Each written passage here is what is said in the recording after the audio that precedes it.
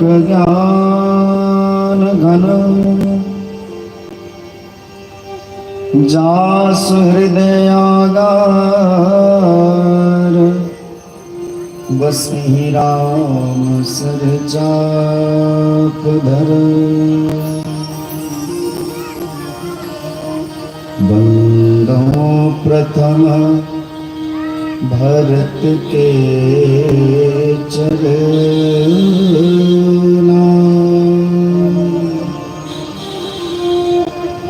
जासु name व्रत जाई न बरना।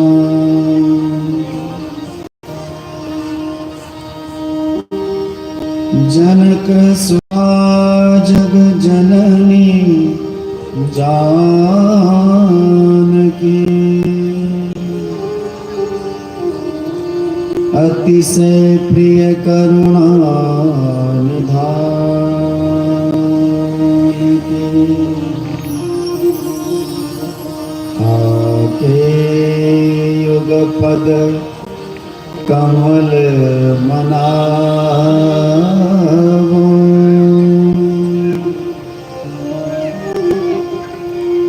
जासु कृपा निरमल मति पावो।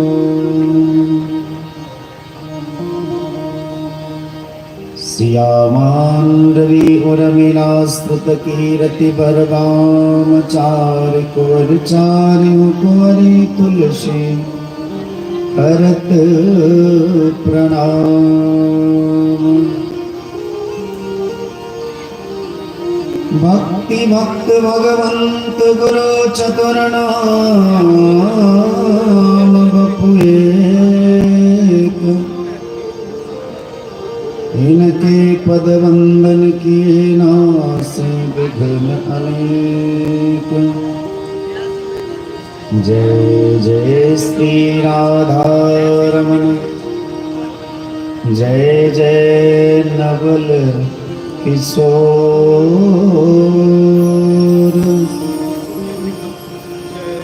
जय गोपी चित चोर प्रभु जय जय माखन चोर।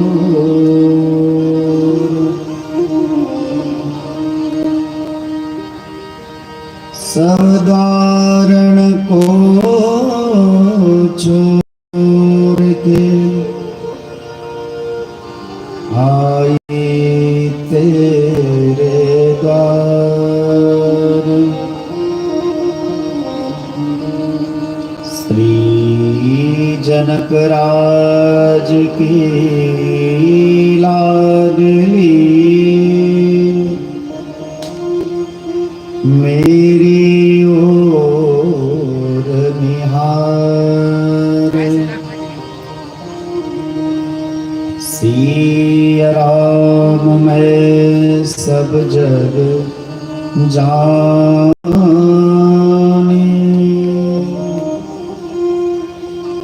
करहूँ प्रणाम जोरी जुग पानी।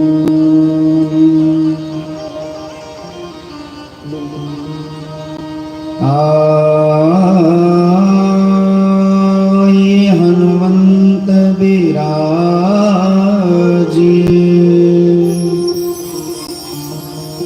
कथा करो मति अनुसार।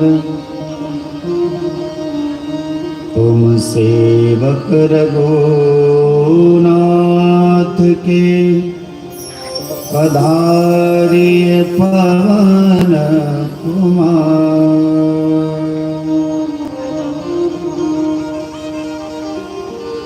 बोली श्री सीताराम भगवान की जय। श्री राधा कृष्ण भगवान की जय। श्री गौरी शंकर भगवान की जय। श्री हनुमान जी महाराज की जय। श्री अयोध्या मिथिला धाम की जय। श्री जगज्जननी जगदम्बा की गोस्वामी तुलसीदास जो महाराज की अनंत कोटि आचार्य वैष्णवन चरणन की संत श्री साहिब राम बाबा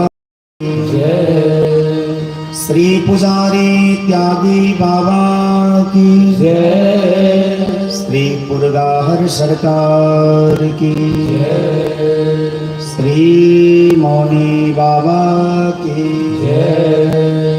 अपने अपने माता पिता की अपने अपने गुरु गोविंद की गो माता गंगा माता की तुलसी महारानी की हरिपुर बस्ती की श्री यज्ञ नारायण भगवान की सभी श्रोता भगवान की जय जय श्री सीताराम जय जय श्री राधेश्याम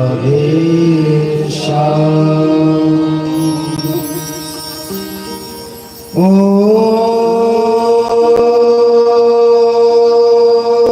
नमः पार्वती पतये हर हर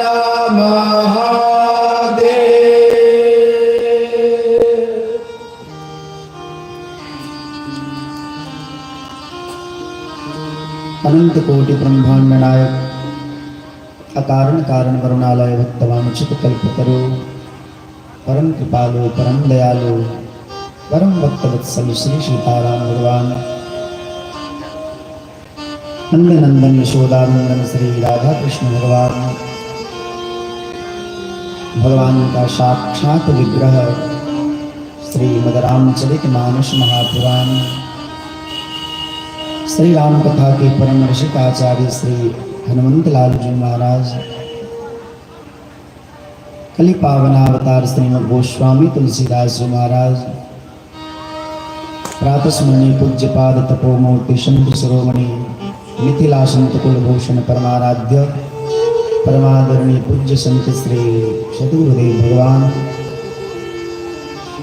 मंच पर विराजित सभी संत जन वैष्णव जन विद्वत जन संगीतज्ञ कथा प्रेमी कला प्रेमी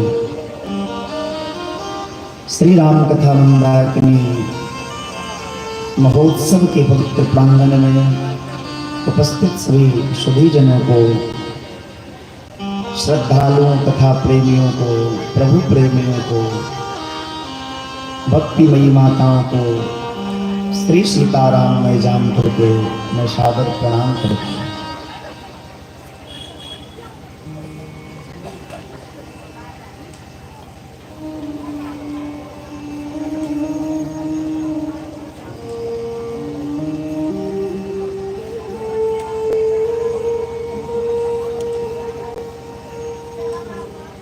राम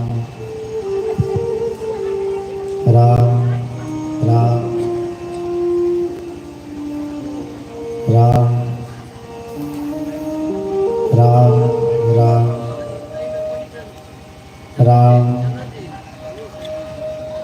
राम चरित सिंधु गिरिजारमन वेद न पावहि पार बरणे तुलसीदास किमी अति मति मंद गवार। कल हम आप सब ने बड़े सद्भाव से भगवान श्री शिव और मैया पार्वती के विवाह लीला कथा का आस्वादन किया।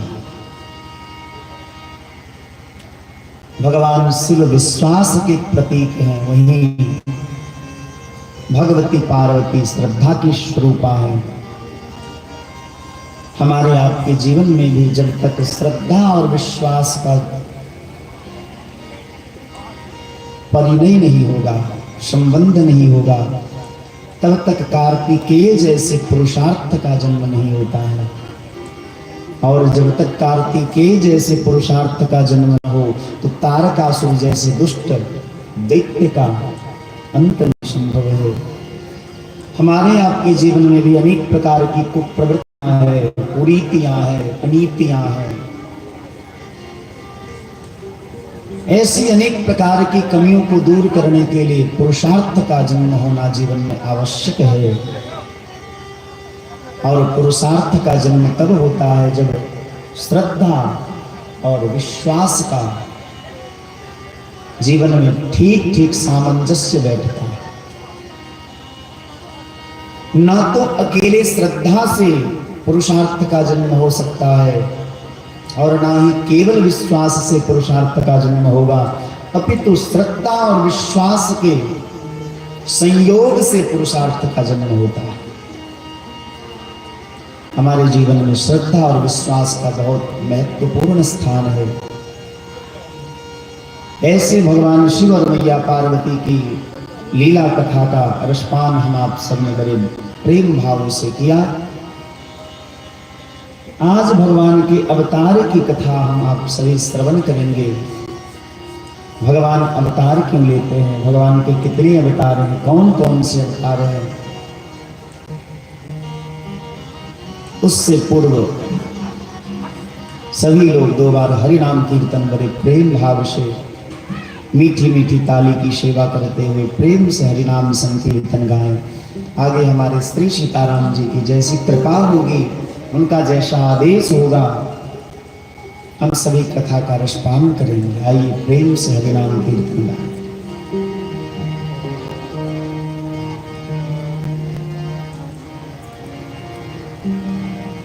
राम रघुवर की प्राण प्रिया, भजो रे मन सिया सिया। राम रघुवर की प्राण प्रिया, भजो रे मन सिया सिया। राम रघुवर की प्राण प्रिया, भजो रे मन सिया सिया। राम रघुवर की प्राण प्रिया, भजो रे मन सिया सिया। भजो रे मन सिया सिया, रटो रे मन सिया सिया। भजो रे मन सिया सिया, रटो रे मन सिया सिया। भजो रे मन सिया सिया, रटो रे मन सिया सिया। भजो रे मन सिया सिया, राम रघुवर की प्राण प्रिया, भजो रे मन सिया सिया। राम रघुवर की प्राण प्रिया, भजो रे मन सिया सिया। मेरे रघुवर की प्राण प्रिया, भजो रे मन सिया सिया। रघुवर की प्राण प्रिया, भजो रे मन सिया सिया। भजो रे मन सिया सिया, भजो रे मन सिया सिया। भजो रे मन सिया सिया, भजो रे मन सिया सिया। भजो रे मन सिया सिया, भजो रे मन सिया सिया। भजो रे मन सिया सिया। सभी लोग प्रेम से राम रघुवर की प्राण प्रिया, भजो रे मन सिया सिया।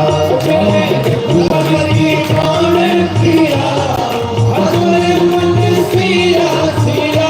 राम रघुवर की प्राण प्रिया, भजो रे मन सिया सिया। रघुवर की प्राण प्रिया, भजो रे मन सिया सिया। रटो रे मन सिया सिया। भजो रे मन सिया सिया, रटो रे मन सिया सिया। भजो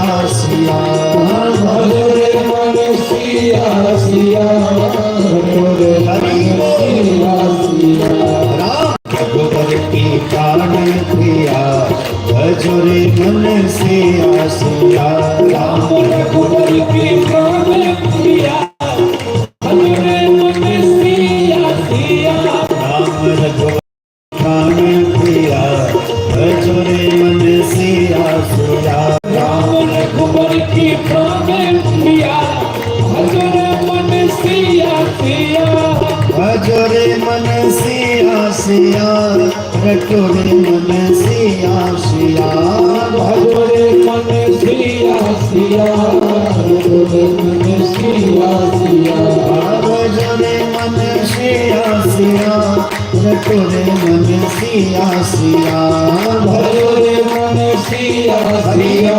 भजरे मन सिया सिया राम रघुवर की प्राण प्रिया भजरे मन सिया सिया भजरे रघुवर की प्राण प्रिया भजरे मन सिया सिया राम रघुवर की प्राण प्रिया भजरे मन सिया सिया भजरे रघुवर की प्राण प्रिया भजरे मन सिया सिया रटोरे मन सिया सिया भजरे मन सिया सिया रटोरे मन सिया सिया भजरे मन सिया सिया रटोरे मन सिया सिया भजरे मन सिया सिया रटोरे मन सिया सिया भजरे मन सिया सिया राम रघुवर की प्राण प्रिया भजरे मन सिया सिया रघुवर की प्राण प्रिया भजरे मन सिया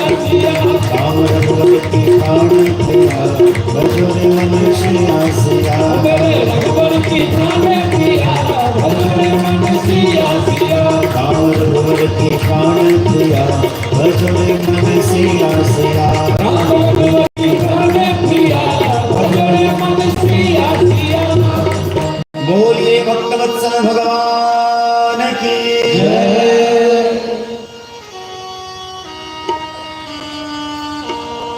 तुलसी बाबा मानस के बालकांड के 130वें दोहे में अपने मन के भाव को व्यक्त करते हैं। चरित सिंधु गिरिजा रमण वेदन पावहि पार बरणे तुलसीदास किवे अतिमति मंद गवार।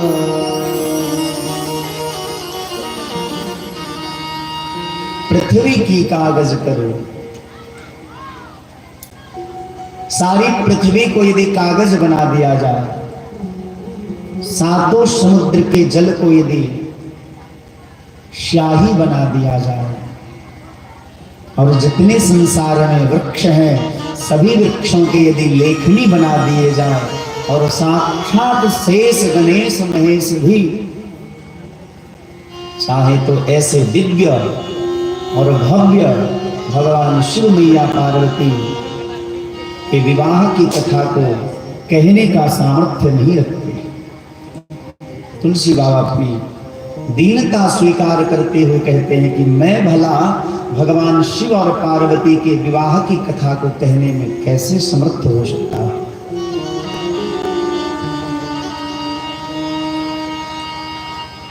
वर्णे तुलसीदास की, तुलसीदास कहते मैं कैसे वर्णन कर सकता हूँ। अति मति मंद गवार, मैं तो बड़ा मंद हूँ, मेरी बुद्धि एकदम है ही नहीं, मैं गवार हूँ।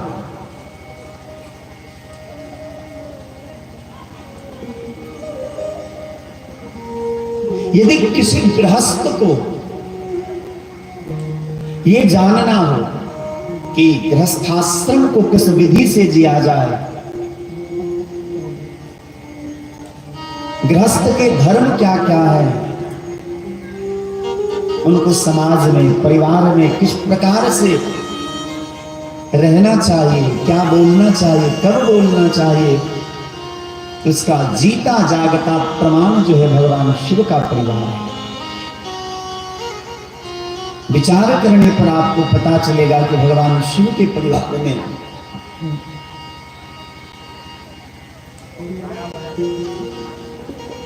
चार लोग हैं, हम दो, हमारे दो, दो पुत्र हैं और भगवान शिव और मैया पार्वती। और आश्चर्य तो यह है कि सबके वाहन अलग अलग है। शिव का वाहन बैल है, पार्वती जी का वाहन सिंह है।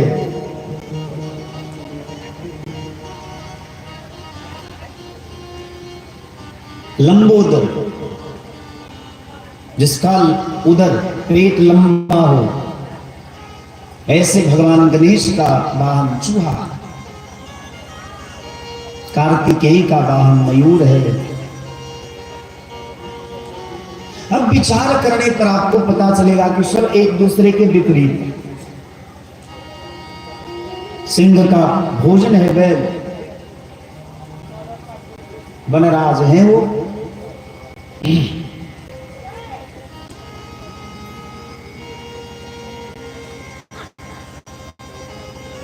लेकिन आपको कभी किसी पुराण में, किसी शास्त्र में ऐसा कोई प्रमाण आज तक नहीं मिला होगा या कोई कथा नहीं मिली होगी कि शिव के परिवार में कभी कलह हुआ। गणेश जी बुद्धि के देवता, और इसीलिए तुलसी बाबा ने मानस के मंगलाचरण में वर्णानावर्त शृंगानाम वृषाणाम छंदसामपि मंगलानाम चक्रतारो वंदे वाणी विनायक। वाणी के देवता है भगवती सरस्वती, बुद्धि के देवता है श्री गणेश जी, ज्ञान के देवता है भगवान शिव। लेकिन उनका वाहन कैसा है? चूहा, बहुत छोटा है।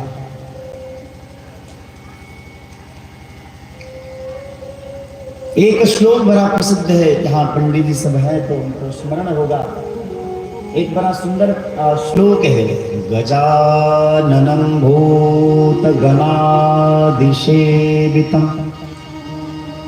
कपीत जम्बो फलचारुभक्षणम्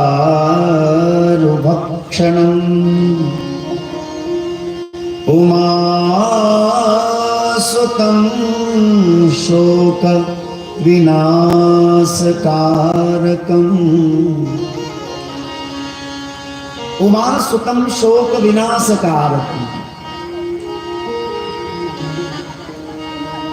यानी कि उपमा देखी। अभी हम लोगों के, हम जब संस्कृत विषय से एमए कर रहे थे, उसमें एक पाठ था, उसमें इसको हमने देखा। गजाननं भूत गणादिसेवितं। चलिए 3 दिन से कथा हो रही है, आज आप लोगों से एक प्रश्न करते हैं। ऐसे प्रश्न का जवाब दे देंगे, मुझे अब पता है, फिर भी आपको स्मरण दिलाना चाहता हूं। भगवान को हम लोग, भगवान भगवती को अनेक प्रकार के भोज्य पदार्थ भोग लगाते हैं। हलवा, पूरी, खीर, लड्डू, मिठाई, रसगुल्ला, खाजा, बर्फी, फल, ये सब लगाते हैं। लड्डू सबसे ज्यादा किसको प्यारा है? अब गणेश जी का प्रसंग चल रहा था तो आप बोलेंगे, और इसका वर्णन भी करते हैं तुलसी बाबा। मोदक प्रिय मुद मंगलदाता। गणेश जी को मोदक, मोदक माने लड्डू, बड़ा प्यारा है। लेकिन आपको पता होगा कि ज्यादा मीठा खाने से शुगर बढ़ जाता है। ज्यादा मीठा खाने से शुगर का जो लेवल है वो बढ़ जाता है, डायबिटीज हो जाएगी। अब जब आपको डायबिटीज हो जाएगी उसके बाद आपको डॉक्टर साहब मना कर देंगे, आप मीठा नहीं खा सकते। तो गणेश जी कितने बुद्धिमान हैं। एक तरफ यदि वो लड्डू के प्यारे हैं तो दूसरी तरफ एक और चीज खाते हैं, क्या, जो डायबिटीज को दबा देता है। गजाननं भूत गणादि सेवितम कपीत जम्बो फलचारु भक्षणम। जामुन, जामुन एक ऐसा फल है जिसको किसी भी प्रकार से खाइएगा, उसका पत्ता खाइए, उसका छिलका खाइए, दातुन करिए, उसका फल खाइए, गुठली खाइए, हर एक रूप में वो लाभदायक ही सिद्ध होता है। बड़े बुद्धिमान है गणेश जी। पहले से उनको लड्डू प्यारा है और जानते थे कि आने वाले समय में कलयुग में लोगों को डायबिटीज ज्यादा होगी, ब्लड प्रेशर बढ़ जाएगा, शुगर लेवल बढ़ जाएगा, लोग बीमार रहेंगे ज्यादा। तो गणेश जी पहले से ही कपीत जम्बू फलचारु भक्षणम, यह अर्थ आपको पता नहीं होगा, किसी को नहीं पता होगा।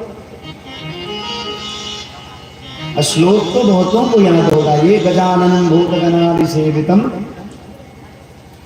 मुझे लगता है आप लोगों ने भी शायद ये बातें नहीं सुनी होगी और हम भी नहीं कभी पढ़े थे। इसी बार पीएचडी करने के दौरान हमने कई ग्रंथों को उल्टाया, देखा, तब पता चला अरे बाप, मतलब हमारा जो धर्म ग्रंथ है विज्ञान पर टिका है, एक एक वैज्ञानिक सिद्धांत उसमें समाये हुए हैं। यदि विनय पत्रिका में तुलसी बाबा कहते हैं कि मोदक प्रिय मुद मंगल दाता, तो लड्डू खाने से डायबिटीज होगी, तो गणेश जी बुद्धि के देवता है, तो उन्होंने बुद्धि का प्रयोग किया और बहुत पूर्व काल से ही कपीत जम्बू फलचारु भक्षणम, जामुन पहले से ही खा रहे हैं कि डायबिटीज होगा भी तो नुकसान नहीं देगा।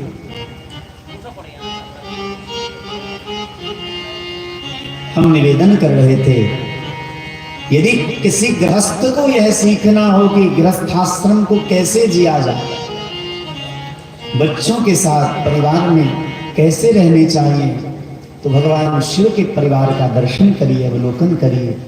सब एक दूसरे के विपरीत होने के बाद भी साथ में है और कभी कलह नहीं होता। इसका अर्थ यह है कि आपका ऊपर का बाहरी परिवेश भले अलग अलग हो, लेकिन आंतरिक जो भाव है उसमें कभी खटास न आए, तालमेल बना करके रखिए। हमने कल भी निवेदन किया था कि घर फूटे और गवार लूटे। आप यदि अपने घर में लड़ाई करेंगे तो बगल वाले खूब मजा लेंगे, मजाक बनाएंगे, आप केवल मजाक के पात्र बन करके रह जाओगे। इसीलिए अपने घर में कभी भी लड़ाई न करें। इसका मतलब ये नहीं कि पड़ोसी से खूब लड़िए, अपने घर में नहीं लड़ने का मतलब किसी से लड़ाई नहीं करनी चाहिए। तुलसी बाबा कहते हैं, चरित सिंधु गिरिजारमण वेद न पावई पार, बरने तुलसी दास किनी अतिमति मंद गवार।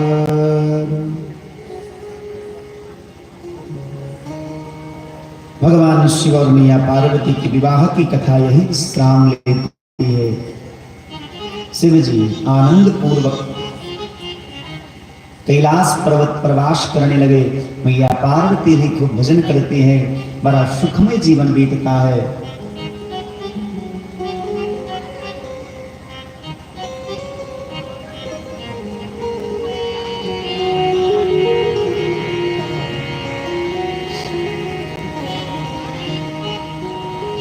पार्वती जी को स्मरण आया कि पूर्व जन्म में जब मेरा देह सती का देह था, दक्ष की मैं पुत्री थी, तब मैंने राम जी के ऊपर संदेह किया, उनकी लीला के ऊपर संदेह किया, उनके भक्त के ऊपर संदेह किया, उनकी कथा के ऊपर संदेह किया। पूर्व जन्म में पार्वती जी जब सती के रूप में थी तो आपने कथा श्रवण किया कि सबसे पहले सती ने भगवान के भक्त के ऊपर संदेह किया, अगस्त जी। परिणाम क्या हुआ? कथा को नहीं समझ पाई, कथा को नहीं समझी तो भगवान सामने थे पर उनको दिखाई नहीं दिया, भगवान को भगवान मानने के लिए तैयार नहीं है। इसका अर्थ यह है यदि आप कथा को ठीक ठीक नहीं समझते हैं तो भगवान आपकी आंखों के सामने से गुजर जाएंगे पर आपको पता भी नहीं चलेगा। और आपने यदि कथा को एकाग्रता के साथ सुना है, ध्यान पूर्वक सुना है, तो आपको भगवान का दर्शन होगा। पहले तो भगवान के भक्त के ऊपर संदेह किया, फिर कथा पर संदेह किया, कथा नहीं समझी, फिर भगवान के चरित्र के ऊपर संदेह किया, फिर भगवान की परीक्षा लेने गई, भगवान शिव से झूठ बोला, पति शिव ने उनका त्याग कर दिया। फिर पति ने समझाया कि पिता के घर ना जाओ, ऐसे तो नियम है कि माता पिता गुरु के आश्रम में बिना बुलाए भी जा सकता है। माता पिता के घर, स्वामी के घर और गुरु के आश्रम में बिना बुलाए लोग जा सकते हैं, लेकिन तदपि विरोध मान जहाँ कोई तहाँ गए कल्याण न होई। यद्यपि जाना चाहिए लेकिन वहां जाने से आपका विरोध होता है तो जाने में भलाई नहीं है। वहां भी सती ने भगवान शिव की बात को नहीं माना। परिणाम यह हुआ कि पिता के यज्ञ में योगाग्नि में जल करके राख हो गई, उनका अस्तित्व समाप्त हो गया, उनके देह का। इसका अर्थ यह है, मानो संकेत है कि भगवान और भगवान के भक्त के ऊपर, भगवान के चरित्र के ऊपर कभी संदेह नहीं करना चाहिए। आंख बंद करके भगवान के चरित्र को, भगवान के भक्तों को आंख बंद करके विश्वास पूर्वक स्वीकार कर लेना, यही सनातन धर्म है।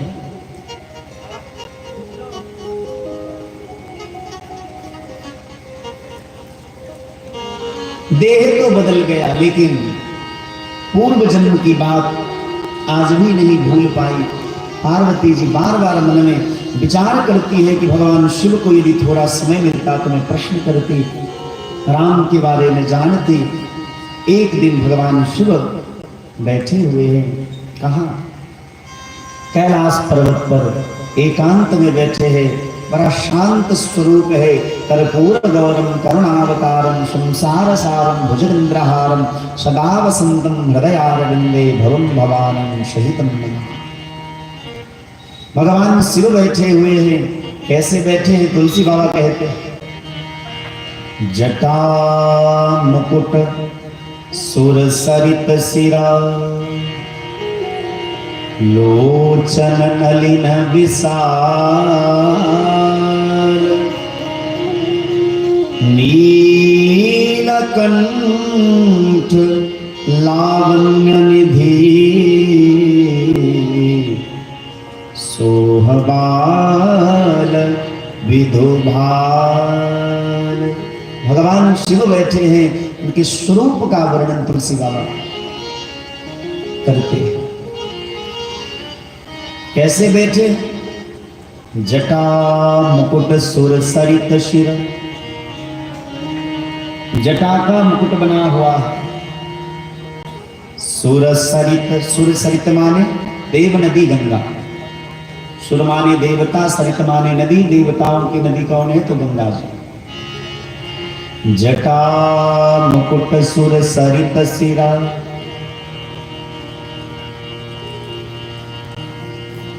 बीच जटा में से गंगा प्रवाहित हो रही है। लोचन नलिन विशाल, नेत्र कैसा? विशाल नेत्र।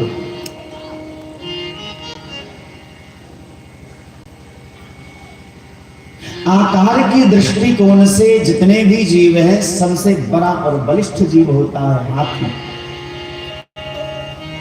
आकार की दृष्टि से,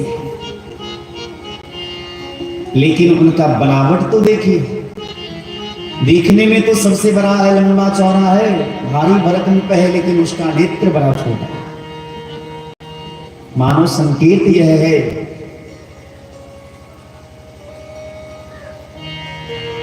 कि दृष्टि सूक्ष्म रख, देह विशाल होने से नहीं होगा। हाथी का देह बहुत विशाल है, लेकिन उसकी दृष्टि बहुत छोटी है। मतलब दृष्टि सूक्ष्म होनी चाहिए, पैनी दृष्टि होनी चाहिए, सूक्ष्म विचार करने की क्षमता होनी चाहिए। और इसीलिए भगवान गणेश के घर पर गजानन, गज का आनन है। मतलब देह तो इनका भी भारी भरकम है, लेकिन उनका नेत्र कैसा है, बहुत छोटा है, मतलब बुद्धि के देवता है। तो अर्थ यह है कि बुद्धि एकदम सूक्ष्म होनी चाहिए, विचार सूक्ष्म होना चाहिए।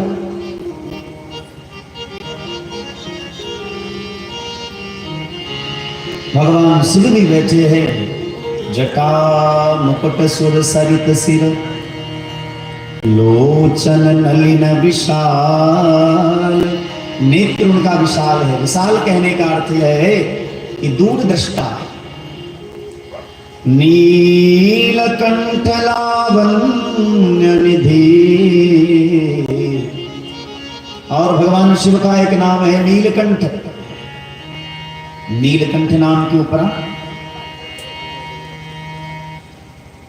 देवता और दानव जब दोनों मिलकर के समुद्र का मंथन कर रहे थे ना, तो सबसे पहले समुद्र मंथन में क्या निकला? जहर निकला, कालकूट नाम का जहर। उस जहर के ताप से संसार के प्राणी मरने लगे, छटपटाने लगे। सभी देवता लोग मिलकर के गए और भगवान शिव से प्रार्थना किया, सरकार आप तो सामर्थ्यवान हैं और समर्थ कहो नहीं दोष गोसाई। सामर्थ्यवान व्यक्ति को दोष नहीं लगता।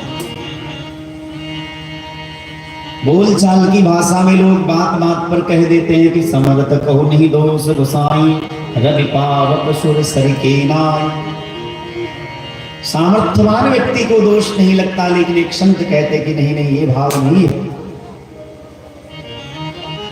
इस चौपाई में जो अर्थ है, जो शब्द है छुपा हुआ, क्या? समर्थ कहो नहीं दोष गोसाई। गोसाई माने गोस्वामी तुलसीदास जी महाराज। हमने निवेदन किया था ना कि 4 जगह कथा हो रही है, 4 घाट पे कथा हो रही है। एक घाट कर्म का घाट है, दूसरा ज्ञान का घाट है, तीसरा भक्ति का घाट है, और चौथा घाट शरणागति का घाट है, जहां भगवान के परम प्रिय लाडले भक्त कलि पावनावतार श्रीमद गोस्वामी तुलसीदास जी महाराज अपने मन को कथा सुना रहे। तुलसी बाबा कहते हैं कि समर्थ कहो, मैं उसी को सामर्थ्यवान कहता हूं, समर्थ कहता हूं, नहीं दोष, इसमें दोष नहीं होता। ये अर्थ ना लीजिए कि सामर्थ्यवान व्यक्ति को दोष नहीं लगता। गोस्वामी जी की दृष्टि में तो सामर्थ्यवान वह है जिसमें दोष नहीं है।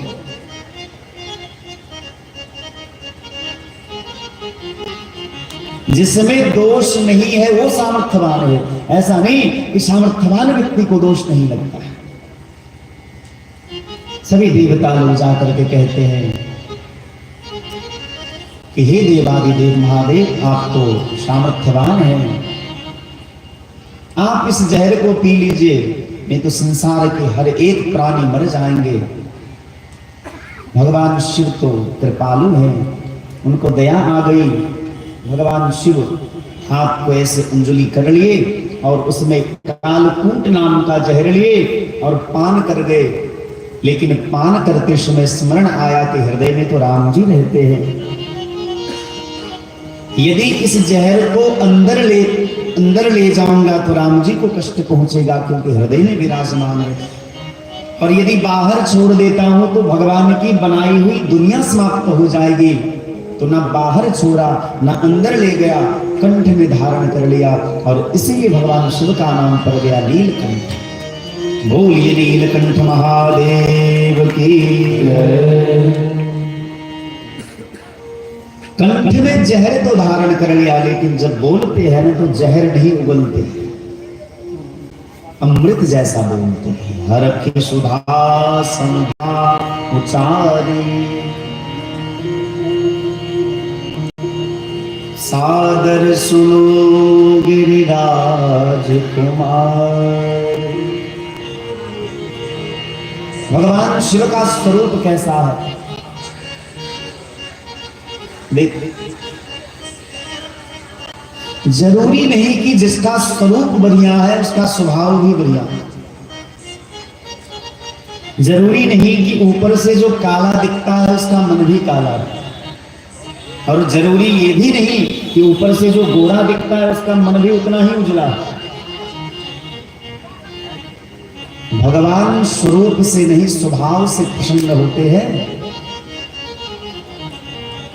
आपका स्वरूप भी बढ़िया होना चाहिए और स्वभाव भी बढ़िया होना चाहिए। दोनों का संबंध अन्योन्याश्रय जैसा होना चाहिए, एक दूसरे पर आश्रित होना चाहिए।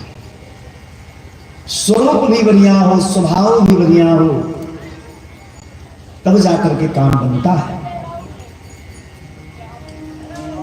आजकल अब चूंकि भगवान शिव जो है कथा कह रहे हैं, अब कथा कहेंगे, राम कथा प्रारंभ करेंगे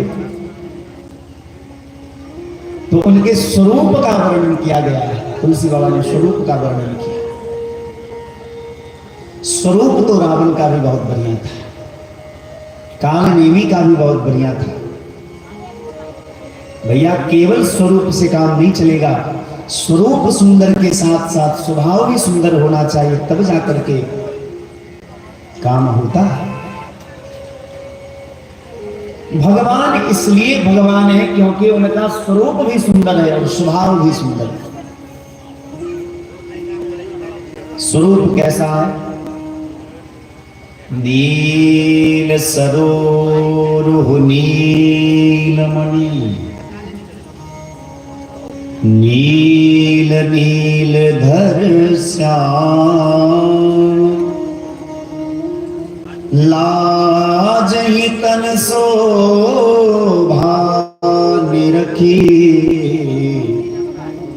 कोटि कोटि शतकाम। करोड़ों करोड़ों कामदेवी भगवान की सुंदरता के सामने लज्जित हो जाते हैं, ऐसा उनका स्वरूप है भगवान का। लेकिन जितना सुंदर स्वरूप है, स्वभाव तो उससे भी लाजवाब है ठाकुर जी का। सामान्य नियम यह है कि जो हमारे साथ जैसा करता है हम भी उसके साथ वैसा ही व्यवहार करते हैं। हमको किसी ने बुरा कह दिया तो हम भी सामने से बुरा कह देते हैं। हमको किसी ने गाली दे दी तो हम भी गाली दे देते हैं। हमको कोई प्यार करे तो हम भी प्यार करते हैं, हमसे कोई नफरत करे तो हम भी नफरत करने लगते हैं। लेकिन केवल भगवान है, नफरत करने वाले राक्षसों का भी ठाकुर जी उद्धार कर देते हैं। अंतरदास प्रेम पहचाना, भगवान उसके हृदयगत भाव को देखते हैं।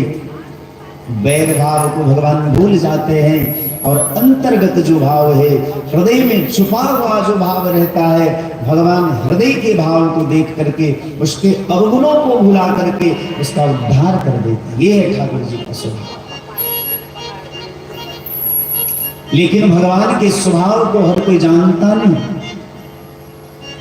एक आध संत हैं जो जानते हैं, जैसे भरत जी। मैं जानो निज नाथ स्वभाव, अपराधों पर ओह लगा।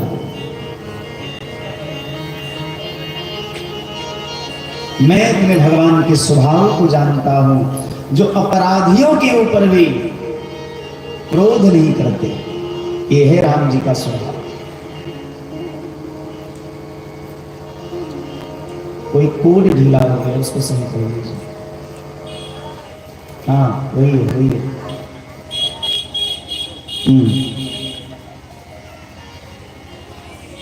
जटा मुकुट सुर सरित सिर लोचन नलिन विशाल नीलकंठ लावण्य निधि सोहवाल विधुवाल।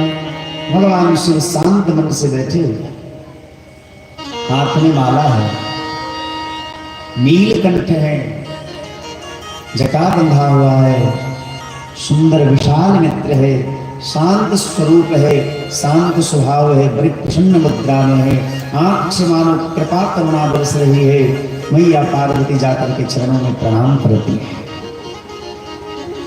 मैया पार्वती ने भोले बाबा के चरणों में प्रणाम किया और कहा कि यद्यपि जोशिका नहीं अधिकारी, दासी मन क्रम वचन तुम्हारी।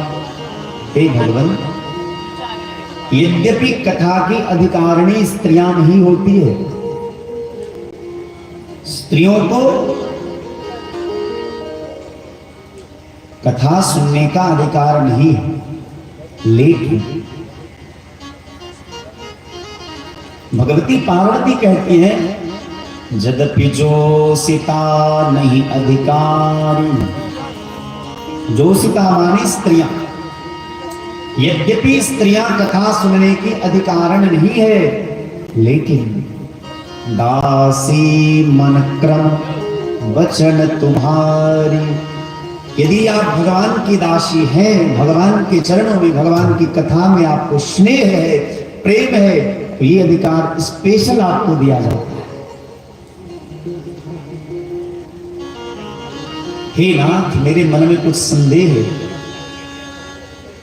पूर्व जन्म में मैंने राम के चरित्र के ऊपर संदेह किया था, आज तक मुझे शांति नहीं मिली, मेरा मन बड़ा बेचैन है। कृपा करके ये बताइए वो राम कौन है, उनका स्वरूप कैसा है, उनका स्वभाव कैसा है। यदि भगवान सामर्थ्यवान है तो फिर अवतार क्यों लेते हैं? क्योंकि शास्त्र में भगवान के अवतार के जितने कारण गिनाए गए हैं, जब जब होई धर्म के हानि,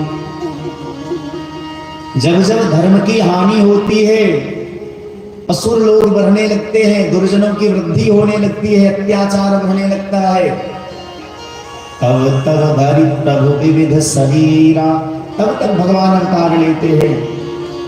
हरहि कृपा निधि सज्जन पीरा, और भगवान सज्जनों के दुख को दूर कर देते हैं। गीता में भी भगवान ने कहा यदा यदा हि धर्मस्य ग्लानिर्भवति भारत अभ्युत्थानमधर्मस्य तदात्मानं सृजाम्यहम्। भगवान अर्जुन से कहते हैं कि जब जब धर्म की हानि होती है, अधर्म की वृद्धि होने लगती है, अधर्म बढ़ने लगता है, तब तब मैं शरीर धारण करके परित्राणाय साधूनां, साधु की रक्षा करता, विनाशाय च दुष्कृतां, और दुष्टों का विनाश करता हूं, धर्म संस्थापनार्थाय, और धर्म की स्थापना करता हूं, संभवामि युगे युगे, युग युग में हम अवतार लेते हैं। एक संत कहते हैं कि यदि भगवान के अवतार का यही कारण है, तो ये काम तो हनुमान जी महाराज भी कर सकते हैं। हनुमान चालीसा में वर्णन आया है, तुलसी बाबा लिखते हैं साधु संत के तुम रखवारे, असुर निकंदन राम दुलारे। हनुमान जी महाराज साधु संत के रखवारे हैं, रक्षक हैं, और असुरों के भक्षक हैं।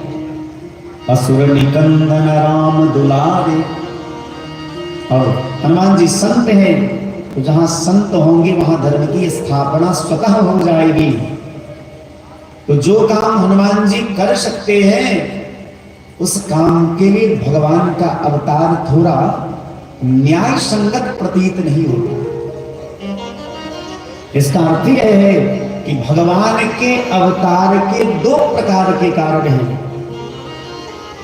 एक है गौण कारण और एक है मुख्य कारण। जैसे मान लीजिए अभी आप सब लोग मिलकर के, समाज के एक एक लोग मिलकर के, हरिपुर बस्ती मिलकर के इस कथा का आयोजन कर रहे हैं। कोई ऐसे लोग हैं जो विदेश में रहते हैं, उनको गांव आना जाना जल्दी नहीं हो पाता है। आपने उनसे संपर्क किया कि भैया अपने गांव में कथा हो रही है, तो हम निवेदन करेंगे कि तुम कथा में एक दिन के लिए भी आ जाओ। न चाहते हुए भी उसने टिकट बना लिया। अब एक दिन के लिए आया तो 4 दिन रह गए। आया क्यों? कथा के लिए। लेकिन जब आता है तो केवल कथा नहीं सुनता, घर की सफाई भी करवा लेता है। गांव समाज में लोगों से मिलकर के हाल समाचार भी पूछ लेता है। छोटा मोटा जो काम रहता है वो भी कर लेता है कि भैया ऐसे तो टाइम नहीं मिलता है, लेकिन आए हैं तो ये काम सब भी कर लेते हैं। उसी प्रकार भगवान को संसार में आने की विशेष कोई आवश्यकता नहीं है। भ्रिकुटि विलास सृष्टि लय होई, जिनके भ्रिकुटि टेढ़े करने मात्र संसार का विनाश हो सकता है, जिनके संकल्प मात्र से संसार का सृजन हो सकता है, और जिनकी इच्छा मात्र से संसार का पालन हो सकता है, वो भगवान वहीं बैठे बैठे सारा काम कर देंगे। उनको विशेष रूप से आने की कोई आवश्यकता नहीं है। फिर भगवान आते क्यों है? तो आज की कथाओं में आप यही श्रवण करेंगे कि भगवान के आने का मुख्य कारण क्या है। मैया पार्वती पूछती है, राम जी किस प्रकार से अयोध्या में जन्म लिए, बालपन में उन्होंने कौन कौन सी लीलाएं करी, जनकपुर में आकर के सभी राजाओं का मान वर्धन करके सीता के साथ भगवान का विवाह कैसे हुआ, ये कथा सुनाइए। भगवान पुनः मिथिला से अयोध्या आते हैं, पिता की आज्ञा मान करके वन में जाते हैं। सीता का हरण किस प्रकार से हुआ, भगवान ने वन में रह करके कौन कौन सी लीलाएं करी, और कुल सहित रावण को परास्त करके भगवान पुनः अयोध्या में राम राज्य की स्थापना किस प्रकार से किए। और अंत में सरकार यह भी बताइए, प्रजा सहित रघुवंश मनि हिमि गवने निज धाम, अपनी प्रजाओं के सहित भगवान स्वधाम को किस प्रकार से गए, कृपा करके यह भी बताइए। शिव जी बड़े प्रसन्न हुए।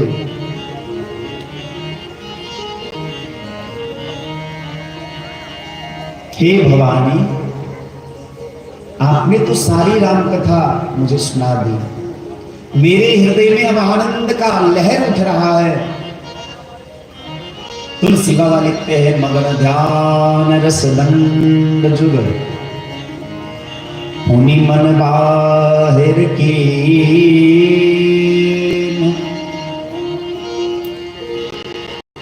दो घड़ी के लिए भगवान शिव को समाधि लग गई राम जी की कथा सुनकर के। कितना सुंदर संयोग है। पार्वती जी को कथा सुनने की इच्छा हुई तो बाहर से किसी कथावाचक को न बुलाने गए, घर में ही कथा प्रारंभ हो गई। इसका अर्थ यह है कि आप अपने जीवन को सही दिशा में ले जाना चाहते हैं तो आप कथा अपने घर से ही प्रारंभ करें। जरूरी नहीं कि हम बाहर से कथावाचक को बुला करके विशेष व्यवस्था करके कथा सुने।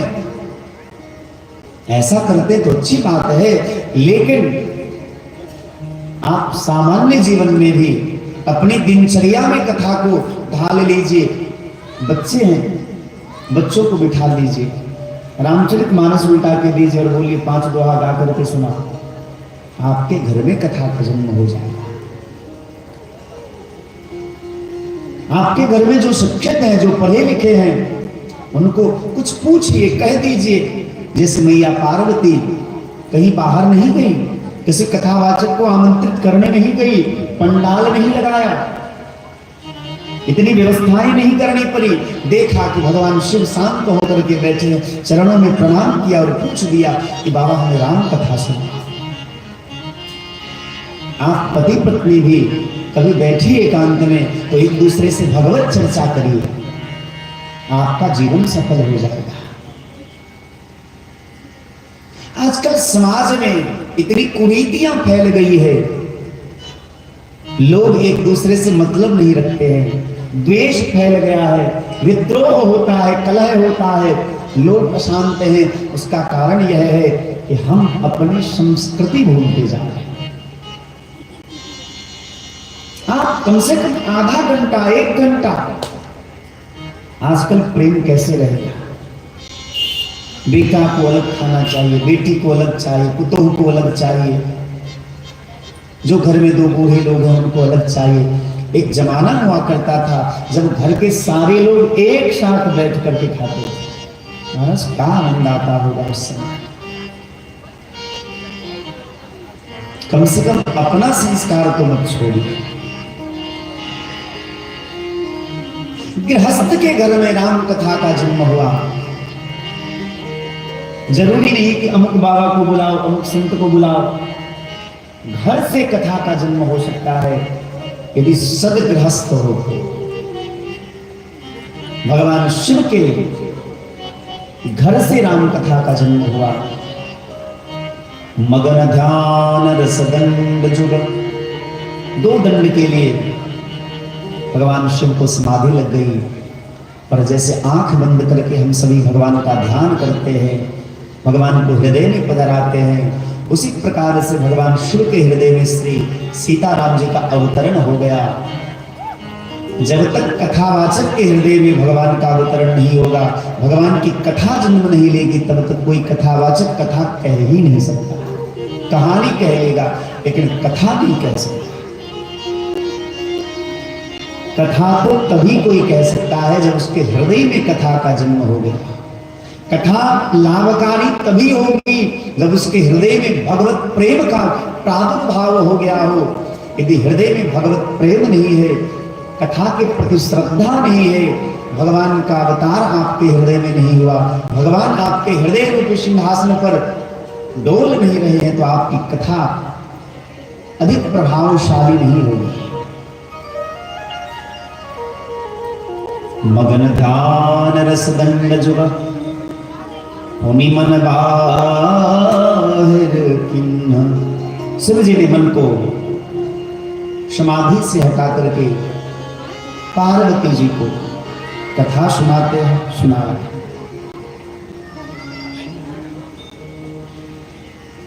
सबसे पहले भगवान का ध्यान किया। अब यहां से राम जी की कथा प्रारंभ हो रही है। लेकिन आपको थोड़ा विचार करना चाहिए। सबसे पहले तीर्थराज प्रयाग में राम कथा के विषय में प्रश्न किया गया। याज्ञवल्क्य जी से भरद्वाज ऋषि ने क्या पूछा? राम के विषय में पूछा, राम कथा के विषय में पूछा। पर याज्ञवल्क्य जी ने क्या सुनाया? शिव का चरित्र सुनाया। क्यों? क्योंकि भैया जिसको जिस चीज का अधिकार नहीं है उसे वो वस्तु नहीं दिया जा सकता। आप राम कथा के अधिकारी हैं या नहीं है, पहले इसका परीक्षण तो हो जाए। विलुछल विश्वनाथ पद लेहु, राम भगत कर लक्षण एहु।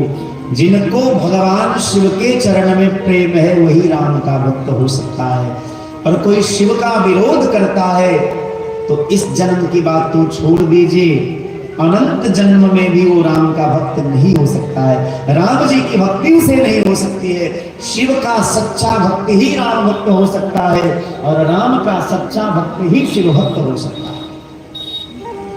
क्योंकि भगवान ने कहा है, शिवद्रोही मम दास कहावा, सोलर सत में मोहि न पावा। हमारे राम जी कहते हैं कि जो शिव का द्रोह करता है, मेरा नाम लेता है, मेरा भजन करता है, तो मुझे सपने में भी नहीं पा सकता।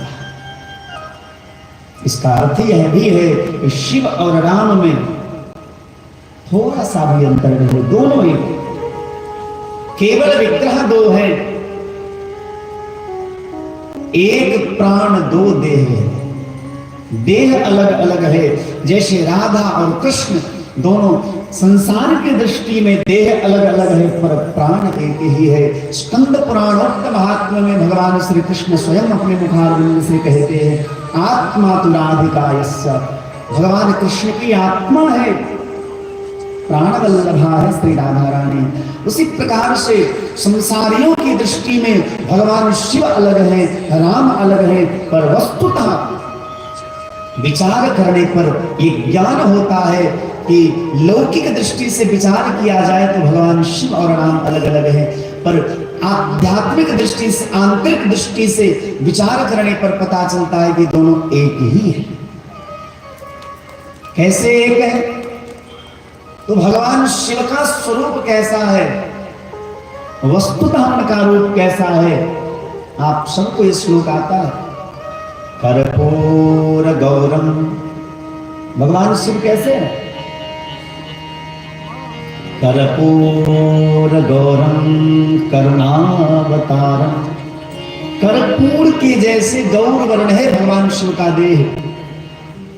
बड़े ध्यान से सुनिएगा, जरूरी नहीं कि हमको भी सब कुछ आता रहता है, जो भाव आता है वो हम आपको कहते हैं। कर्पूर गौरम करुणावतारम। भगवान शिव का देह कैसा है? कर्पूर गौरम, कर्पूर के जैसा गौर वर्ण।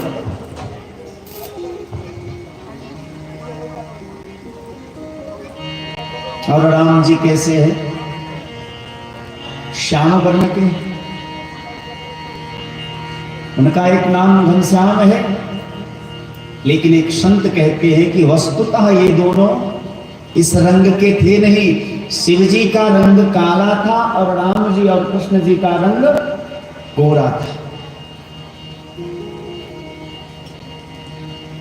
शिव का रंग कैसा था? काला। आप बोलिएगा कैसे? ऐसे भी देखा जाता है कि जिसको सांप काट ले, कोई जहर पी ले, उसका देह नीला हो जाता है कि नहीं हो जाता?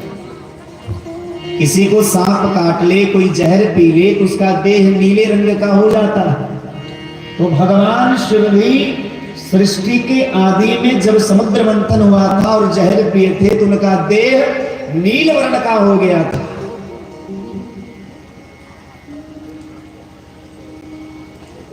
तो शिव जी जो है वो कृष्ण वर्ण के हैं और राम श्याम जो है गौर वर्ण के हैं। तो फिर इस राम श्याम कैसे हो गए? और भगवान शिव कर्पूर गौरम कैसे हो गए?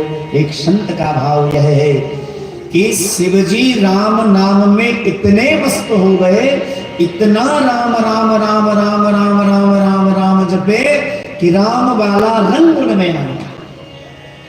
और राम जी शिव की इतनी आराधना किए कि शिव वाला रंग जो है श्याम वर्ण वो राम जी में आ गए।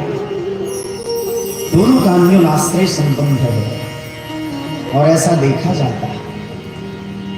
आप विचार करेंगे तो पता चलेगा, जो राम जी के भक्त होते हैं ना, जब हृदय से वो राम जी को मानेंगे, हृदय से भगवान को सर्वस्व मान लेते हैं, उनका एक एक आचरण भगवान की प्रीति के लिए होता है, तो धीरे धीरे धीरे उसके नेत्र में भी करुणा आ जाती है, उसका स्वरूप भी बदल जाता है, उसके हाथ पैर सब बदल जाते हैं। और जो श्याम जी के भक्त हैं, जो भगवान कृष्ण को मानता है, उसका स्वरूप, उसकी आंखें, उसका चाल ढाल भी श्याम जैसा हो जाता है। भगवान शिव के भक्त का लक्षण भी अलग होता है, शिव जी जैसा अलमस्त रहता है, ऐसा देखा जाता है।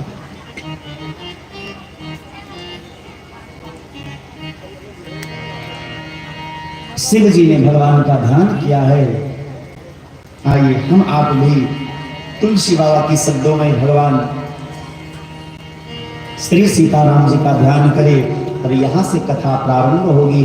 हम निवेदन कर रहे थे कि याज्ञवल्क्य ऋषि से भरद्वाज ऋषि ने राम जी के विषय में पूछा, लेकिन शिव की कथा पहले सुनाई। भागवत का भी अवलोकन करेंगे तो आपको यही ज्ञान होगा कि कृष्ण कथा सुनने के लिए परीक्षित बैठे हैं, लेकिन कृष्ण कथा से पहले राम जी की कथा हुई है भागवत जी में। कृष्ण कथा को वही समझ सकता है जिसने राम कथा को ध्यान से सुना हो। नहीं तो कृष्ण जी की ऐसी ऐसी लीलाएं हैं, उसका मन जो है विचलित हो जाएगा, वो समझ नहीं पाएगा। इसलिए भागवत जी की कथा को समझने के लिए पहले राम जी की कथा को समझना चाहिए।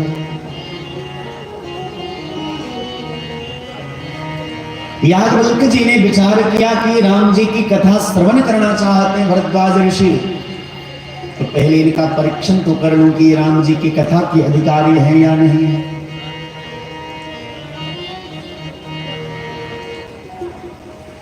बिन छल विश्वनाथ पद नेहु, राम भगत कर लक्षण एहु। राम भक्त का ये लक्षण है कि उसको शिव के चरण में प्रेम हो गया। अब राम जी की कथा प्रारंभ हो गई। आइए सभी लोग अपने मन को संसार से हटा करके और मन को यहां टिका लीजिए। सभी लोग प्रेम से गाएंगे। बंदो बाल रूप सोई रामो, सब सिद्धि सुलभ जपत जी सुनामो।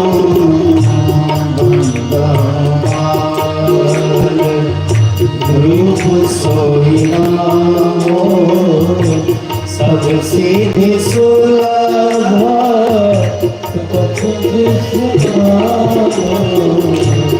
बंदो बाल रूप सोई रामो, बंदो बाल रूप सोई रामो, सब सिद्धि सुलभ जपत जी सुनामो। सब सिद्धि सुलभ जपत जी सुनामो। मंगल भवन अमंगल हारी, द्रवहु सो दशरथ अजिर बिहारी। मंगल भवन अमंगल हारी, द्रवहु सो दशरथ अजिर बिहारी। मंगल भवन अमंगल हारी, मंगल भवन अमंगल हारी, द्रवहु सो दशरथ अजिर बिहारी। द्रवहु सो दशरथ अजिर बिहारी। जय हो। मंगल भवन अमंगल हारी, द्रवहु सो दशरथ अजिर बिहारी। मंगल भवन अमंगल हारी, द्रवहु सो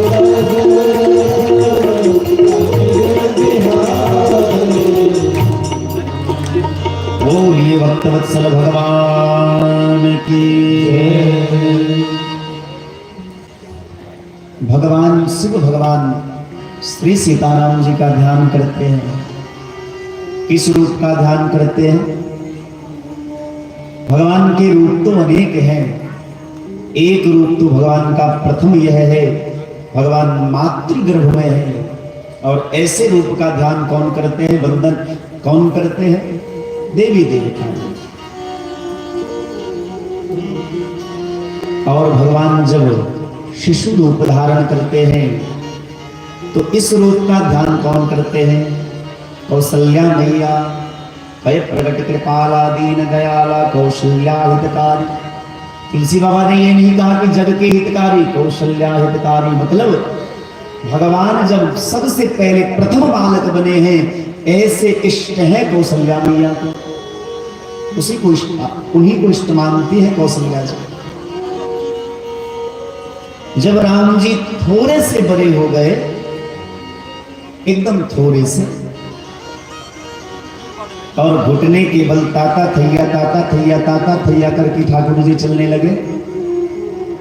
और तुलसी बाबा ने बड़ा सुंदर पद लिखा, ठुमुक चलत रामचंद्र बाजत है जनिया। ये किसके इष्ट है? भोले बाबा के इष्ट ही राम जी। कागभूषुंडी जी के यही इष्ट है, बड़े बड़े महात्माओं के यही इष्ट हैं।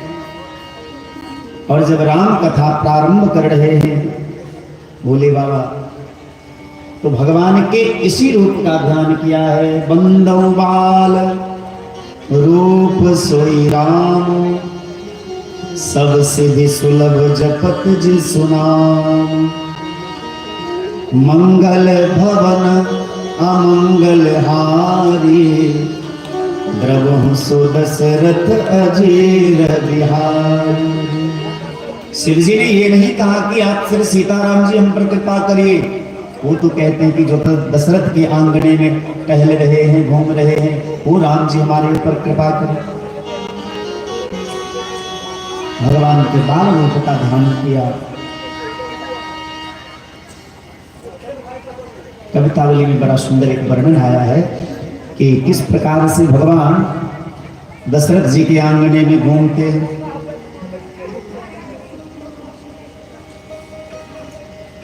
तन की दुति श्याम सरोरुह लोचन, तन की दुति श्याम सरोरुह लोचन।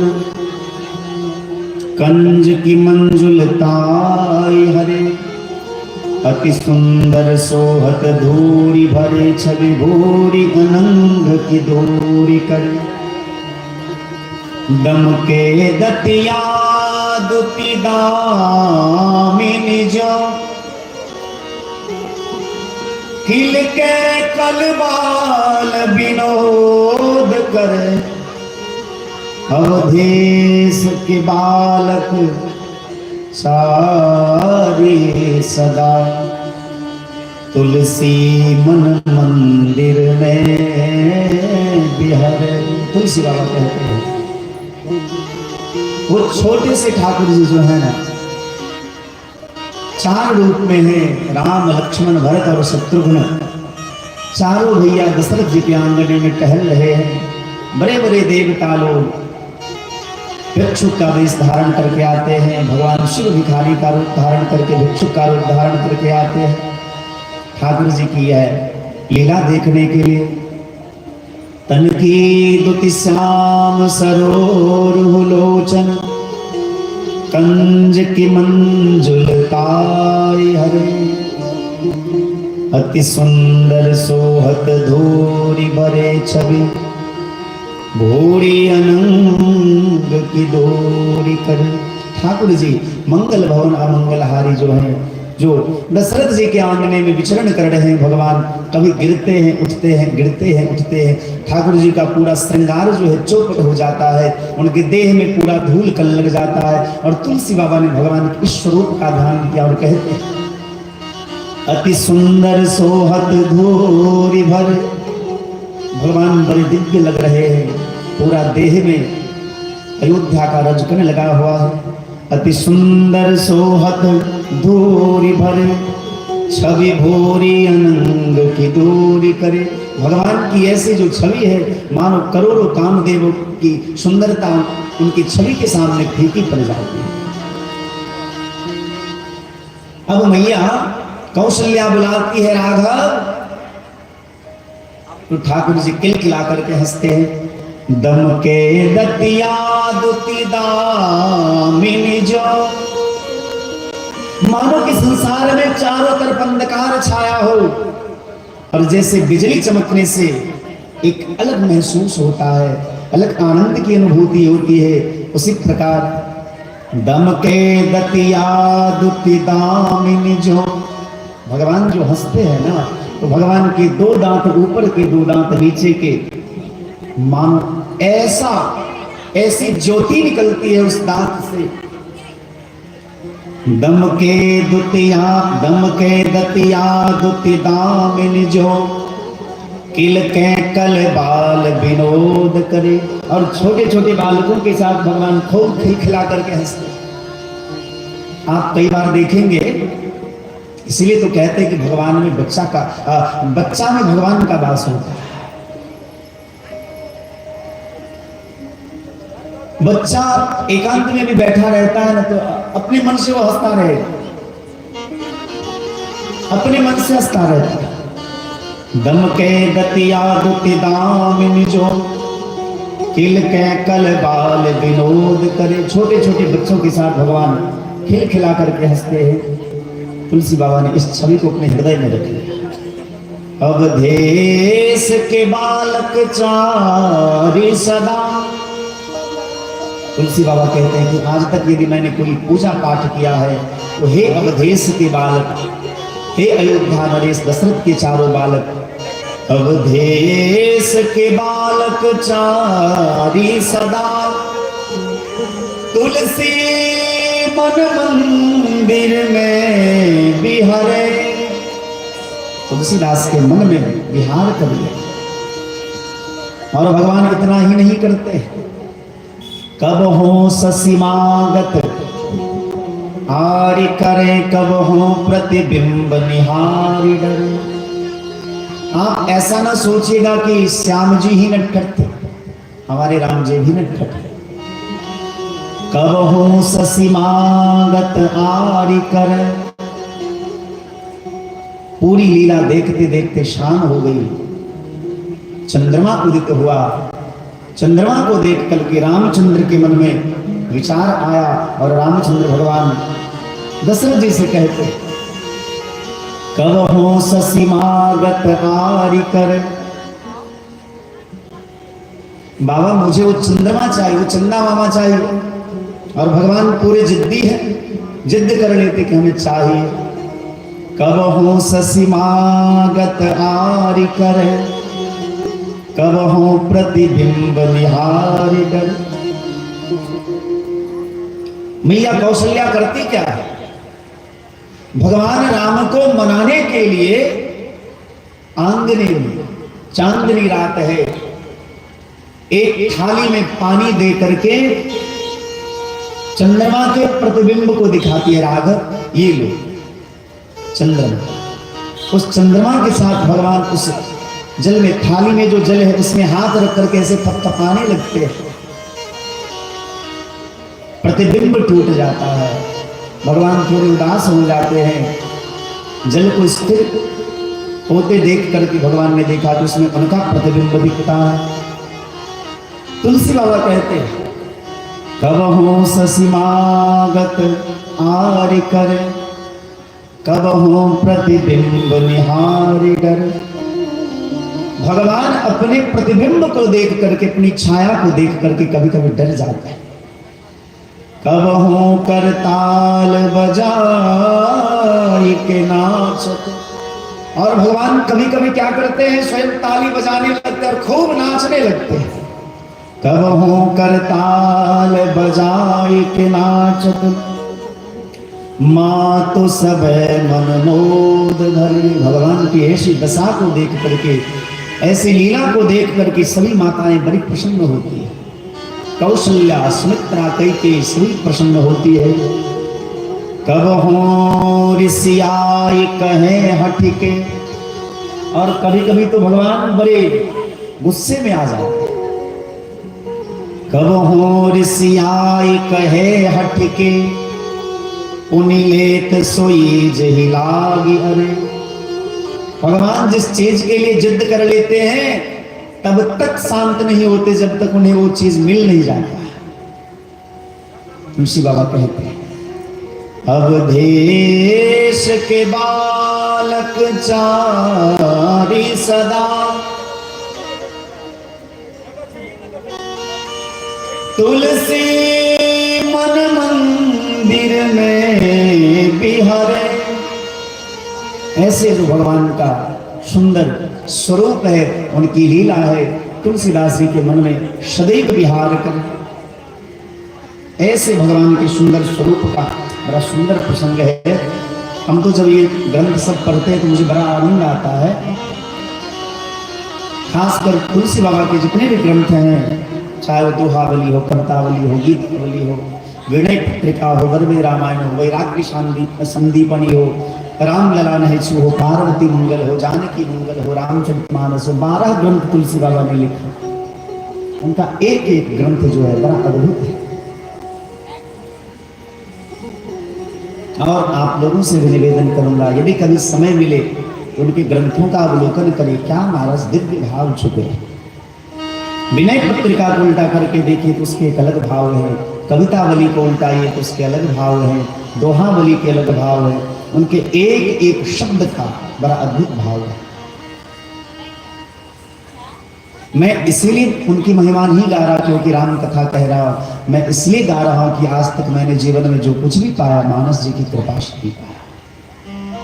चाहे वो भागवत जी का ज्ञान हो, चाहे संगीत का ज्ञान हो, चाहे बोलने की कला हो, मैंने जो कुछ भी सीखा रामचरितमानस से ही सीखा। मुझे बड़ा आनंद आता है। तो भगवान शिव राम जी के इस रूप का ध्यान करते हैं। बंदों बाल रूप सोई राम, सब सिद्धि सुलभ जपत जिसु नाम। मंगल भवन अमंगल हारी, द्रवहु सो दशरथ अजेर बिहारी। राम जी की वंदना किए। अब कहते हैं, जिन हरि कथा सुनी नहीं काना, श्रवण रंध अहि भवन समान। जिसने अपने कान से भगवान की कथा नहीं सुनी, उसका कान मानो सांप के बिल के जैसा है। लोचन संत दर्श नहीं देखा, जिसने अपने नेत्र से महात्माओं के दर्शन नहीं किए, भगवान के दर्शन नहीं किए, उनका नेत्र मानो मोर पंख में जो नकली नेत्र है, जो किसी काम का नहीं, उसी प्रकार उसका नेत्र बेकार है। ते सिर कटि तुम्बुरि समतोला, जेन नमत हरि गुर पद मोला। जो भगवान के चरणों में अपने शीश को नहीं झुकाता, जो गुरु के चरणों में अपने शीश को नहीं झुकाता, मानो उसका सिर बेकार है। जो अपनी वाणी से भगवान का गुणानुवाद नहीं करता, भगवान का गीत नहीं गाता, उसकी वाणी बेकार है, वो हाथ बेकार है। जिस हाथ से भगवान और भगवान के भक्तों की सेवा ना हो, वो पैर बेकार है। जो पैर कभी भगवान के द्वार तक न गया हो, वो बुद्धि बेकार है। जो बुद्धि भगवान के भजन में ना लगी हो, वो धन बेकार है। जो धन भगवान के काम में ना लगे। कहने का अर्थ यह है कि संसार में आपके पास जो भी है सब भगवान का है। कहने के लिए तो हम आप भी कहते हैं कि तेरा तुझको अर्पण क्या लागे मेरा। ठाकुर जी सब आप ही का है, इसमें हमारा क्या जाएगा। लेकिन जैसे पंडित जी आरती का थाल लेकर के जाएंगे तो आप देख करके रुपया जेब से निकालते हैं कि कहीं 500 का नोट गलती से ना निकल जाए। ध्यान रहता है 10 का ही नोट निकलना चाहिए। हमको तो रात में देखा एक 500 का नोट था, तो हमको लगा कि चलो कोई भगत तो हुआ, भैया 500 रुपया चढ़ा है। लेकिन वहां गए केशव जी ने कहा व्यास जी ये तो नकली नोट है, और सही में नकली नोट था। भैया कहने से काम नहीं चलेगा, भगवान के सामने कहते हो कि तेरा तुझको अर्पण क्या लागे मेरा। एक बहुत बड़े संत हुए हैं रहीम जी, आप सबने उनका नाम सुना होगा। उनका नियम था उनके द्वार पर यदि कोई याचक चला जाए तो ऐसे नहीं लौटता, तो सबको कुछ न कुछ देते थे। रहीम जी के द्वार पर जो कोई जाते थे, जो याचक जाते थे, सबको वो कुछ न कुछ देते थे। लेकिन उनका एक अद्भुत रूप था, जब वो किसी को देते थे तो आंख झुका लेते थे, उनकी आंखें नीची हो जाती थी, आंख उनका झुक जाता था। बहुत दिन तक ऐसा चलता रहा। तो एक दिन किसी ने पूछा कि मेरे मन में एक जिज्ञासा है, जब आप किसी के झोली में कुछ डालते हैं तो आप अपनी आंखों को झुका क्यों लेते हैं? तो रहीम जी ने बड़ा सुंदर जवाब दिया, देनहार कोई और है, भेजत है दिन रैन, लोग भरम हम पर कर तासो नीचे न। लोग कहते हैं कि रहीम जी ने दिया, पर सत्य तो यह है कि देनहार कोई और है, भेजत है दिन रैन। जो दिन रात भेजता रहता है, देने वाला तो भैया कोई और है। लेकिन लोग कहते हैं कि अमुक आदमी ने दिया, अमुक आदमी ने दिया। देनहार कोई और है, भेजत है दिन रैन, लोग भरम हम पर करें, लोग भरम हम पे कर लेते हैं, तासो नीचे नैन, इसीलिए मैं अपनी आंखें झुका लेता हूं। देने वाला तो ठाकुर जी है। किसी कवि ने बड़ा सुंदर गाया, दाता एक राम भिखारी सारी दुनिया, दाता एक राम भिखारी सारी दुनिया, दाता एक राम भिखारी सारी दुनिया, भिखारी सारी दुनिया, दाता एक राम भिखारी सारी दुनिया, दाता एक राम एक देवता पुजारी सारी दुनिया, पुजारी सारी दुनिया, दाता एक राम भिखारी सारी दुनिया, दाता एक दुनिया में दाता तो केवल हमारे राम जी है, बाकी हम सभी तो याचक ही हैं। कोई धन मांगता है, कोई पद मांगता है, कोई विद्या मांगता है, कोई मोक्ष मांगता है, लेकिन याचक तो यहाँ हर कोई छोटा भिखारी है, कोई बड़ा भिखारी है, लेकिन हर कोई यहाँ भिखारी है। एक बार एक सेठ के बारे में एक महात्मा को पता चला, वो बहुत बड़ा दानी है। उसके द्वार पर जाकर के जो कोई कुछ मांगता है वो मुंह मांगा देता है। तो संत ने विचार किया कि क्यों ना हम भी उस सेठ के पास जाए। संत गए। उस समय वह सेठ पूजा में बैठा हुआ था। उनके सेवकों ने रोका कि अभी आप नहीं जा सकते, क्योंकि हमारे महाराज जो है, सेठ जो है, भजन कर रहे हैं भगवान का। संत तो संत होते हो, भला किसकी सुनते। धक्का लगाया, एक तरफ कर दिया और संत चले गए। राजा सेठ जिस घर में भगवान की पूजा कर रहा था, तो देखता क्या है, ऐसे हाथ तो भगवान के सामने फैलाया हुआ है और भगवान से मांग रहा है। संत पीछे हो गए। ले हम तो सुने थे कि ये बहुत बड़ा दानी है, लेकिन यहां आकर के पता चला कि ये तो हमसे भी बड़ा भिखारी है। ये जिस ईश्वर से मांग रहा है तो उससे हमारा तो जान पहचान बहुत पुराना है, तो क्यों ना दुनिया के सामने हाथ फैलाने से बेहतर यही है कि उसके सामने हाथ फैलाओ जो तुम्हारा इच्छा पूरा कर सके। दुनिया तो स्वयं भिखारी है, केवल भगवान एक दाता है, बाकी सारे लोग भिखारी। तो मैं निवेदन कर रहा था कि मानव जीवन की सार्थकता यह है भगवान का खूब भजन है। आप लोगों को यदि ये लगता है कि आप मेहनत करेंगे तो आपका पेट भरेगा, तो ये आपका ज्ञान है। जब दांत न थे तब दूध दियो। आपको यदि लगता है कि मैं बनी बनाई बात कह रहा हूं तो वो भी सत्य नहीं है, मैं आपको सत्य कह रहा हूं।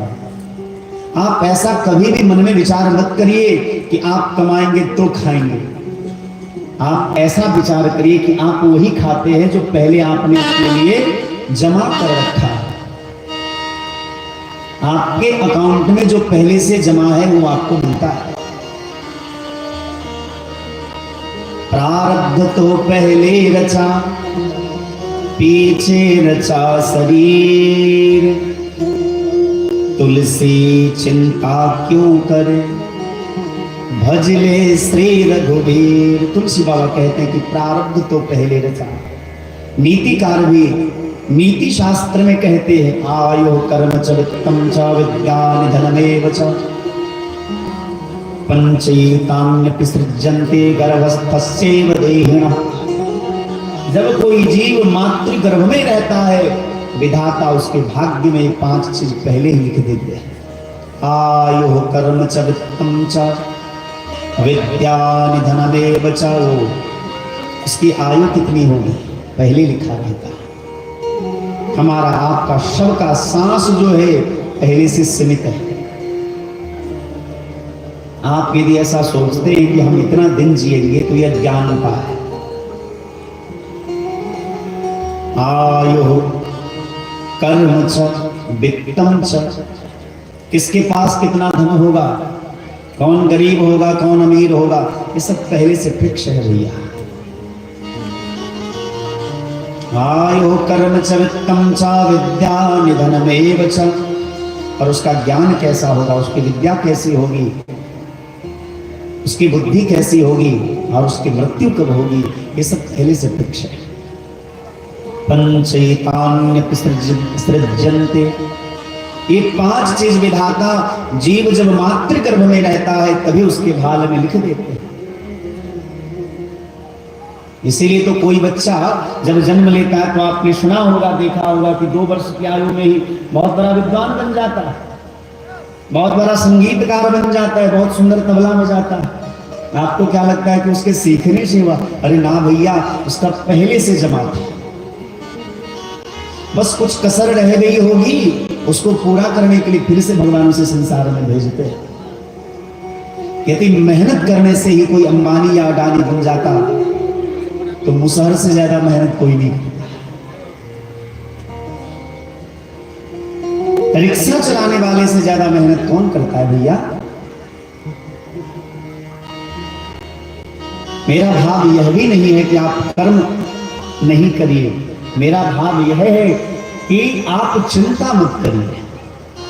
कर्म तो करना चाहिए, ये मृत्यु लोक है, कर्म करने के लिए ही आप आए हैं। कर्म करना मत छोड़िए।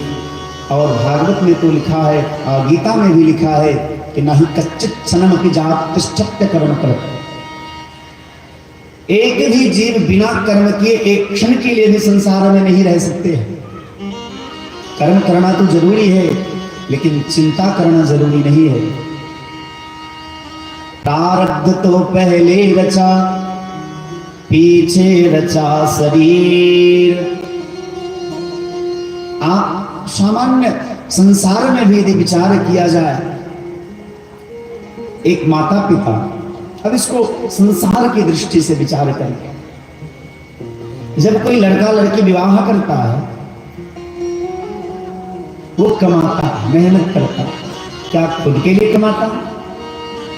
वो विचार करता है कि मेरा बच्चा होगा, मेरा परिवार होगा, मेरी एक अलग दुनिया होगी, मेरे बहुत सारे सपने होंगे। तो जैसे आप अपने बच्चों को जन्म देने से पहले सारी व्यवस्था करते हैं, सारा संयोग बना लेते हैं, जमीन खरीद करके रख लेते हैं, घर बना के रख लेते हैं, कुछ पैसे अकाउंट में रख लेते हैं कि बच्चा बड़ा होगा तो उसको पढ़ने के लिए वहां भेजूंगा, उसकी सारी व्यवस्था कर लेते हैं। उसी प्रकार भगवान भी वही करते हैं। हम सब, आप जितने हैं, सब भगवान के बच्चे हैं। भगवान भी जब संसार में हम जीव को भेजते हैं तो प्रारब्ध तो पहले रचा, पहले भगवान सारी व्यवस्था कर देते हैं, पीछे रचा शरीर, फिर भगवान शरीर की रचना करते हैं। इसीलिए तुलसी बाबा कहते हैं, तुलसी चिंता क्यों करे, भजले श्री रघुवीर। तुलसी बाबा कहते हैं फिर चिंता किस बात की, हमें चिंता नहीं उनकी, उन्हें चिंता हमारी है। हमें उनकी चिंता क्यों करनी भैया। हम निवेदन यह कर रहे थे कि किसी को यदि ये संदेह हो, शंका हो कि हम कर्म करेंगे तो खाएंगे, तो आपको एक बात बताता हूं। एक कवि कहता है, जब दांत न थे तब दूध दियो, जब दांत दिए तो अन्न भी देंगे, जान को देत अजान को देत, जो सबको देत तो को भी दई है।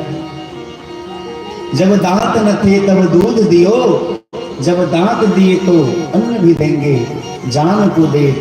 भगवान उसका भी पेट भरते हैं जो भगवान का नाम लेता है। ठाकुर जी उसका भी पेट भरते हैं जो भगवान को गरियाता है। भगवान उसका भी पेट भरते हैं जो तिलक लगाता है। भगवान उसका भी पेट भरते हैं जो तिलक नहीं लगाता है। जान को देत अजान को देत, जो सबको देत है तो को भी दई है। ऐसा भरोसा रखना चाहिए भगवान पर कि भगवान जब सबका पेट भरते तो क्या हमारा पेट नहीं भरेंगे। भगवान को सबकी चिंता रहती है। जैसे एक माता पिता के यदि 4 बच्चे हैं तो सारे बच्चों के विषय में माता पिता चिंता करते हैं, सबकी व्यवस्था करते हैं। उसी प्रकार हम आप सब भगवान के बच्चे हैं, हमारी भी चिंता ठाकुर जी करते हैं, आपकी भी चिंता करते हैं। इसलिए आप चिंता करना उनका काम है, आपका काम है चिंतन करना। हम लोग यही धोखा खा जाते हैं, हम लोग चिंतन न करके चिंता में पड़ जाते हैं। चिंतन करिए, चिंता काम उनका है, हमारा काम चिंतन करना है। जैसे भगवान शिव गृहस्थ धर्म को स्वीकार करके भी भगवान का चिंतन कर रहे, ऐसे हम आप भी भगवान का खूब चिंतन करें। बिनु पद चले सुने बिनु काना, कर बिनु कर्म करें विधि नाना। आनन रहित सकल रस भोगी, बिनु बानी बकतावर जोगी। शिव जी कहते हैं, हे भवानी, आपने बहुत उत्तम प्रश्न किया है, बहुत सुंदर प्रश्न किया है। इससे केवल आपका नहीं पूरे संसार का ही होगा। क्योंकि कथा कोई भी करावे, कोई निजी कथा हो अथवा सार्वजनिक कथा हो, कल्याण तो उन सब का होता है जिसके कान में भगवान की कथा पहुंचती है। जिसने चंदा दिया उसका भी कल्याण होगा, जिसने चंदा नहीं दिया उसका भी कल्याण होगा। जो आता है उसका भी होगा कल्याण, जो नहीं आता है उसका भी कल्याण होगा। क्योंकि हम लोग तो विश्व बंधुत्व की बात करते हैं। ये सनातन धर्म का मंच है और सनातन धर्म का अर्थ है जो सभी धर्मों को एक साथ जोड़ दे, वही सनातन धर्म है। और जितनी बातें होती है संसार में ये तो परंपराएं हैं, अपनी अपनी एक अपना एक मार्ग है, अपनी अपनी एक पद्धतियां हैं। वस्तुतः सनातन धर्म का अर्थ यह है कि सभी धर्मों को इकट्ठा करें, ये सनातन धर्म। तो ये मंच जो है सनातन धर्म का मंच है। यहाँ तो सबका कल्याण होगा। भागवत में लिखा है वक्तारम पिच्छकम तत्पाल सलिलम तथा, कथा से कितने लोगों का कल्याण होता है। श्रोतारम श्रोताओं का, जो कथा सुनता है उसका कल्याण होता है। अच्छा, यहाँ कितने लोग कथा सुनने बैठे, हाथ उठा करके बताओ तो। अच्छा, धन्यवाद। श्रोता तीन तरह के होते हैं। एक श्रोता जो वक्ता के आने से पहले आकर के अपना स्थान ले करके बैठ जाए। दूसरे श्रोता जब कथा प्रारंभ हो जाए तब जाकर के कथा पंडाल वहां घर से चले। और एक श्रोता जब कथा के विश्राम का समय होगा तो 10-15 मिनट पहले आएगा और प्रसाद में सबसे पहले हाथ आगे बढ़ाएगा।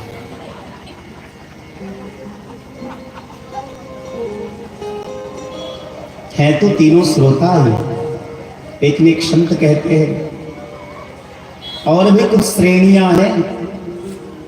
एक तो होते हैं श्रोता जो कथा को सुनते हैं और कान के द्वारा कथा को सुन करके हृदय में रख लेते हैं, क्योंकि भैया कथा अनमोल वस्तु है और जो अनमोल होता है उसको बड़ा छुपा के रखा जाता है। 1 रुपये का नोट हो तो आदमी कहीं भी रख सकता है, लेकिन वही 1000-2000 का नोट हो तो आदमी बड़ा संभाल के रखता है। लोहे का कोई आभूषण हो, लोहे का कोई पात्र हो तो आदमी थोड़ा इग्नोर भी कर देता है। वही यदि हीरा हो, माणिक्य हो तो लोग उसे बहुत छुपा के रखते हैं। जो चीज जितनी कीमती होती है उसे उतना संभाल के रखा जाता है। और हमारी दृष्टि में तो कथा से कीमती संसार में कोई पदार्थ ही नहीं है। इसलिए कथा को पूरा संयोग करके रखें, सवार करके रखें। यदि आप कथा को सवार करके संयोग करके रखेंगे तो कथा आपके जीवन को सवार देगी। और यदि कथा को आप नहीं संभाल पाएंगे तो कथा भला आपकी जिंदगी को कैसे संभाल पाएंगे। हम कथा को संभालते हैं तब कथा हमारे जीवन को संभालती है। तो एक तो होते हैं श्रोता जो कथा सुनते हैं, मनन करते हैं और उसको जीवन में उतारते हैं। और एक होता है सरोता। सरोता माने जानते ही, सुपारी को काटने का जो काम करता है, बेचारा कितना सुंदर रहता है उसको काट देता है। उसी प्रकार कुछ लोग ऐसे होते हैं जो कथा सुनने तो आएंगे लेकिन हजारों कमियां निकालेंगे, बात बात पर काटेंगे कि अरे कलाकार तो बहुत बढ़िया है लेकिन कथाकार बढ़िया नहीं, अथवा कथाकार तो बहुत बढ़िया है कलाकार नहीं बढ़िया है, अथवा कलाकार भी बढ़िया है कथाकार भी बढ़िया है पर व्यवस्था इतनी अच्छी नहीं, अथवा व्यवस्था भी बड़ी अच्छी है, कथाकार भी बड़े अच्छे हैं कलाकार भी बड़े अच्छे हैं, इनका पूरा टीम बहुत अच्छा है, लेकिन प्रसाद की व्यवस्था अच्छी नहीं, बैठने की व्यवस्था अच्छी नहीं है। तो जो बात बात पर केवल दोष ढूंढे, दोष निकाले, कमियां निकाले, वो श्रोता नहीं, वो सरोता। और कुछ लोग ऐसे होते हैं जो ना श्रोता है ना सरोता है, वो केवल सोता है। कुछ लोग ऐसे भी होते हैं जो कथा में स्पेशली सोने के लिए आते हैं। क्यों? क्योंकि घर में बाल बच्चे तो चैन से सोने नहीं देंगे, यहाँ कोई रोकने टोकने वाला होगा नहीं, और बढ़िया व्यवस्था है, ठंडा का मौसम है, नीचे पुआल बिछा हुआ, ऊपर से बढ़िया मैट लगा हुआ है, तकिए की जरूरत है नहीं, किसी का जंघा तकिया बन जाए। हाँ? और यदि किसी का जंघा ना मिले तो अपने हाथ को तकिया बना लो।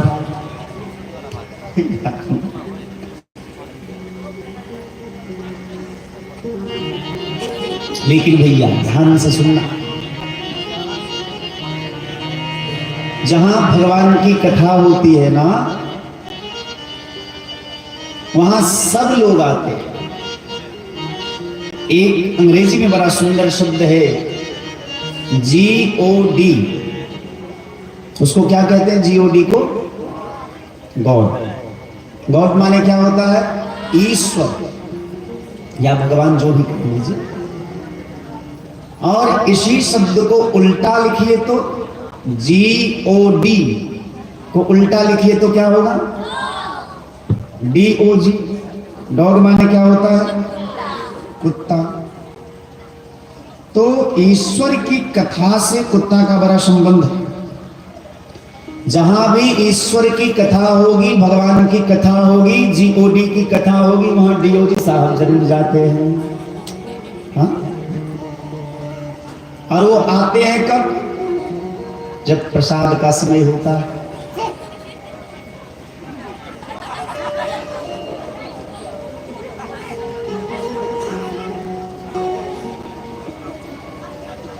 बहुत पहले से देखने को मिलता है कि कोई भी धर्म कर्म हो तो उसमें माताएं बढ़ चढ़ के भाग लेती है, क्योंकि पुरुष जो होता है ना, अहंकार का प्रतीक होता है। उस ससुरा जल्दी झुकना नहीं चाहता। और माताएं जो होती है ममतामयी होती है, उनके हृदय में ममता जग जाती है, उनका हृदय बड़ा कोमल होता है। तो माताओं की संख्या हर एक कथा में, कीर्तन में, भजन यज्ञ इत्यादि में अधिक होती है। एक गांव में कोई कथावाचक कथा कहने गए। एक माता जी थी, बड़ी श्रद्धालु थी, उनको कथा से बड़ा प्रेम था। घर का काम धाम, कभी कभी तो ऐसा होता था, काम धाम साग बना करके रख दी और रोटी रात में आएंगे तो बनाएंगे, ऐसा सोच करके जल्दी जल्दी कथा में आके बैठ जाती थी। आप प्रभु जी जो थे वो जॉब करके लौटते थे। कभी कभी ऐसा होता है ना कि कथा में 8 के बदले 9 बज जाए, 9 के बदले 10 बज जाए। इसलिए आज मैंने पहले ही घड़ी को रख दिया खोल के। हम भैया कल घड़ी पहने रह गए और हमारा एक बीमारी है, यदि सामने घड़ी ना हो तो कब 12 बजे कथा खत्म होगी या 2 बजे रात में, उनको पता नहीं चलता। इसलिए घड़ी हम सामने रख दिए। आई कि विपिन जी रात में पूछ रहे थे लाखों जी से और कथे दे देते हो, नहीं इनको जाना रहता है, मधुबनी से आते हैं और है इनका बिजनेस बहुत लंबा चौड़ा है, तो जाना पड़ता है इनको, और ठंडा का महीना है। तो उस गांव में जब कथा प्रारंभ हुई ना, वो माता जी अपना काम दाम थोड़ा कर लेती थी और आ जाती थी कथा में। कभी 10 बजे, कभी 11 बजे, कभी 9 बजे ऐसे पहुंचती थी। बड़े गुस्सा हुए, घर के जो मालिक थे वो बड़े गुस्सा हुए। एक दिन पूछा कि एक बात बताओ, कथा में क्या होता है? तो माता जी ने कहा वहां अमृत की वर्षा होती है। अच्छा, तब तो एक दिन छुट्टी निकाल के हम भी अमृत पीने जाएंगे।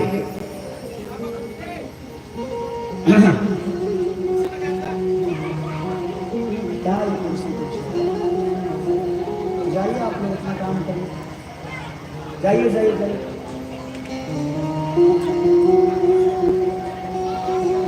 मैं निवेदन करूंगा कथा में शोरगुल ना हो, क्योंकि तुलसी हरि की कथा में बात चलावे और तुलसी ऐसे जीव को 3 लोक नहीं ठौर। जो भगवान की कथा में बैठ करके संसार की चर्चा करते हैं उनको कहीं भी ठौर नहीं मिलता है, और अगले जन्म में मेढक बनेंगे वो। इसीलिए हल्ला न करिए। जिनका जिनका मुंह खुला रहेगा वो सब मेढक बनेंगे। मुंह बंद कर लीजिए, दांत मुंह दिखाइए। मुंह खोलने का अर्थ है बोलना नहीं है, सुनना है। कथा में कोई और चर्चा ना हो, अच्छी बात होगी। तो सज्जन पुरुष ने कहा कि एक दिन समय निकाल करके हम भी कथा सुनने जाएंगे, क्योंकि वहां अमृत की वर्षा होती है। कुछ लोग ऐसे होते हैं, कुछ श्रोता ऐसे होते हैं जो सबसे पहले आए भले पीछे, लेकिन वो आगे ही बैठेंगे। आपके देह पर उसके देह पर लात देते हुए आए, हमको आगे ही बैठना। कुछ श्रोता ऐसे होते हैं जैसे उनका क्रम आया, जहां जगह मिला वहां बैठ जाते हैं। और कुछ श्रोता ऐसे होते हैं जो एकदम एकांत में बैठेंगे। ऐसा वह व्यक्ति भी था, वो कथा में आया और एकांत में बैठ गया। एक खूंटा के सहारे वो बेचारा लेट गया। सप्ताह में एक दिन छुट्टी मिलती थी, रविवार का दिन था। छुट्टी के दिन घर में रहना चाहिए था, सो कथा में आ गया। कथा इतनी मीठी हो रही थी, क्योंकि राम नाम अति मीठा है, कोई गा के देख ले, आ जाते हैं राम कोई बुला के देख ले। तो भगवान की कथा मीठी तो है ही, और आयुर्वेद के हिसाब से मीठा खाने के बाद नींद आता है। आयुर्वेद कहता है कि आपको यदि गहरी नींद चाहिए तो भोजन के अंत में थोड़ा मीठा खा लीजिए, चाहे गुड़ हो, शक्कर हो, रसगुल्ला हो, कुछ भी हो, मीठा खा लेना चाहिए, गहरी नींद आती है। वो बेचारा, भगवान की कथा इतनी प्यारी मधुर थी, बेचारा सो गया। अब कथा विश्राम का समय आया। डीओजी साहब ने विचार किया कि जीओडी की कथा पूरी होने वाली है, तो हम भी चले प्रसाद ले ले। बेचारा आया, लेकिन देखा आज तो भगवान का उत्सव चल रहा है, अभी कथा खत्म होने वाली नहीं है। तो फिर मन में विचार करने लगा डीओजी साहब कि हम घर जाएंगे तो फिर आ नहीं पाएंगे, तो ऐसा करते थोड़ा इंतजार कर लेते हैं।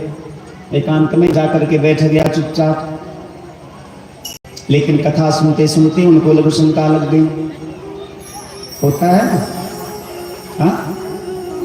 अरे भैया, जो कोई ज्यादा पानी वानी पी ले तो लघु शंका तो लग ही जाती है। अब 4-4, 5-5 घंटा एक आसन में बैठना हो तो डीओजी साहब को लघु शंका लग गई। तो डीओजी साहब ने विचार किया कि कथा भी भंग ना हो और हमारा काम भी बन जाए, ऐसा क्या करना चाहिए। तो उसका स्वभाव होता है, देखिए जो पीछे आ रहे हैं उनको पीछे ही बिठाइए, उनको आगे ना आने दीजिए। आगे बैठने का यदि है तो आप पहले आए। हाँ, चलिए ठीक है। अब एक आदमी के आने से सारा माहौल डिस्टर्ब हो जाता है। जो पीछे आ रहे हैं वो पीछे बैठ जाए, और यदि ज्यादा दिक्कत है तो इस पंक्ति को भी, इधर तो भर गया तो इस पंक्ति को थोड़ा और खाली कर दीजिएगा। क्या करिएगा, सरकार का ही नीति है, इतनी माताएं हो जाएंगी धीरे धीरे, वहां से खिसका कर कहीं पंडाल के बाहर न कर दे आप लोग। आज इस खूटे से खिसका करके उधर कर दी है, हमको लगता है कल खिसका करके उसमें सटा देंगी और परसों वही बाहर हो जाएगी। तो यात्री अपने सामान की रक्षा स्वयं करें। आप लोग अपना अपना स्थान कायम करके रखिए। वो सज्जन व्यक्ति जो कथा सुनने आया था, उसको कथा सुनते सुनते नींद आ गई। कई लोगों का स्वभाव होता है, उसका आदत होता है कि वो जब सोता है तो ऐसे सोता है, उसका मुंह खुला रहता है, खूब गहरा सांस लेता है, मुंह खुला था। डीओजी साहब ने देखा कि रास्ता क्लियर है, उसका आदत होता है वो धरती के गोद में पेशाब नहीं करेगा, लघु शंका नहीं करेगा। जहां ऊंचा स्थान मिलेगा टांग को उठाएगा और उसमें अमृत का वर्षा कर देगा। अच्छा, आप भी अमृत वर्षा नहीं लगती। वो बेचारा एकांत में बैठा था, खूंटी के सहारे लेटा था, ऐसे रास्ता पूरा साफ था, रात थी, रास्ता साफ था। डीओजी साहब ने अपने दोनों चरण, एक चरण कमल उठाए और उसमें अमृत की धार बहने लगी। कहीं रुकावट था नहीं, कोई ब्रेकर था नहीं, गट गट गट गट गट करके अंदर चला गया। लेकिन बेचारा सो रहा था और वो थोड़ा नमकीन लगा, जी मिचलाने लगा, फिर भी उसकी नींद नहीं खुली। कथा का विश्राम का समय हुआ, कथावाचक कहते हैं बोलिए भक्तवत्सल भगवान की। अब बगल वाले जो श्रोता सब बैठे थे जोर से जयकारा लगाए, उसकी नींद खुल गई। ऐसे करने लगा, हे भगवान ये क्या, हमारी पत्नी तो कह रही थी कि मीठा अमृत होता है, तो नमकीन वाला मिल गया। लेकिन कहे तो भैया इससे कहे जैसे तैसे अब प्रसाद लिया, विदा हुआ। रास्ते में पति पत्नी दोनों मिले। पति ने पत्नी को डांटा, यही अमृत पीने जाती थी तुम रोज? बोले क्यों, क्या हुआ? पति ने कहा कि तुमने तो कहा था कि मीठा अमृत होता है, हमको तो नमकीन वाला मिला। बोले आप बैठे कहाँ थे? तो पति ने कहा कि एकांत में बैठा था, या हम उस बीच में जाके क्या करते। सो हम एकांत में जगह मिला, बैठे और थोड़ी नींद आ गई। तो पत्नी ने कहा वो मीठा अमृत इसलिए आपको प्राप्त नहीं हुआ, डियोजिस, आप जीओडी की कथा में जाकर के सो गए थे, तो डियोजिस आए और आपका कल्याण कर दिए। बेचारा कान पकड़ा के जीवन में कभी कथा में नहीं जाऊंगा, जाऊंगा तो कभी सोऊंगा नहीं। कहने का अर्थ यह है कि कथा श्रवण करने आए हैं तो आपका मन, आपका तन, आपकी सारी इंद्रियां कथा में संलग्न होनी चाहिए, तभी आनंद आए। एक बड़ा सुंदर भाव है।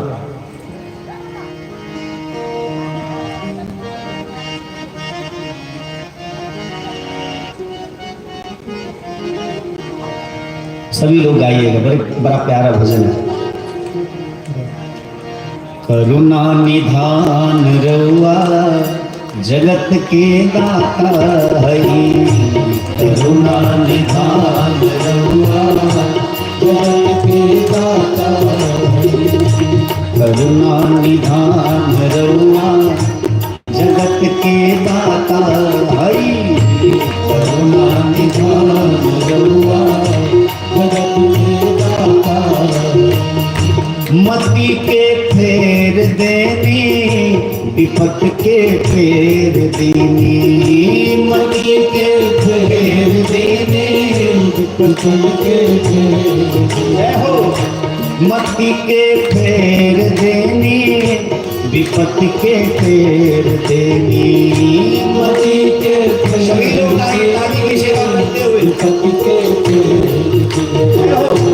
श्री भगवान रउआ जगत के दाता हई, करुणा निधान रउआ जगत के दाता हई, करुणा निधान रउआ जगत के दाता हई, करुणा निधान रउआ जगत के दाता हई।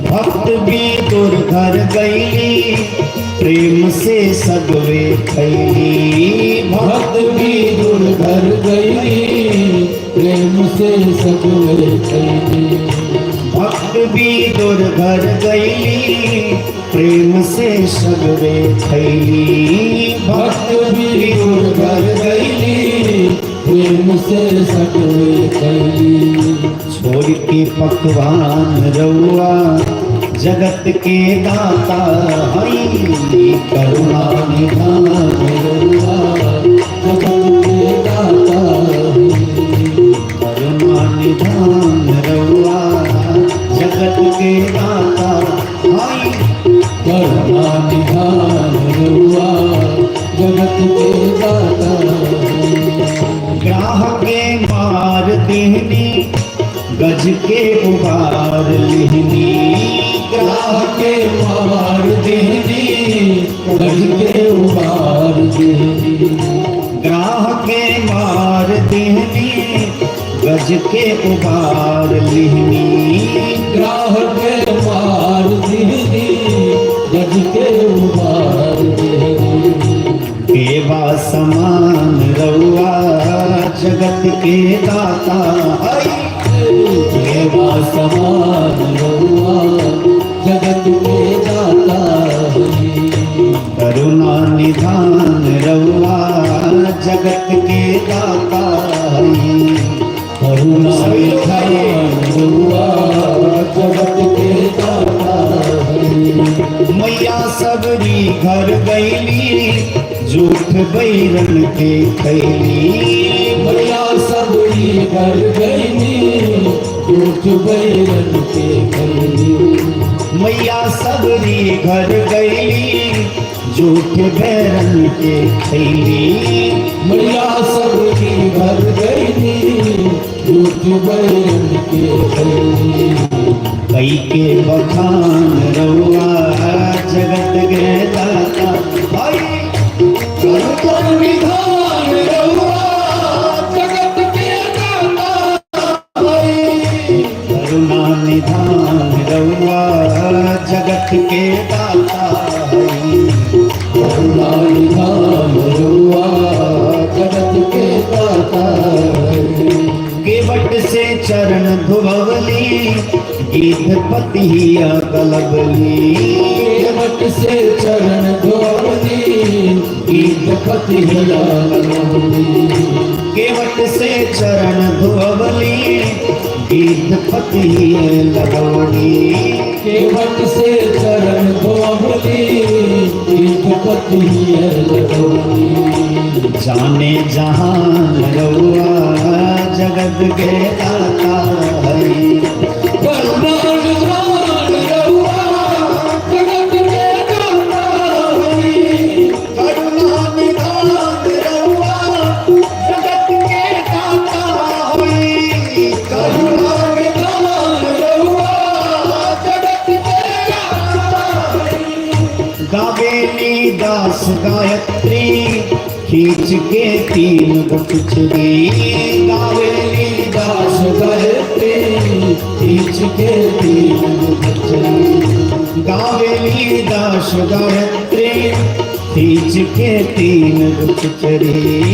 गावेली दास गायत्री खींच के तीन गुटचरी। कैली बुद्धिमान रउआ जगत के दाता है। करुणा निधान रउआ जगत के दाता है। करुणा निधान रउआ जगत के दाता है। करुणा निधान रउआ जगत के दाता है। करुणा निधान रउआ जगत के दाता है। करुणा निधान रउआ जगत के दाता है। बोलिए भक्तवत्सल भगवान की जय। हम निवेदन कर रहे थे कि प्रारब्ध तो पहले रचा पीछे रचा शरीर। तुलसी चिंता क्यों करे भजले श्री रघुवीर। चिंता नहीं करनी है, चिंता करना भगवान का काम है, आपका काम है चिंतन करना। भगवान शिव श्री सीताराम जी का ध्यान करके राम कथा प्रारंभ करते हैं और कहते हैं कि देखो भगवान के अवतार के तो अनेक कारण है। हरि अनंत हरि कथा अनंता कहीं सुनहि बहुविधि सब संता। भगवान के अवतार के अनेक कारण हैं, लेकिन एक दो कारण हम आपको बताते हैं। जन्म एक दुई कहूं बखानी सावधान सुन धरु मन। सावधान होकर के सुनिए। भगवान श्री भी मैया पार्वती को सावधान कर रहे हैं। इसका संकेत मानो ये है कि आप भी कथा सुनने के लिए बैठे तो पूरा सावधान होकर के।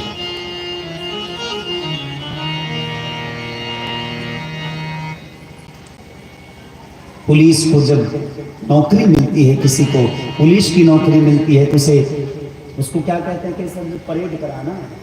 हाँ, वो सावधान एक दो ऐसा करके जो कुछ होता है परेड ही होता है ना। हाँ, वो सावधान कराया सिखाया जाता है। आप भी कथा श्रवण करने बैठे तो एक विद्यालय ही है, यहाँ सिखाया जाता है। भगवान शिव मैया पार्वती को कह रहे हैं कि जन्म एक दुई कहो भवानी सावधान सुन धर्म नवान। हे भवानी, हम आपको भगवान के अवतार की एक दो चार कारण बताते हैं। सावधान सुनो, सावधान होकर के सुनिए, और धरो मम वाणी, और हृदय में इसको धारण करिए। भगवती पार्वती बड़ी सतर्क है, सावधान है। भगवान के अवतार का प्रथम कारण यह है, सबसे पहले तो विचार यह है, कभी भगवान अवतार लेते क्यों हैं? तो अभी यदि आपने सुना कि भगवान के अवतार के एक कारण यह है कि जय और विजय जो भगवान के द्वारपाल हैं, उनको सनकादि ऋषियों ने श्राप दिया। उस श्राप के कारण जय और विजय 3 योनि में 3 बार राक्षस योनि में जन्म लेते हैं। 3 जन्म के लिए उनको राक्षस होने का श्राप मिला, और उनके उद्धार के लिए भगवान का अवतार हो गया। मैया पार्वती कहती हैं, प्रभु जय और विजय को सनकादि ऋषियों ने श्राप क्यों दिया? कृपा करके ये कथा हमको बताइए। भगवान शिव कहते हैं कि भगवान श्री नारायण क्षीर सागर में शयन कर रहे हैं। लक्ष्मी मैया उनके पाद संवाहन कर रही है, चरण कमलों को दबा रही है। अच्छा एक बात बताओ, इस संसार में सबसे ज्यादा कोमल क्या होता है बताओ तो? हमारे राम जी की जब वंदना की गई है, स्तुति की गई है, तो तुलसी बाबा ने राम जी के एक एक अंग की उपमा कमल के फूल से दिया है। श्री रामचंद्र कृपाल भजुमन हरण भव भय दारुण, नव कंज लोचन कंज मुख कर कंज पद कुंजार, नव कंदर्प अगणित अमित छवि नव नील नीरद सुंदरम, पट पीतमान हो तरित रुचि शुचि नौमि जनक सुतावरम। भगवान के एक एक अंग की उपमा संत कमल के पुष्प से देते हैं। भगवान का चरण कमल, भगवान का कर कमल, भगवान का मुख कमल, भगवान का नेत्र कमल, नयन कमल। हमारे दादाजी जिनका देह अब संसार में नहीं रहा, वो भगवान को कमल नयन कह करके पुकारते थे। हमको आज भी स्मरण है, जब हम बहुत छोटे थे अपने दादाजी के पास सोते थे। हमारे दादाजी सच्चे सदगृहस्थ संत थे। लगभग 30 वर्ष की आयु में हमारी दादी माँ मर गई। हमारे दादाजी का उम्र वही 30 वर्ष हो रहा होगा, तब हमारी दादी माँ मर गई, और तब से उनका भजन और भी ज्यादा बढ़ गया। हमने अपनी आंखों से देखा, यहाँ भी बहुत सारे लोग ऐसे होंगे जिनको हमारे दादाजी का दर्शन हुआ होगा। लगभग 14-15 घंटा रोज भजन करते थे, और उनका आशीर्वाद मेरे ऊपर बहुत रहा। हमको हृदय से बहुत मानते थे। जब भी कभी उनका दर्शन करने के लिए मैं जाता था, तो हमारे सामने वो विनय पत्रिका खोल करके देते थे और कहते थे कि एक पद सुनाओ इसमें से। ऐसो को उदार जग माही है, सो को उदार जग माही। हमारे दादाजी को बहुत सुंदर लगता था। ऐसे वो खोज खोज करके रखते थे और कहते थे उनको सुनाओ। एक बड़ा सुंदर और पद है, जाके प्रिय न राम बैदे, जाके प्रिय न राम बैदे, जाके प्रिय न राम बैदे, जाके प्रिय न राम बैदे।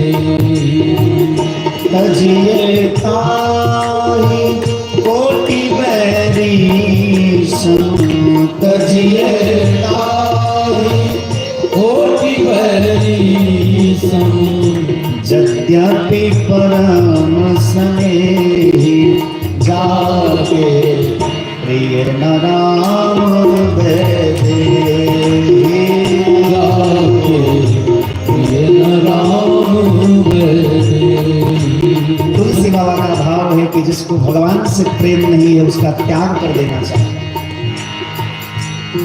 संसार का कितना भी गहरा रिश्ता किसी के साथ क्यों ना हो, जो भगवान का प्यारा नहीं है जो भगवान से प्रेम नहीं करता उसका त्याग कर देने में कोई दोष नहीं।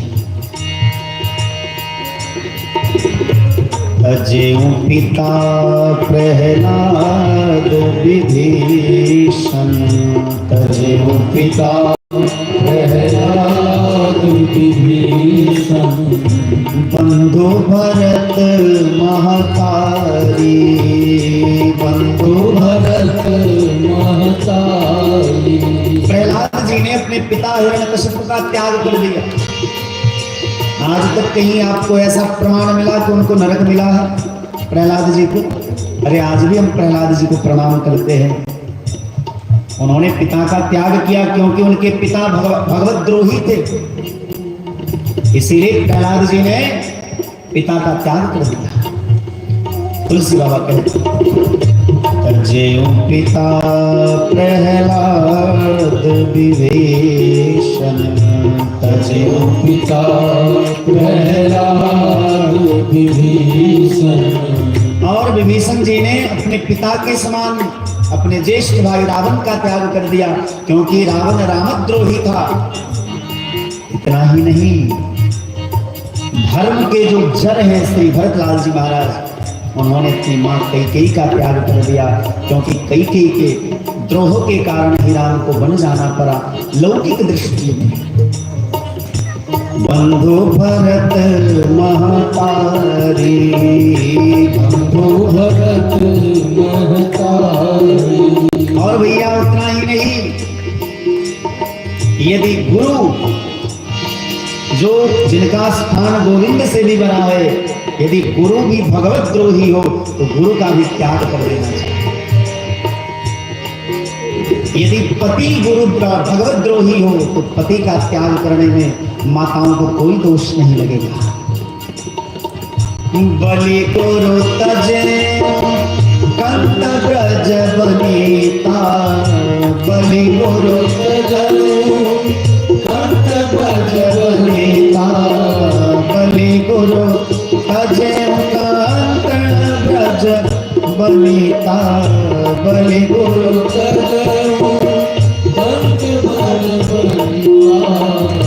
भय मुद मंगलकारी, जाके प्रिय न राम बैदे, जाके प्रिय न राम बैदे। सूरदास बाबा का एक बहुत प्रसिद्ध पद है। सूरदास बाबा कहते हैं मौसम कौन कुटिल खलकामी, मौसम कौन कुटिल खलकामी। मेरे जैसा नमक हराम कौन होगा, मेरे जैसा कामी कौन होगा, मेरे जैसा कुटिल कौन होगा, मेरे जैसा छली कौन होगा। बोले क्यों?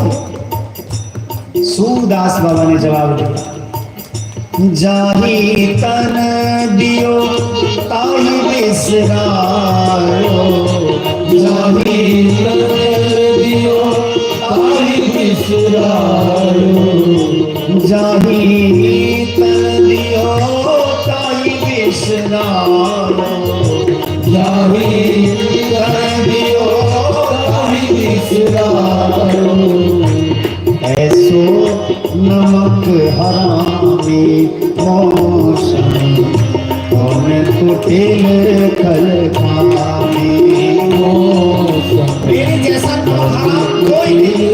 खलकामी मौसम कौन कुटिल खलकामी, मौसम कौन कुटिल खलकामी, मौसम कौन कुटिल खलकामी। आंख बंद करके विचार करिएगा तो आपको पता चलेगा। आप दुनिया को कहते हैं कि तुम छलिया हो, कपटी हो, आपकी आत्मा जवाब देगी कि आपसे बड़ा कपटी कौन हो सकता है, आपसे बड़ा बेईमान कौन हो सकता है, आपसे बड़ा नमक हराम कौन हो सकता है। कि जिसने संसार दिया, जिसने शरीर दिया, जिसने सब कुछ दिया, हम उसी को भूल बैठे। हमें दुनिया का हर एक बात याद रहता है, किसने कब अच्छा कहा, किसने कब बुरा कहा, किसने मेरे लिए अच्छा सोचा, किसने बुरा सोचा, लेकिन सब चीज को याद करने के चक्कर में उसी को भूल जाते हैं जिसको याद करने के लिए संसार में हमको भेजा गया। हम भगवान को ही भूल जाते हैं। भगवान को कभी न बिसारिएगा। इस दुनिया में जितने भी रिश्ते नाते हैं, चाहे वो कितना भी गहरा रिश्ता नाता क्यों ना हो, सब स्वार्थ पर टिका है। चाहे वो कोई भी रिश्ता नाता, कोई भी, स्वार्थ का प्रकार अलग अलग हो सकता है, लेकिन निस्वार्थ प्रेम संसार में केवल भगवान करते हैं। नहीं तो सुर नर मुनि सबके यह रीति, स्वार्थ लाग करही सब प्रीति। तुलसीदास बाबा तो स्पष्ट कहते हैं कि स्वार्थ के कारण में ही ये प्रीति का संचार संसार में होता है। यदि स्वार्थ न हो तो फिर प्रेम भी नहीं रह जाता। निस्वार्थ प्रेम केवल परमात्मा करता है मेरे भाई बहन, और संसार में कोई प्रेम तो कर ही नहीं सकता। सब स्वार्थ के कारण, स्वार्थ भले अलग प्रकार के हो सकते हैं, लेकिन निस्वार्थ प्रेम कोई नहीं करता। निस्वार्थ प्रेम केवल भगवान करता है। ऐसे भगवान के एक एक अंग जो है बड़े कोमल है। विचार करिए राम जी कितने कोमल होंगे। तुलसी बाबा ने विचार किया कि भगवान के अंग की उपमा किस वस्तु से दूं, तो संसार में नजर दौड़ाया तो देखा कि सब तो ब्रह्मा जी का बनाया हुआ है। सृष्टा तो वही है, सृजन करता तो वही है, और ब्रह्मा जी की जो दुनिया बनाई हुई है उसमें दोष भी है और गुण भी है। जर चेतन गुण दोष में विश्व किन्न करतार। मानस के बालकांड के 6वें दोहे में तुलसी बाबा लिखते हैं कि जर चेतन गुण दोष में विश्व किन्न करतार। सब में दोष और गुण दोनों, लेकिन मेरा राम तो निर्दोष है, उसमें तो किसी प्रकार का दोष नहीं। तो ध्यान आया कि संसार में एक पदार्थ ऐसा है जिसको ब्रह्मा ने नहीं बनाया, और वो है कमल। कमल को ब्रह्मा जी ने नहीं बनाया। कमल का जन्म तो ब्रह्मा के जन्म से पहले हो चुका था। कमल का जन्म तो भगवान नारायण के नाभि से हुआ है, और उस कमल पर ब्रह्मा का जन्म हुआ। तो तुलसीदास बाबा ने भगवान के एक एक अंग की उपमा कमल के पुष्पों से दी। नव कंज लोचन कंज मुख कर कंज पद कंज आरुणव। एक संत कहते हैं कि संसार में सबसे कोमल कमल होता है, लेकिन कमल से भी कोमल कमला होती है। कमला माने लक्ष्मी मैया, और कमला से भी कोमल कमला के कर कमल होते हैं। मतलब लक्ष्मी मैया के हाथ तो और भी कोमल है, और लक्ष्मी मैया के कर कमल से भी कोमल भगवान श्री नारायण के चरण कमल होते हैं। और अपने कोमल कोमल अंगुलियों से भगवती लक्ष्मी भगवान नारायण का पाद संवाहन करती रहती है। संसार में उनके जैसा सेवा कोई नहीं कर सकता। संसार में दो लोगों को ही अच्छे से सेवा करना आता है, एक तो श्री हनुमान जी महाराज और एक श्री लक्ष्मी मैया। लक्ष्मी मैया ऐसा चरण दबाती है नारायण की, भगवान बड़े प्रसन्न मुद्रा में रहते हैं। आपने कई लोगों को देखा होगा चरण दबाते हुए, एक ऐसे चरण दबाते हैं कि चरण जिसका दब रहा हो वो ऐसा सो जाता है कि मानो वर्षों के थके हुए थे गहरी नींद आ जाती है, और एक ऐसा होता है, ऐसा दबाता है कि मानो हाथ पैर टूट जाए। सेवा भी भैया सबको नहीं करने आता है। लक्ष्मी मैया भगवान के चरण कमलों को दबाती है, ऐसा पाद संवाहन करती है। भगवान नारायण एकदम मस्त है। शांताकारं भुजगशयनं पद्मनाभं सुरेशं विश्वाधारं गगन सदृशं मेघवर्णं शुभांगं। एक सांप दिख जाए तो हम डर के मारे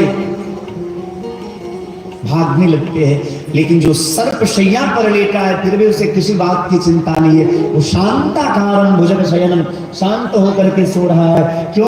क्योंकि लक्ष्मी मैया ऐसा सुंदर चरण दबाती है कि भगवान को किसी बात का भान ही नहीं पड़ जाता। पूरे एकदम आनंद में डूबे हुए ठाकुर जी। कुछ संत आते हैं और भगवान की खूब सुंदर स्तुति करते हैं। शेषासन पौधे नारायण लक्ष्मी चरण दबावे। शारद शेष शंभु श्रुति गुण गण नेत नेत कही गावे। कुछ महात्मा लोग आए, भगवान की खूब सुंदर स्तुति करने लगे। बोले मुनिगण सुमनहु से सुकुमार नाथ श्रुति गाए, करि अनुमोदन लक्ष्मी बोले सत्य वचन मन भाए। महात्मा लोग आए और भगवान की स्तुति करने लगे कि सरकार आप तो कोमल आती कोमल है, आप तो बड़ी कोमल है। लक्ष्मी मैया कहती है करि अनुमोदन लक्ष्मी बोली सत्य वचन मन भाए। लक्ष्मी जी कहती है आपने सत्य कहा, सत्य कहा, साधु का, साधु का। प्रभु की कोमलता को कौन होर करवैया, करि अनुमोदन लक्ष्मी बोली सत्य वचन मन भाए। लक्ष्मी मैया कहती आपने सत्य कहा, लेकिन एक संत कहते पुनि बोले मुनि कोटि कोटि वज्रों से अधिक कठोरा। महात्माओं ने पहले कहा कि सरकार आप कोमल से भी कोमल है, लेकिन कुछ महात्मा कहते हैं पुनि बोले मुनि कोटि कोटि वज्रों से अधिक कठोरा। करोड़ों करोड़ों वज्र से भी अधिक कठोर है। वचन विरोधी सुन लक्ष्मी के उपजय संशय थोड़ा। ये विरोधाभास वाला वचन सुनकर के लक्ष्मी जी को थोड़ा संशय हुआ। कुछ महात्मा कह रहे हैं कि आप बहुत कोमल है, कुछ महात्मा कह रहे हैं कि आप हजारों करोड़ों पत्थर से भी ज्यादा कठोर है। लक्ष्मी मैया कहती हैं कि जो कठोर होगा वो कोमल नहीं होगा, जो कोमल होगा वो कठोर नहीं होगा। वज्रादपि कठोरानि मृदोनि कुसुमादपि लोकोत्तराणि चेतांसि कोनो विज्ञातुमर्हति। भगवती लक्ष्मी कहती है संसार में भी देखा जाता है कि जो पत्थर होता है वो कमल के जैसा कोमल नहीं हो सकता, और जो कमल होता है वो पत्थर के जैसा कठोर नहीं हो सकता। वज्रादपि कठोराणि, तो दोनों एक साथ संभव कैसे हैं? भगवान यदि कोमल है तो फिर कठोर कैसे है, और ठाकुर जी यदि कठोर है तो कोमल कैसे हैं? ठाकुर जी को हंसी आ गई। भगवान ने लीला करी थी। देखो भगवान को जब अवतार लेने की इच्छा होती है तो कोई ना कोई चक्र भी रचना करते हैं। अब भगवान को संसार में आने का मन था। आप कल की कथा में श्रवण करेंगे जब हमारे राम और लक्ष्मण जी आते हैं मिथिला में, और मिथिला की सुंदरता को देख करके राम जी को देखने का मन किया तो मन में विचार करने लगे कि हम तो मर्यादा पुरुषोत्तम राम है, हम कैसे सीधे सीधे गुरु जी से कहें कि हमको मिथिला नगरी का दर्शन करने का मन है। तो अपने यहाँ कहावत है ना, यदि कुछ चाहिए तो बच्चा का बहाना बना लो, चिल्का के लाथे चिलकोर जीवे छे, एन कहावत है कि नहीं। राम जी ने भी वही नीति अपनाई और विश्वामित्र बाबा के चरणों में जाके प्रणाम करके कहा कि लखन हृदय लालसा विशेष जाय जनकपुर आगहु देखे। लखन हृदय लालसा विशेष जाय जनकपुर आगहु देखे। लखन हृदय लालसा विशेष जाय जनकपुर आगहु देखे।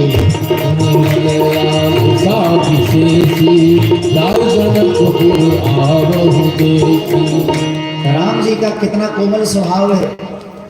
राम जी कहते हैं गुरुजी लक्ष्मण का हाथ पकड़े, और लक्ष्मण का हाथ पकड़ करके आगे करते। देखिए ना, ये कह रहा है कि हम थोड़ा देखना चाहते हैं, मिथिला नगरी का दर्शन करना चाहता है लक्ष्मण। तो कह सकते थे गुरु जी की ठीक है, यदि मिथिला नगरी का दर्शन करने का मन है छोटे राजकुमार को, तो हम जनक जी को कह करके दो चार लोगों को संग कर देते हैं, वो घुमा देंगे। लेकिन भैया गुरु तो गुरु होता है ना। गुरु जी समझ गए कि राम को देखने का मन है, क्योंकि मिथिला वासियों के नयन बहुत दिन से तड़प रहे हैं राम को देखने के लिए, और भक्त के कारण ही तो भगवान आते हैं संसार में। हम मिथिला वासियों के नेत्र को तृप्त करने के लिए ही तो मिथिला में राम जी आए थे। गुरु जी सबके मन की बात जानते हैं, गुरु तो गुरु होता है। गुरु जी ने कहा कि जायते किया बहु नगर सुख निधान दो भाई, करहु सुफल सबके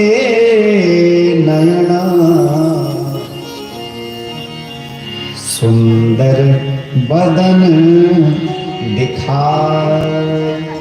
राम मैं तुम्हारी चतुराई समझ चुका।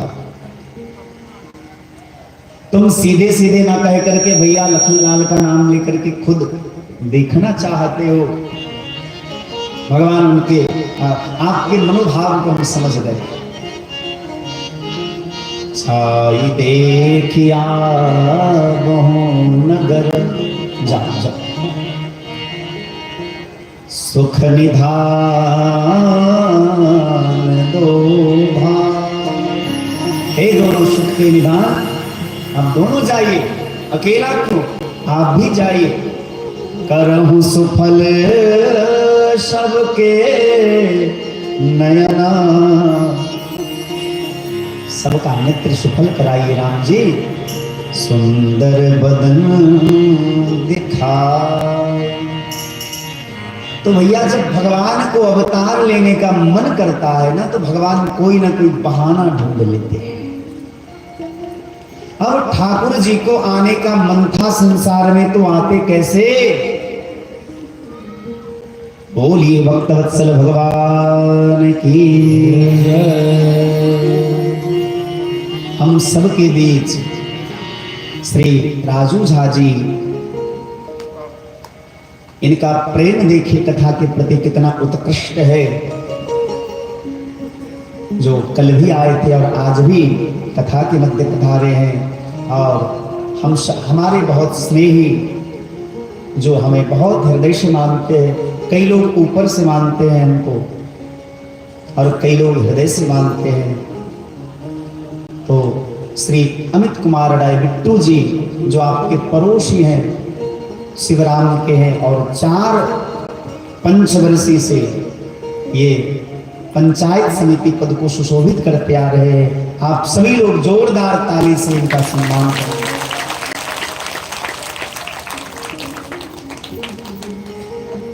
हम निवेदन कर रहे थे, भगवान को जब संसार में आने का मन करता है, तो ठाकुर जी कोई ना कोई कारण ढूंढ लेते हैं। हमारे ठाकुर जी शेष नाग पर क्षीर सागर में शयन कर रहे हैं, लक्ष्मी मैया चरण दबा रही हैं।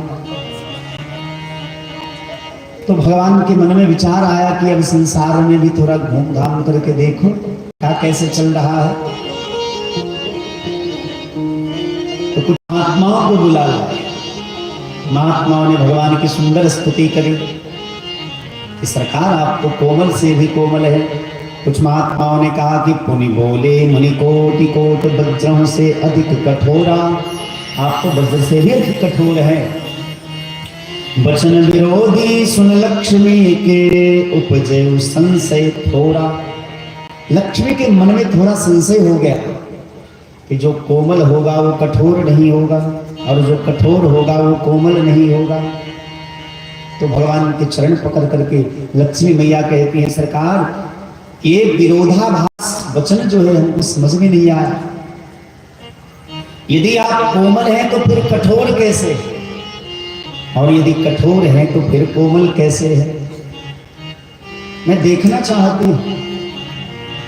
भगवान ने कहा कि हे सुमुखी, आपको देखने का मन किया है, तो क्या आज तक आपकी ऐसी कोई इच्छा है जिसको हमने पूरा ना किया हो?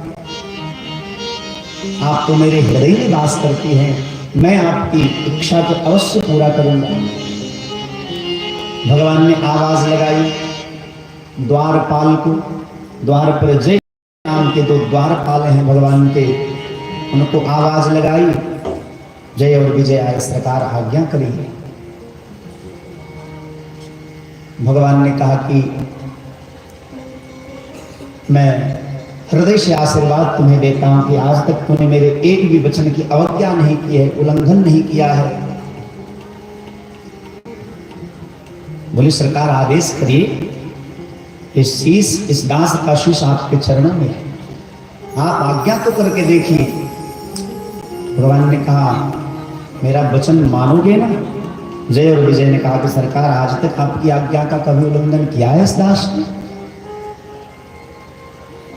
बोले आज तक तो नहीं किए हो, लेकिन आज की परिस्थिति ऐसी है जो कर सकते हो। तो भगवान पहले वचनबद्ध करवा लिए, आदेश करिए। भगवान बोले कि गदा उठाओ। जय और विजय ने गदा उठा लिया। बोले सरकार किसको मारना है?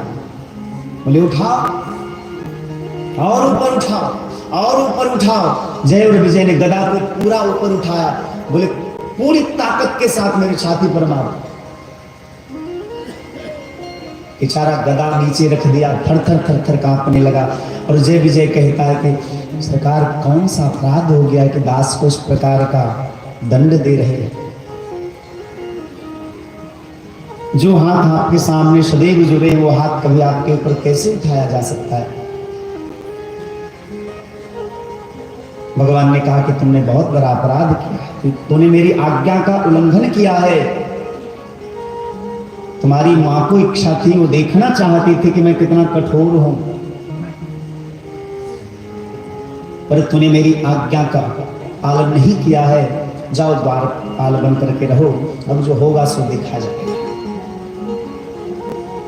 द्वारपाल चले गए द्वार पर। उसी समय ब्रह्मा जी सृष्टि का निर्माण कर रहे थे और अपने मानस पुत्र शनकादि ऋषियों को प्रकट किया। भगवान ने पुनः एक लीला करी। सनकादि ऋषियों को ब्रह्मा जी ने कहा कि आप सृष्टि का विस्तार करिए, हमारा सहयोग करिए। सनकादि ऋषियों ने कहा कि नहीं, आपका सहयोग करता जरूर, लेकिन मेरा मन कोई और खींच रहा है। कैसे उनका मन कोई खींच रहा था? तो भगवान के गले में जो तुलसी की माला थी, वैजयंती माला थी, उस माला से ऐसा दिव्य सुगंध निकला कि क्षीर सागर से, वैकुंठ धाम से सीधे ब्रह्मलोक को गया और शनकादि ऋषियों के नासिका के मध्य से उनके हृदय तक पहुंच गया। और भगवान के गले में जो तुलसी की माला थी, उस तुलसी की माला से दिव्य सुगंध ऐसा निकला कि उनके मन को जबरदस्ती खींच लिया।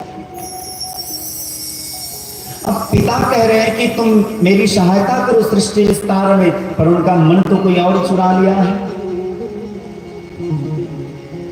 जैसे गोपियों के मन को भगवान श्याम सुंदर ने चुरा लिया था। निशम्म गीतम तदनंग वर्धनम जलस्त्रियः कृष्णग्रहीत मानसाः आजग्मुरन्योन्मलक्षितोद्यमाः शयत्र कांतो जगलोलकुण्डलाः। ऐसे सनकादि ऋषियों के मन को भी भगवान नारायण ने चुरा लिया। न चाहते हुए भी वो आते हैं वैकुंठ के द्वार पर। द्वारपाल ने रोक दिया कि अभी आप नहीं जा सकते। क्यों रोका? उनके मन में ऐसे कुबुद्धि कैसे आ गई? क्योंकि उन्होंने अपने स्वामी की आज्ञा का पालन नहीं किया था। इस दोष के कारण उनके अंदर पाप की प्रवृत्ति हो गई, बुद्धि उनकी बिगड़ गई। क्योंकि सेवक का सबसे बड़ा धर्म है स्वामी की आज्ञा का पालन करना। और इसलिए मानसकार कहते हैं, सब ते सेवक धर्म कठोरा, सिर भर जाऊं चितस मोरा। संसार में कुछ लोग ऐसे होते हैं जिनकी आज्ञा पर विचार नहीं करना चाहते। तुलसी बाबा के शब्दों में, मातो पिता गुरु प्रभु के बानी, मातो पिता गुरु प्रभु के बानी, मातो पिता प्रभु गुरु के बानी, मातु पिता प्रभु गुरु की बानी, बिना ही विचार करिए शोभ जाने, बिना ही विचार करिए शुभ जानी, उचित किया अनुचित किए विचारो, उचित किया अनुचित किए विचारो, उचित किया अनुचित किए विचारो, उचित की अनुचित किए विचारो, धर्म जाई सिर पातक भारो, धर्म जाई सिर पातक भारो, धर्म जाई सिर पातक भारो, धर्म जाई पातक भारू। इस बात को सभी लोग याद रख लीजिए। इस संसार में कुछ लोग ऐसे हैं जिनकी आज्ञा आंख मूंद करके मान लेनी चाहिए। मातु पिता गुरु प्रभु के वाणी, बिनहि विचारी करिए शुभ जान। माता जी का वचन, पिताजी का वचन, गुरु का वचन और स्वामी के वचन, इन सबके वचनों को आंख मूंद करके मान लेना चाहिए।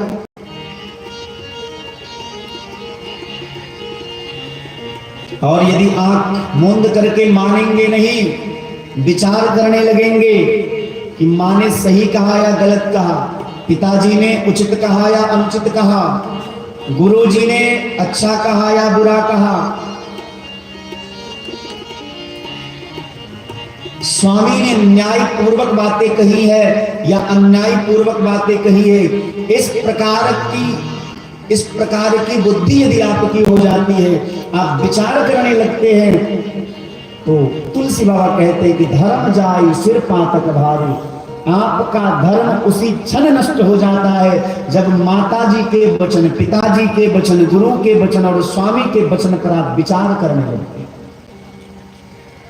इसका अर्थ यह है कि माता पिता गुरु और स्वामी के वचन को आंख मूंद करके, शुभ जान करके कि भला ही होगा, अच्छा ही होगा, ऐसा मान करके कर लेना चाहिए।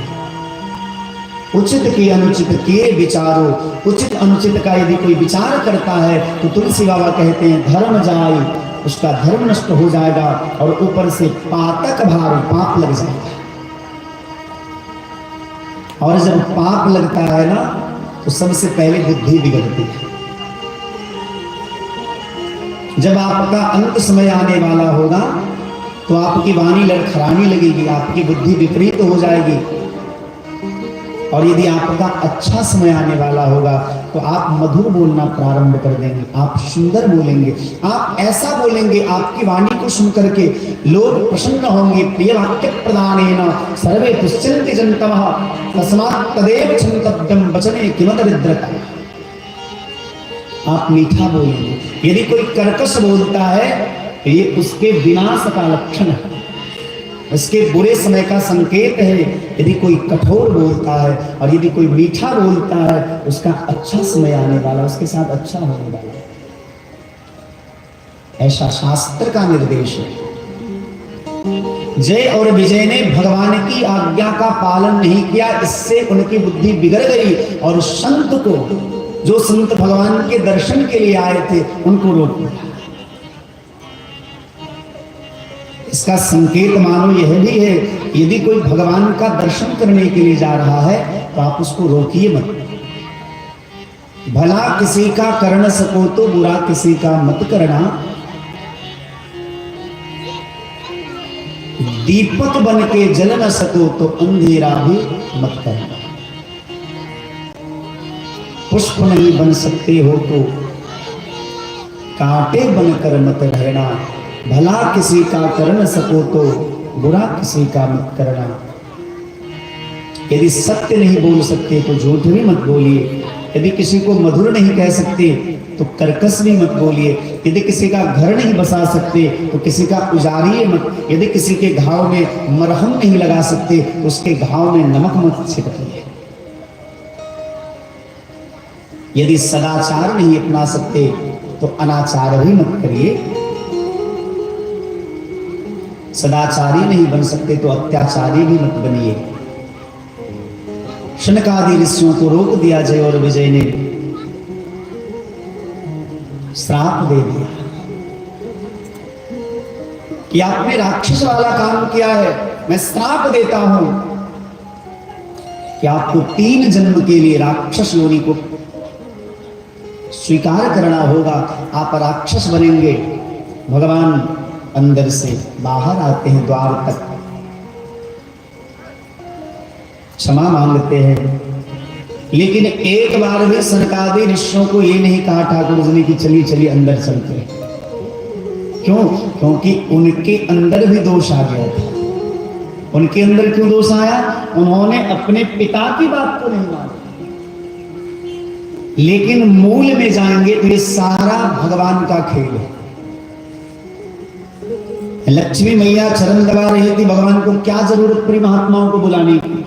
तो भगवान ने एक कारण ढूंढा, और कारण भी ढूंढा तो एक महात्मा से कहलवा दिया कि हम कोमल हैं, और दूसरे महात्मा से भगवान ये कहलवा दिए कि हम कठोर हैं। दूसरा कारण ढूंढ ली। तीसरा कारण यही बात सुनकर के लक्ष्मी मैया के मन में संदेह हो गए। जय और विजय को बुला करके भगवान ने कहा कि गदा का प्रहार करो मेरे छाती के ऊपर। तो ये सब सारा जो हो रहा है सब कुछ भगवान का किया कराया है, इसमें हमारा आपका कुछ भी नहीं। सनकादि ऋषियों को एक बार भी भगवान ने यह नहीं कहा कि आप अंदर चलिए बैठिए। सनकादि ऋषि लेकिन समझ गए, वहां से जाते भजन में लग गए, भगवान का खूब कथा कीर्तन किए, और आज भी भगवान के भजन में ही लगे हैं। हरेर नाम हरेर नाम केवलम, केवल भगवान नाम का अस्त्र लेकर के चारों भैया भगवत चिंतन करते हुए यत्र तत्र घूमते रहते हैं। भगवान के अवतार का प्रथम कारण यह हुआ। वही जय और विजय एक बार हिरण्यकशिपु और हिरण्याक्ष बनते हैं। हिरण्यकशिपु का उद्धार भगवान ने नृसिंह रूप धारण करके किया, और हिरण्याक्ष का उद्धार भगवान ने शुकर रूप धारण करके, वराह रूप धारण करके किया, और वराह रूप धारण करके ही भगवान ने पृथ्वी का भी उद्धार किया, और इसलिए पृथ्वी का एक नाम है वाराही। दुर्गा सप्तशती में एक भगवती का नाम है वाराही। वाराही माने जिसका वराह ने, भगवान नारायण वराह का रूप धारण करके पृथ्वी का उद्धार किए, इसलिए भगवती का एक नाम है वाराही। वही जय और विजय त्रेता युग में रावण और कुंभकर्ण के रूप में जन्म लेते हैं। भगवान ने राम रूप धारण करके दोनों का उद्धार किया। वही जय और विजय द्वापर युग में शिशुपाल और दंतवक्र होकर के जन्म लेते हैं। भगवान ने कृष्ण रूप धारण करके उनका उद्धार किया। भगवान के अवतार का प्रथम कारण तो यह है। दूसरा कारण, जालंधर नाम का एक राक्षस था, उनकी पत्नी वृंदा थी जो बड़ी पतिव्रता थी। संपूर्ण रामचरितमानस में दो ऐसे प्रसंग हैं जो थोड़ा उटपटा सा लगता है। एक, वृंदा के सतित्व को भगवान ने भंग किया।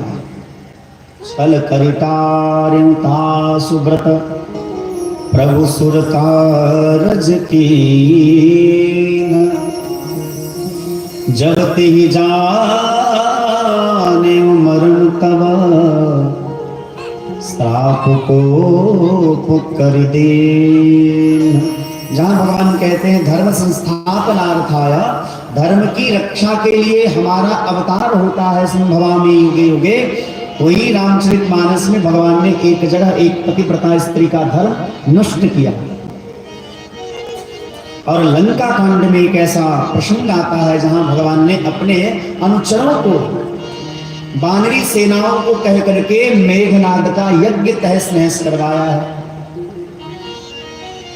इसका अर्थ मानो ये है कि जो यज्ञ संसार के विनाश के लिए किया जाए, किसी से बदला लेने के लिए किया जाए, वो यज्ञ यज्ञ नहीं। और जिस धर्म की आड़ में यदि कोई धर्म की आड़ में पाप कर रहा है तो धर्म धर्म नहीं, वो पाखंड है। जालंधर नाम का जो राक्षस था, उनकी पत्नी वृंदा पतिव्रता थी, और पतिव्रता धर्म में बहुत शक्ति होती है। अपने पत्नी की शक्ति के आड़ में जालंधर नाम का राक्षस बहुत अत्याचार करता था। तो भगवान ने जालंधर का रूप धारण करके उनके पातिव्रत व्रत को भंग किया। छल करिता सुव्रत, उसे ऐसा वरदान मिला था कि जब उनकी पत्नी का व्रत भंग होगा तभी ये मरेगा। तो भगवान जालंधर नाम के जो राक्षस थे उनका रूप धारण करके उनकी पत्नी वृंदा का व्रत भंग किया। छल करिता सुव्रत, प्रभु सुर कारज कीन। भगवान ने देवताओं का काम किया। जब ते जाने मरण तब श्राप कोप कर दिन। जब वृंदा को पता चला कि भगवान नारायण ने मेरे साथ छल किया है तो नारायण को श्राप दे दिया कि आप पत्थर हो जाइए। और संत भगवान कहते हैं वही भगवान नारायण शालिग्राम के रूप में वृंदा के कारण प्रसिद्ध हुए संसार में। और वृंदा को श्राप लगा तो वृंदा तुलसी महारानी के रूप में आई। और आज भी हमारी परंपरा में, हमारे धर्म में ऐसा माना जाता है कि भगवान बिना तुलसी के कुछ भी ग्रहण नहीं करते। तुलसी महारानी की बड़ी सुंदर आरती है। नमो नमो तुलसी महारानी हरि की पटरानी नमो नमो। वो भगवान की प्राण वल्लभा है। लेकिन विचार करिए कि भगवान ने उनके व्रत को भंग क्यों किया। तो इसका निराकरण यह है, नीति शास्त्र में एक प्रसंग आया है, यज्ञेदेकं कुलस्यार्थे ग्रामस्यार्थे कुलम त्यजेत। यदि एक व्यक्ति के त्याग करने से एक कुल का रक्षा होता है, त्यजेदेकं कुलस्यार्थे, एक व्यक्ति के त्याग करने से एक कुल की रक्षा होती है तो उस व्यक्ति का त्याग कर देना चाहिए और उस कुल की रक्षा करनी चाहिए। ग्रामस्यार्थे कुलम त्यजेत। और यदि एक परिवार के त्याग करने से सारे गांव की रक्षा होती है तो उस परिवार का त्याग कर देना चाहिए। ये सिद्धांत है। और यदि एक गांव के त्याग करने से राष्ट्र की रक्षा होती है तो उस गांव का त्याग कर देना चाहिए। और यदि राष्ट्र का त्याग करने से अपने स्वाभिमान आत्मसम्मान की रक्षा होती है तो उस राष्ट्र का भी त्याग कर देना चाहिए। ये नियम है। मान लीजिए किसी के हाथ की अंगुलियों में अथवा एक अंगुली में घाव हो जाए, कैंसर हो जाए, कोई रोग हो जाए, खतरनाक बीमारी हो जाए तो हम एक अंगुली काटते हैं या पूरा हाथ काट के हटा देते हैं? एक अंगुली कटा के हटा लेते हैं। उसी प्रकार यदि एक के धर्म नष्ट होने से संसार के सभी धर्मों की रक्षा होती है, एक स्त्री का पातिव्रत भंग होने से संसार की सभी स्त्रियों का पतिव्रता पातिव्रत सुरक्षित रहता है, तो एक पातिव्रत भंग करना अन्याय नहीं अपितु न्याय है, धर्म है। और भगवान ने धर्म का पालन किया। उसी प्रकार लंका कांड में भी एक प्रसंग आता है। भगवान ने अपने अनुचरों को, सहयोगियों को, वानरी सेनाओं को कह करके मेघनाद के यज्ञ को तहस नहस कर दिया। मानो संकेत यह है कि एक यज्ञ नष्ट होने से संसार के समस्त यज्ञों की रक्षा होती है, तो एक यज्ञ को नष्ट करना आप नहीं है, वो धर्म ही है। इसलिए भगवान वाल्मीकि रामायण में राम के विषय में वर्णन आया है, रामः विग्रहवान धर्मः। राम जो है साक्षात धर्म के विग्रह है। इसलिए राम का एक भी आचरण, एक भी व्यवहार अधर्म पूर्वक नहीं हो सकता। वो साक्षात धर्म के प्रतिमूर्ति हैं। रामो विग्रहवान धर्मः। राम जो है साक्षात धर्म के विग्रह है। इसलिए उनका एक भी आचरण, एक भी व्यवहार, उनकी एक भी लीला शास्त्र विरुद्ध नहीं हो सकती। उन्होंने न्याय ही किया, धर्म ही किया। वही जालंधर नाम के राक्षस रावण बनते हैं और भगवान ने उनका उद्धार किया। ये अवतार का दूसरा कारण है। भगवान के अवतार का तीसरा कारण यह है, एक बार नारद जी ने भगवान को श्राप दिया नारद श्राप दीन एक बार। एक बार नारद जी ने भगवान को श्राप दिया। गिरिजा चकित भई सुनिबानी, नारद विष्णु भगत पुनि ज्ञानी। भगवती पार्वती आश्चर्यचकित हो गई कि नारद जी ने भगवान नारायण को श्राप दिया। नहीं, ऐसा नहीं हो सकता। क्यों? क्योंकि नारद विष्णु भगत पुनि ज्ञानी। नारद जी भगवान विष्णु के भक्त हैं और भक्त कभी भगवान को श्राप नहीं देता। और दूसरी बात, हमारे जैसे अज्ञानी भी नहीं है। नारद विष्णु भगत पुनि ज्ञानी, वो ज्ञानी भक्त है और ज्ञानी भक्त कभी अज्ञानी जैसा कोई आचरण नहीं करेगा। और यदि नारद जी ने श्राप दिया है तो कछु अपराध रमापति किन्हा, भगवान की कोई गलती रही हो। पार्वती मैया के गुरु है नारद बाबा, भगवान से लड़ गई, पति से लड़ गई, लेकिन गुरु का विरोध नहीं सुनी। इसका नाम संकेत यह है कि गुरु का यदि कोई विरोध करे तो काटिए तासु जीभ जो बसाई। जहां गुरु की निंदा हो, जहां भगवान नारायण की निंदा हो, जहां शिव की निंदा हो, जहां संत की निंदा हो, निंदा करने वाला का जी काट लेना चाहिए। आप लोग आज से एक चाकू हाथ में रखिए, ठीक है? एक एक चाकू, और बगल में डखराम है, वहां चाकू बहुत बढ़िया मिलता है। सुनने में आया था परमपुरिया चाकू, ऐसा लोग कहते हैं। तो एक एक चाकू रखिए, ठीक है? और यदि कोई गुरु की निंदा करे, संत की निंदा करे, नारायण की निंदा करे, शिव की निंदा करे, तो जेबी से निकालिएगा चाकू, उसका जी काट लीजिएगा। अंतिम में फंसेंगे आप, नहीं फंसेंगे हम। क्योंकि आपको यदि कोई पकड़ेगा तो आपको यही बोलोगे कि श्रवणदास जी ने बोला था सो हम कर दी। ना भैया, ऐसी गलती मत करना, चाकू वाकू मत रखना। उसका एक और उपाय है।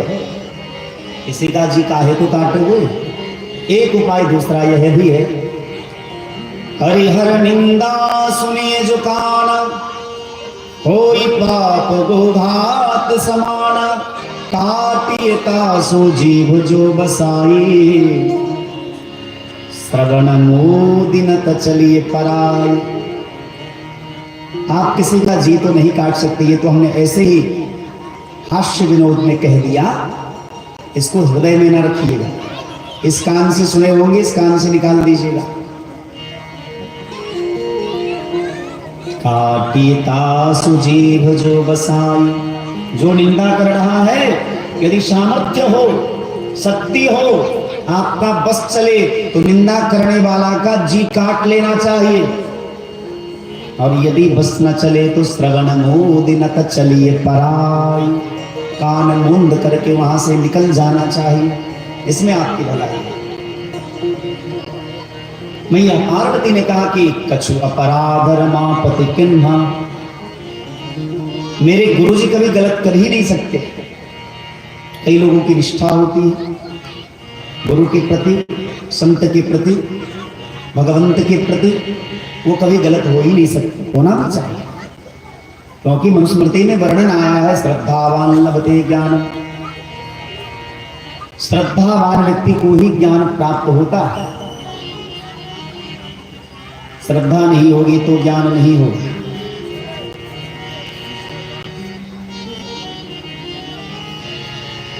गिरिजा मैया कहती है, गिरिजा चकित भई सुनिबानी, नारद विष्णु भगत पुनि ज्ञानी। आहा, भगवान से मुस्कुराने लगे। बोले बिहसी महेश तब ज्ञानी, मूढ़ न कोई। पूरी कथा में भगवान शिव एक बार केवल मुस्कुराए हैं, क्योंकि कथावाचक को मर्यादा में रहना चाहिए। यद्यदा चरत श्रेष्ठ देवतरोजना, सिद्धांत है यह कि बड़े लोग जैसा आचरण करते हैं उनसे जो छोटे होते हैं, उनके अंदर जो काम करने वाले होते हैं उनके जैसा ही आचरण करते हैं। इसलिए जो लोग बड़े हों उनका व्यवहार भी बड़ा जैसा होना चाहिए, उनकी वाणी भी वैसी ही होनी चाहिए, उनका व्यवहार भी वैसा ही होना चाहिए, उनका आचरण भी वैसा ही होना चाहिए। गीता में लिखा यद्यदा चरति श्रेष्ठ तद्देवतरो जनाः, और शास्त्र का यह भी तो सिद्धांत है महाजनो येन गतः स पंथा, महापुरुष लोग जिस मार्ग का अनुसरण करते हैं हम संसारी लोग उसी मार्ग का अनुसरण करते हैं, उनके पीछे पीछे चलते हैं। भगवान शिव को थोड़ी हंसी आ गई, इस भाव से शायद हंसे होंगे कि देखो देखो गुरु का पक्ष ले रहे हैं। इनके गुरु हैं नारद जी, तो नारद जी के विरोध में एक शब्द भी सुनना पसंद नहीं करती हैं पार्वती जी। बोले भी हंसी महेश तब ज्ञानी मूढ़ को, हे भवानी इस संसार में न कोई ज्ञानी है न कोई मूर्ख है, जेहि जस रघुपति करहि जवाब सो तस तेहि क्षण हो। भगवान जब जिसको जैसा बनाना चाहते हैं, जब भगवान चाहते हैं कि किसी को ऊपर बिठा दूं तो ठाकुर जी किसी न किसी ऐसा संयोग बना देते हैं कि भगवान नीचे वाले को ऊपर बिठा देते हैं। और जब ऊपर वाले को ये अभिमान हो जाए कि अरे हम तो इससे श्रेष्ठ हैं, तो भगवान कहते अच्छा बेटा तुमको अभिमान आ गया, फिर भगवान ऊपर से नीचे पटक देते हैं जा। इसीलिए कभी अभिमान नहीं करना चाहिए। अभिमान यदि जीवन में हो तो एक बात का अभिमान होना चाहिए। किस बात? अस अभिमान जाई जनि भोरे में सेवक रघुपति पति मोरे। सुतीक्षण जी महाराज ने भगवान श्री राम जी से कहा सरकार हमको आशीर्वाद दीजिए। ठाकुर जी ने पूछा क्या आशीर्वाद चाहिए आपको? सुतीक्षण जी महाराज कहते हैं अस अभिमान जाई जनि भोरे। हम कुछ नहीं जानते आगे पीछे, अच्छा बुरा कुछ भी नहीं जानते, भला अभला कुछ भी नहीं जानते, हम तो बस इतना जानते कि हमको अभिमान दीजिए। भगवान ने कहा कि अभिमान से तो भगवान दूर हो जाते। बोले पता है सरकार के अभिमान से आप दूर हो जाओगे, लेकिन अभिमान संसार के पदार्थ पर तो नहीं, संसार के पद का अभिमान नहीं। अभिमान तो हमें इस बात का हो कि मैं सेवक रघुपति पति मोरे, मैं आपका दास हूं और आप हमारे मालिक हैं, इस बात का अभिमान। एक संत कहते हैं हम राम जी के राम जी हमारे हैं, हम राम जी के राम जी हमारे हैं, हम राम जी के राम जी हमारे हैं, हम राम जी के राम जी हमारे हैं, हम राम जी के राम जी हमारे हैं, हम राम जी के राम जी हमारे हैं, हम राम जी के राम जी हमारे हैं, हम राम जी के राम जी हमारे हैं, हम राम जी के राम जी हमारे, हम राम जी के राम जी हमारे हैं, हम राम जी के राम जी हमारे हैं, हम राम जी के राम जी हमारे हैं। वो हमारे हैं वो तुम्हारे हैं, वो हमारे हैं वो तुम्हारे हैं, वो हमारे हैं वो तुम्हारे हैं, वो हमारे हैं वो तुम्हारे हैं। किसी का मुंह बंद नहीं रहना चाहिए, सभी लोग गाइएगा और मीठी मीठी ताली की सेवा करते हुए एक सुर।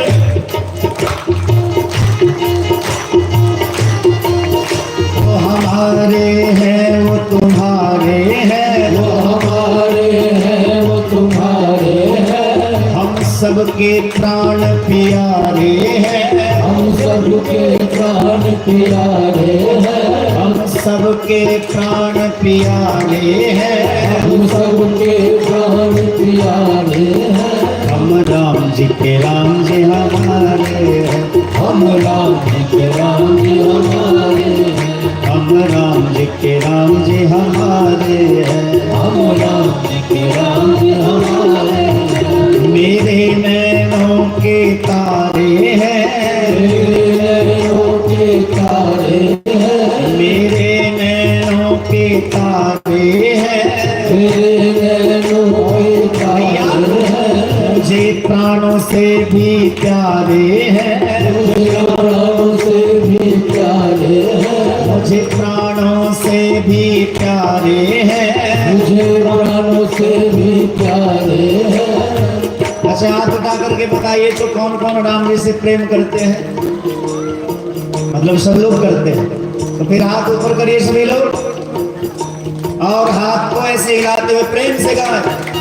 मुझे प्राणों से भी प्यारे हैं, मुझे प्राणों से भी प्यारे हैं। मेरे नैनों के तारे हैं, मेरे नैनों के तारे हैं। राम जी के राम जी हमारे हैं, हम राम जी के राम जी हमारे हैं।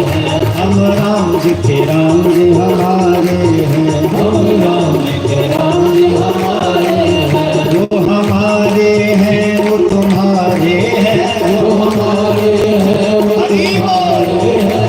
हमारे हैं वो तुम्हारे हैं, जो हमारे हैं वो तुम्हारे हैं। हम सबके प्राण प्यारे हैं, हम सबके प्राण प्यारे हैं। मेरे नैनों के तारे हैं, मेरे नैनों के तारे हैं।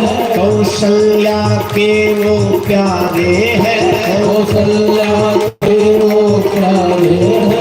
दशरथ के राज दुलारे हैं, दशरथ के राज प्यारे हैं। हम राम जी के राम जी हमारे हैं, हम राम जी के राम जी हमारे हैं। हम राम जी के राम जी हमारे हैं, राम जी के राम जी हमारे हैं। हम राम जी के राम जी हमारे हैं। हम राम जी के राम जी हमारे हैं। बोलिए भक्तवत्सल भगवान की। एक प्रसंग हमें याद आया।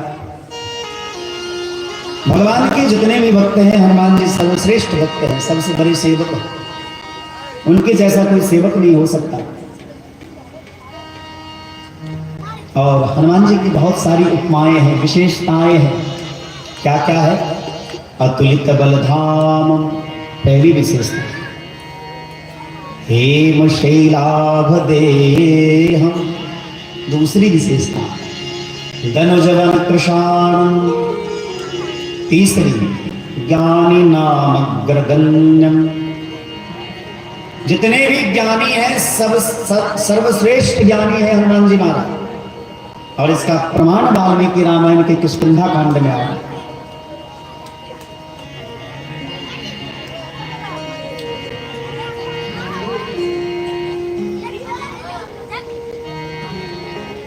जब राम जी और लखनलाल जी सीता का अन्वेषण करते हुए आगे बढ़ते हैं, ऋष्यमुख पर्वत के निकट गए। सुग्रीव जो अपने भाई बाली के डर से ऋष्यमुख पर्वत पर रहता था, उसने देखा कि दो बलवान पुरुष आ रहे हैं, तो हनुमान जी को कहा कि आप बड़े कुशल हैं, चतुर हैं, बात करने में निपुण हैं। कई लोग होते हैं ना जिनको बात करने की कला होती है, और ये कला भगवान सबको नहीं देते। कई ऐसे लोग होते हैं जो कठोर से कठोर हृदय वाला व्यक्ति का भी हृदय पिघला देते अपनी बातों से। तो हनुमान जी बड़े कुशल प्रवक्ता है। क्यों? कुशल प्रवक्ता वही हो सकता है जो कुशल श्रोता हो पहले। यत्र यत्र रघुनाथ कीर्तनम तत्र तत्र कृतमस्तकांजलि। जहां जहां भगवान की कथा होती है, हनुमान जी पहले पहुंच जाते हैं। और उतना ही नहीं, रामचरित सुनिवे को रसिया। हनुमान जी संसार के सबसे अच्छे श्रोता। रामचरित सुनिवे को रसिया। ऐसा नहीं कि आज आए कल नहीं आएंगे, आज 6 बजे आएंगे कल 8 बजे आएंगे, ऐसे श्रोता नहीं है। आप लोग अपनी प्रणाम लीजिए, आप तो व्यस्त हैं, हम आप लोगों की बात कर रहे हैं। लेकिन हनुमान जी ऐसे श्रोता है कि पहले जाकर के बैठ जाते हैं। यत्र यत्र जैसे पता चलता है, बैनर बनता है ना, हनुमान जी को पता चल जाता है कि वहां कथा होने वाली है, वहां कथा होने वाली, वहां कीर्तन होने वाला है। तो भगवान हनुमान जी उतने रूप में विभक्त होकर के वहां पहुंच जाते हैं। यत्र यत्र रघुनाथ कीर्तनम तत्र तत्र कृतमस्तकांजलि, और जाकर के सिर झुका के प्रणाम करके बैठ जाते हैं। किसी न किसी रूप में हनुमान जी विराजमान अवश्य रहते हैं।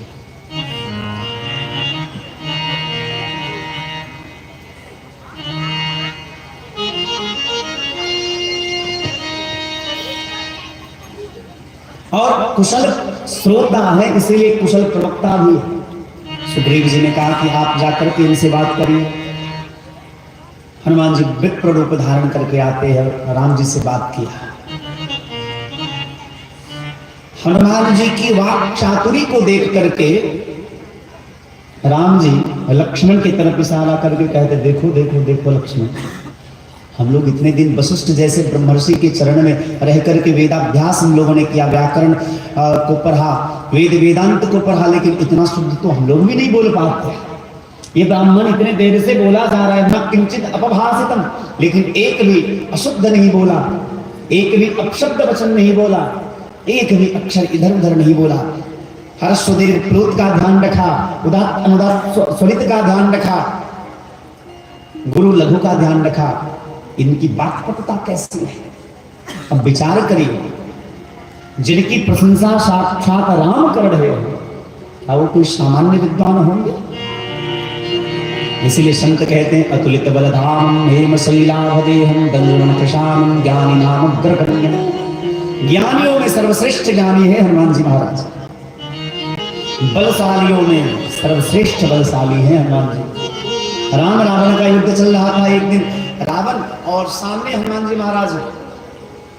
हनुमान जी की करतूत को सुनकर के रावण ने कहा कि देखो, हमने तुम्हारे बारे में बड़ी प्रशंसा सुनी है, तो एक बार दो हाथ हो जाए। धनुष्मान की लड़ाई नहीं, मल युद्ध, छाती से छाती रगड़ेंगे, हाथ से हाथ रगड़ेंगे, पैर से पैर रगड़ेंगे, और देखते कौन किसको पटकता है। हनुमान जी ने कहा कि देखो भैया, तुम ब्राह्मण हो, हम तुम्हारा सम्मान करते हैं,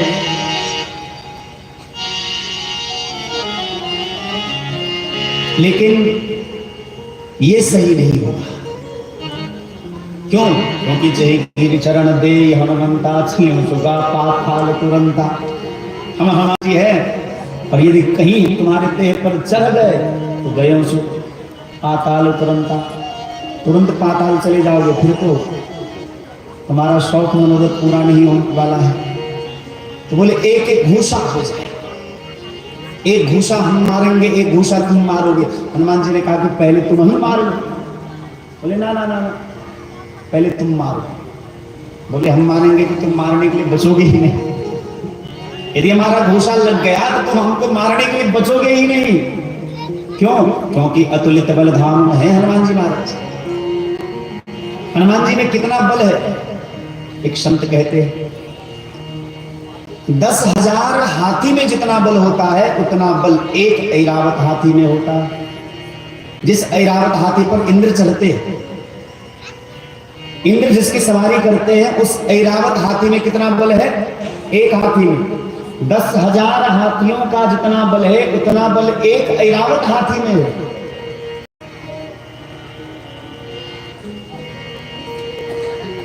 और जितना 10,000 ऐरावत हाथियों का बल है उतना बल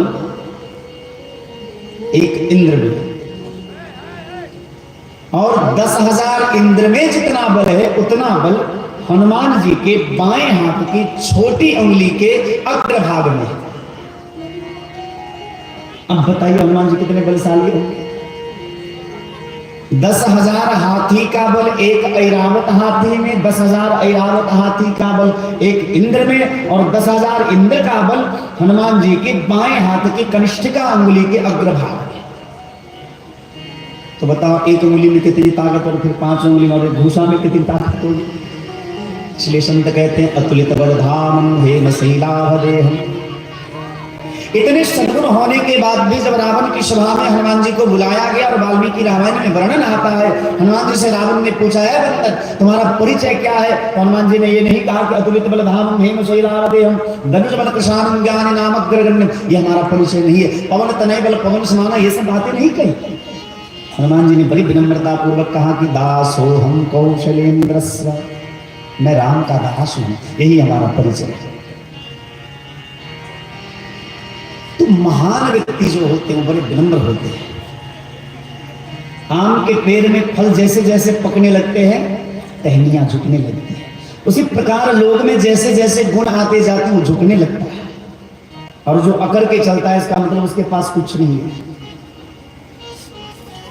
फपलंडुस है, किसी काम का नहीं है। और जिसमें रहेगा वो विनम्र रहेगा, वो झुका रहेगा, जैसे हनुमान जी महाराज झुके रहते हैं।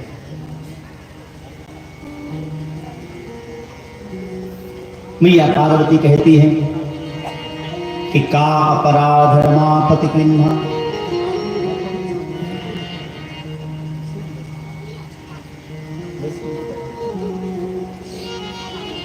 का अपराध रमापति किन्हा। रमापति नारायण ने क्या अपराध किया जो नारद जी जैसे ज्ञानी विष्णु भक्त को श्राप देना पड़ा उनको। बोले बिहसि महेश तब ज्ञानी मोढ़न को, जय जस रघुपति करहि जब सो कसते छन हो। भगवान शिव मुस्कुराने लगे और कहते इस संसार में न तो कोई ज्ञानी है न कोई मूर्ख है। भगवान जब जिसको जैसा बनाना चाहते हैं, ठाकुर जी की इच्छा होती है कि अमुक आदमी ज्ञानी हो जाए तो वो ज्ञानी हो जाता है। भगवान की इच्छा होती है मूर्ख हो जाए तो पढ़ा लिखा होने के बाद वो ऐसा बोल देगा कि मूर्ख जैसा। लोग कहेंगे अरे आपसे उम्मीद नहीं थी, आप तो ज्ञानी होकर के मूर्ख जैसी बात करते हैं। क्योंकि भगवान की इच्छा थी, उसको भगवान आ गया होगा, सो भगवान ने उसे दिलवा दिया, मूर्ख जैसी बातें कर दी। एक बार की बात है, नारद जी को भजन करने का मन किया। हिमगिरि गुहा एक अति पावनी बह समीप सुरसरी सुहावनी। नारद जी एक बार हिमालय की तलहटी में गए, शांत वातावरण था, सुंदर जल बह रहा था, सुंदर हवाएं चल रही थी, वातावरण शुद्ध था, पवित्र था। मन लग गया भगवान के भजन में, और ऐसा भजन में मन लगा कि इंद्र का सिंहासन डोलने लगा। उसको लगा, उस ससुरा को लगा कि हमारे सिंहासन प्राप्त करने के लिए नारद जैसे अकिंचन संत जो है तपस्या कर रहे हैं। तुलसी बाबा ने इंद्र को कुत्ता कहा, सूखहार ले भाग सठ स्वान निरख मृगराज, छीन ले जिन जान जर, तिमि सुरपति न लाज। जैसे सूखे हड्डी को कुत्ता लेकर के भागता, सूखी हड्डी को चबाते चबाते चबाते उसके जबड़े से खून बहने लगता है। उस खून को पी करके उसे लगता है कि इस हड्डी से खून बह रहा है, जबकि खून तो उसके जबड़े का है। उसी प्रकार इंद्र जो है, सूखहार ले भाग सठ स्वान निरख मृगराज, छीन ले जिम जान जर। मानो इंद्र को लग रहा है कि नारद जैसे संत हमारे पद के लिए, इंद्र के पद के लिए तपस्या कर रहे हैं। तुलसी बाबा ने कहा कि तिमि सुरपति ही न लाज। उसी प्रकार उनको लाज नहीं आता। सुरपति माने इंद्र को। इंद्र ने कामदेव को बुलाया और कहा कि जाओ, याद रखिएगा भजन में सबसे बड़ा बाधक काम ही होता है। भजन में सबसे बड़ा बाधक काम ही होता है। लेकिन और दूसरी बात, काम से पीछा भी नहीं छुड़ाया जा सकता। हमने एक दिन निवेदन भी किया था एक बहुत बड़े साधक संत हुए, वो बोलते कम थे। भगवान ने 2 कान दिए, एक मुंह दिया, मतलब ज्यादा सुनो और कम बोलो। अब आप लोग ये नियम हम पे लागू ना करिएगा कि आप सुनिए। अब आप लोगों ने कृपा करके हम मुझ बालक को तो यहाँ बोलने के लिए ही बिठाया है, लेकिन नियम है कि आप ज्यादा सुने और कम बोले, लेकिन जो बोले सत्य बोले, मधुर बोले। एक संत थे, बड़े साधक थे, पहुंचे हुए सिद्ध संत थे, बहुत कम बोलते थे। उनके पास कोई जाता था तो बस इशारे इशारे में बात करते थे। आपको भी कहूंगा, कई लोग आजकल प्रश्न करते हैं कि क्रोध बहुत आता है, छोटी छोटी बातों पर लोग चिढ़ जाते हैं। तो शास्त्र में वर्णन है कि मौनम सर्वेष्ठ साधनम, मौन व्रत धारण करे, इससे बड़ा कोई साधन नहीं। चुप रहना सीख लीजिए।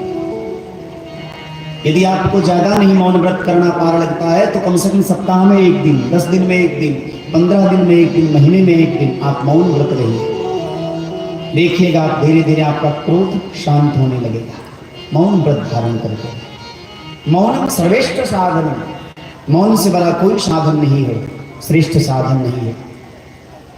महात्मा कम बोलते थे। एक दिन एक पुरुष साधक आया, भगवान का बड़ा प्यारा भक्त था, लेकिन काम से परेशान रहता था। महात्मा से पूछा कि बाबा भगवान का भजन करते हैं, लेकिन जैसे राम राम जपते हैं, भजन करते हैं, तो उस समय मन में कामनाएं आने लगती है, काम सताने लगता है। महात्मा ने हाथ उठाया और ऐसे माला दिखाया कि नाम लो, नाम की कृपा होगी तो काम भी शांत हो जाएगा। ऐसे काम से पीछा छुड़ाने के लिए प्रयास करोगे तो काम से पीछा छुड़ाने के लिए कितने खुद से पीछा छुड़ा लिए, लेकिन काम से पीछा नहीं छुड़ा पाए। काम से कोई पीछा नहीं छुड़ा सकता। ये भगवान की प्रकृति है, भगवान का बनाया हुआ है। जो सिद्धांत ठाकुर जी का है उसको हम इग्नोर कैसे कर सकते हैं। हाँ, उनकी कृपा हो जाए, नाम जो की कृपा हो जाए, नाम जपते रहे। महात्मा ने हाथ ऐसे उठाया, माला दिखाया, नाम जपो, नाम की कृपा होगी, काम शांत हो जाए। खत्म नहीं होगा, बीज कभी नष्ट नहीं होता।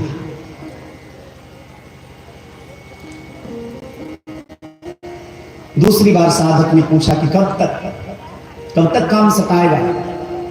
संत कहते हैं बगल में आटा रखा हुआ था, एक मुट्ठी आटा उठाया और बोले, ये माने इशारे में कहा कि जब तक आटा खाते रहोगे, जब तक रोटी खाते रहोगे, अन्न खाते रहोगे, तब तक काम सताएगा। जब तक अन्न का सहारा लेते रहोगे तब तक काम सताएगा।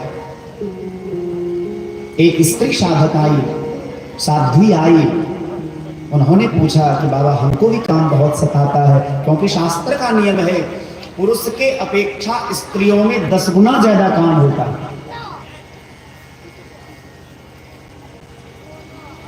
स्त्री साध्वी आई और उन्होंने महात्मा से पूछा कि बाबा काम बहुत परेशान करता है।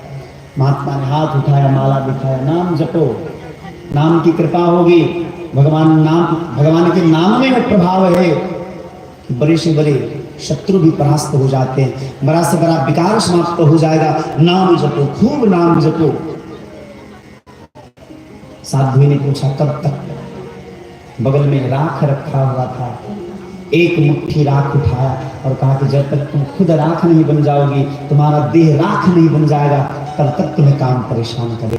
मतलब स्त्रियां जब तक जीती रहती है तब तक उनके अंदर काम रहता है, और पुरुष जब तक अन्न का सहारा लेते रहते हैं तब तक काम रहता है। कहने का भाव यह है कि काम से पीछा छुड़ाने का प्रयत्न मत करिए, नाम का सहारा लीजिए। नाम महाराज की कृपा होगी। राम एक तापस पिय तारे, नाम कोटि खल कुमति सुधारे। संत का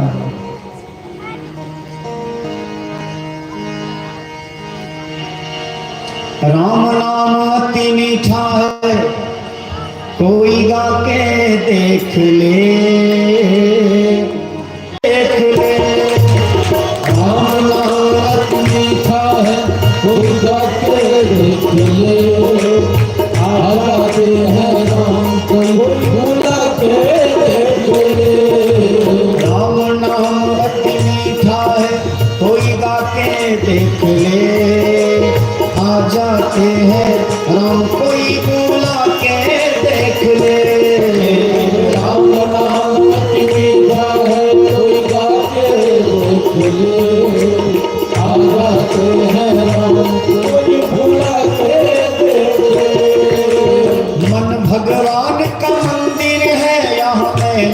आने देना। भगवान का मंदिर है यहाँ मैल न आने देना। मन भगवान का मंदिर है यहाँ मैल न आने देना। मन भगवान का मंदिर है यहाँ मैल न आने देना। हीरा जन्म अमोल मिला इसे व्यर्थ गवा नहीं देना। हीरा जन्म अमोल मिला इसे व्यर्थ गवा नहीं देना।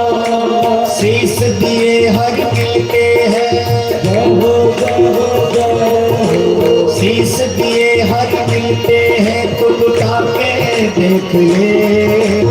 आ जाते हैं राम कोई बोला के देख ले। राम नाम लक्ष्मी साई कोई बातें देख ले। आ जाते हैं राम कोई बोला के देख ले। आधे नाम पे आ जाते हैं, हो कोई बुलाने वाला। आधे नाम पे आ जाते हैं वो कोई बुलाने वाला। आधे नाम पे आ जाते हैं, कोई बुलाने वाला। आधे नाम पे आ जाते हैं कोई बुलाने वाला। बिक जाते हैं राम कोई हो मोल चुकाने वाला। बिक जाते हैं राम कोई हो रोल चुकाने वाला। बिक जाते हैं राम कोई हो मोल चुकाने वाला। बिक जाते हैं राम कोई हो रोल चुकाने वाला। शीश दिए हर मिलते हैं, जय हो जय हो जय हो। शीश दिए हर मिलते हैं, तू लुटा के देख ले। शीश इसलिए हर मिलते सभी लोग गाइए। आ जाते हैं राम कोई बोला के देख ले। राम नाम अति मीठा है कोई गाते देख ले। आ जाते हैं राम कोई बुलाते देख ले। गिद्ध अजामिल कनिका में ऐसी करी कमाई। गिद्ध अजामिल गजगन गाने ऐसी करी कमाई। गिद्ध अजामिल गजगनिका में ऐसी करी कमाई। गिद्ध अजामिल गजगन गाने ऐसी करी कमाई। नीच कर्म को करने वाला कर गया सदन कसाई। नीच कर्म को करने वाला कर गया सदन कसाई। नीच कर्म को करने वाला कर गया सदन कसाई। नीच कर्म को करने वाला कर गया सदन कसाई। पत्थर से हरि प्रगटे हैं, जय हो जय हो जय हो। पत्थर से हरि प्रगटे हैं, प्रगटा के देख ले। पत्थर से हरि प्रगटे हैं प्रगटा के देख ले। आ जाते हैं राम कोई बोला के देख ले। राम नाम अति मीठा है कोई गाते देख ले। आ जाते हैं राम कोई बुलाते देख ले। जिस मन में अभिमान भरा भगवान कहाँ से आएंगे। जिस मन में अभिमान भरा भगवान कहाँ से आएंगे। जिस मन में अभिमान भरा भगवान कहाँ से आएंगे। जिस मन में अभिमान भरा भगवान कहाँ से आएंगे। घर में हो अंधकार भरा मेहमान कहाँ से आएंगे। घर में हो अंधकार भरा मेहमान कहाँ से आएंगे। भैया यदि कोई मेहमान भी आता है ना, तो देख लेता है घर का लाइट जल रहा है या नहीं जल रहा। यदि लाइट नहीं जल रहा है तो समझता है कि घर में शायद कोई नहीं है, लौट जाता है।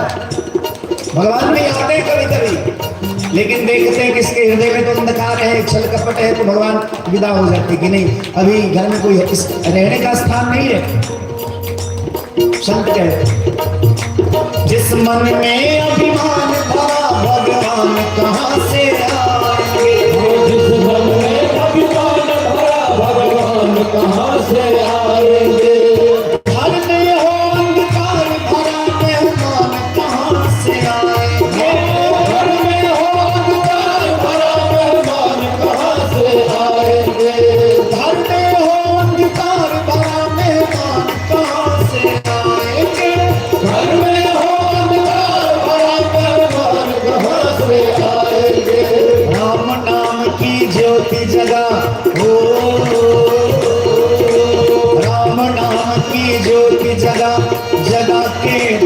ले, राम नाम की ज्योति जगा जगा के देख ले, आ जाते हैं राम कोई बोला के देख ले, राम नाम अति मीठा है कोई गा के देख ले, आ जाते हैं राम कोई बुला के देख ले, राम नाम अति मीठा है कोई गा के देख ले, आ जाते हैं राम कोई बोला के देख ले, राम नाम अति मीठा है कोई गा के देख ले, सभी लोग झूलते हुए प्रेम आ से जाते हैं राम कोई बुला के देख ले, हरि बोल हरि बोल हरि हरि हरि बोल, हरि बोल हरि बोल हरि हरि हरि बोल, हरि बोल हरि बोल हरि हरि हरि बोल, हरि बोल हरि बोल हरि हरि हरि बोल, हरि बोल हरि बोल हरि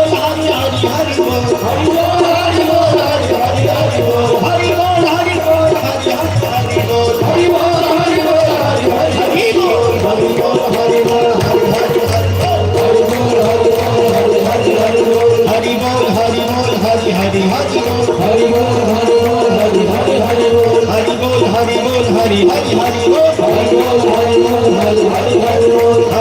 बोल हरि हरि हरि बोल, हरि बोल हरि बोल हरि हरि हरि बोल, हरि बोल हरि बोल हरि हरि हरि बोल, हरि बोल हरि बोल हरि हरि हरि बोल, हरि बोल हरि बोल हरि हरि हरि बोल, हरि बोल हरि बोल हरि हरि हरि बोल, हरि बोल हरि बोल हरि हरि हरि बोल, बोलिए भक्तवत्सल भगवान की। अब भगवान के जन्म का समय नजदीक आ गया है। कामदेव को बुला करके इंद्र ने कहा कि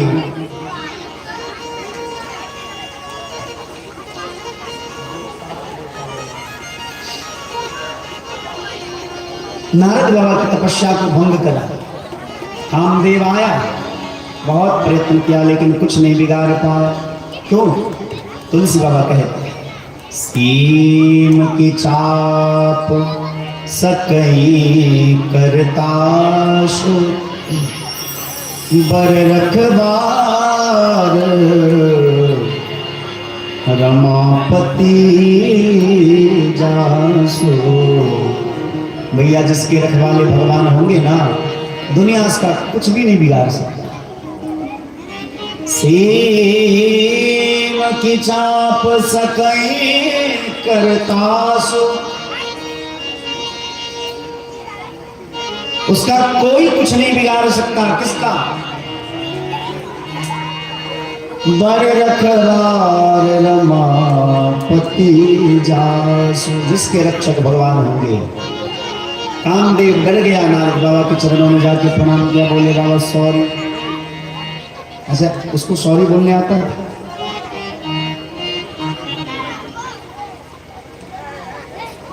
नारद बाबा ने कोई बात कहा, कोई बात नहीं, कोई बात नहीं।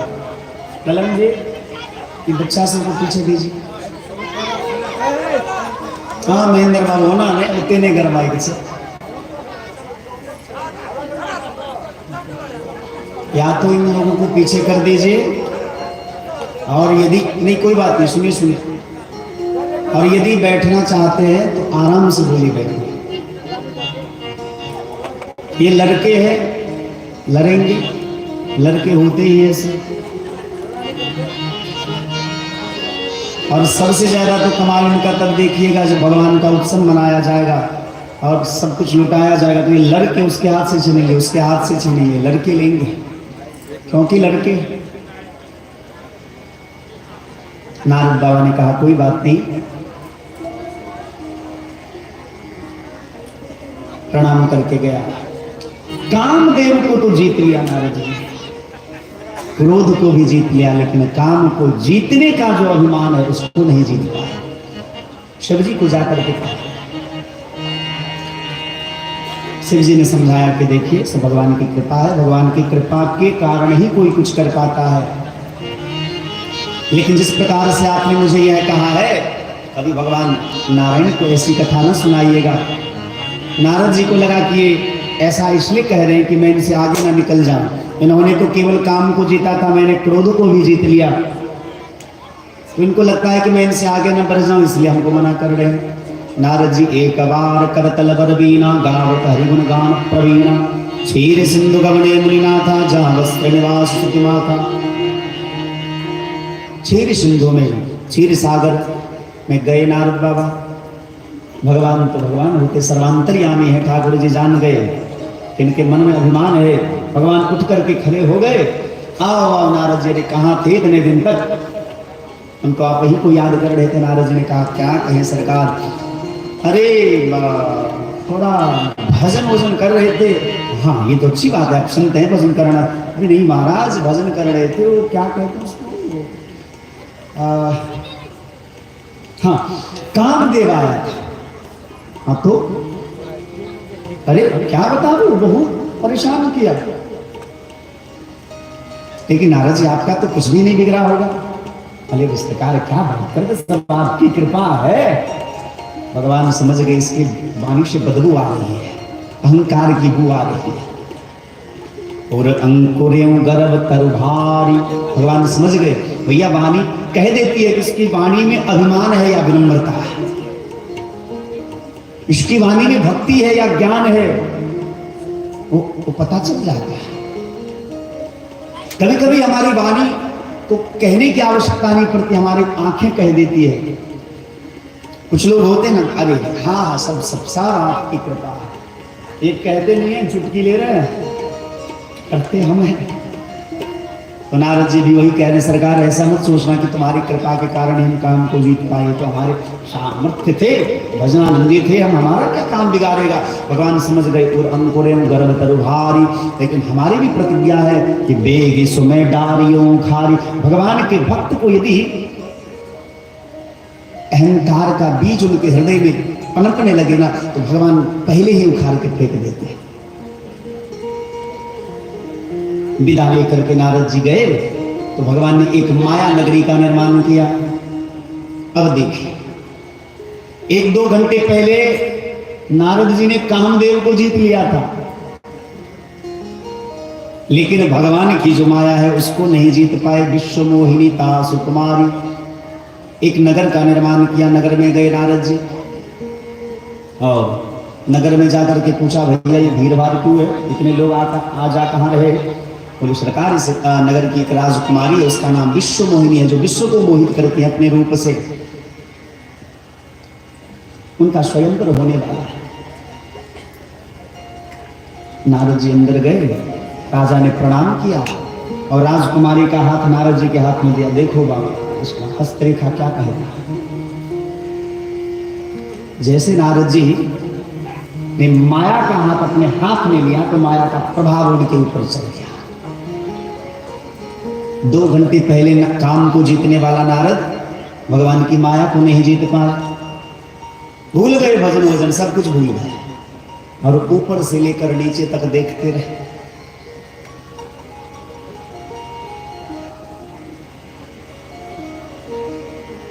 इसलिए संत कहते हैं, ये माया तेरी बहुत कठिन है राम, ये माया तेरी बहुत कठिन है राम, ये माया तेरी बहुत कठिन है, बहुत कठिन है राम राम, बहुत कठिन है राम, ये माया तेरी बहुत कठिन है राम। सभी लोग तेरी बहुत कठिन है राम। भगवान की माया कितनी प्रबल है, संत कहते हैं रक्त मांस हड्डी के ढेर पर मढ़ा हुआ है चांद, रक्त मांस हड्डी के ढेर पर मढ़ा हुआ है चांद, रक्त मांस हड्डी के ढेर पर मढ़ा हुआ है चांद, रक्त मांस हड्डी के ढेर पर मढ़ा हुआ है चांद। देख उसी उसी की सुंदर काया, देख उसी की सुंदर काया, देख उसी की सुंदर काया, देख उसी की सुंदर काया, होती है नींद हराम, ये माया तेरी बहुत कठिन है, ये माया तेरी बहुत, सभी लोग आएंगे, ये माया तेरी बहुत कठिन है,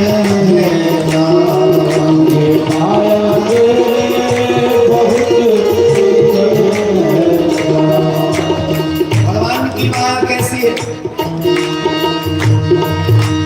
मृत्यु देखता है औरों की रोज सवेरे शाम, मृत्यु देखता है औरों की रोज सवेरे शाम, मृत्यु देखता है औरों की रोज सवेरे शाम, मृत्यु देखता है औरों की रोज सवेरे शाम, देखते हैं कि सब मर रहे हैं और मरते समय कोई कुछ साथ में लेके नहीं जाता, लेकिन फिर भी हाँ भवन बनाता ऐसे जैसे, भवन बनाता ऐसे जैसे, भवन बनाता ऐसे जैसे, भवन बनाता ऐसे जैसे, हरदम यहाँ काम, ये माया तेरी बहुत कठिन है, ये माया तेरी बहुत ये माया तेरी बहुत कठिन है, माया तेरी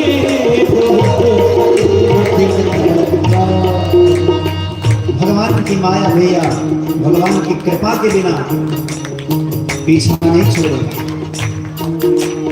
करता नित्य विरोध क्रोध का कहता बुरा परिणाम,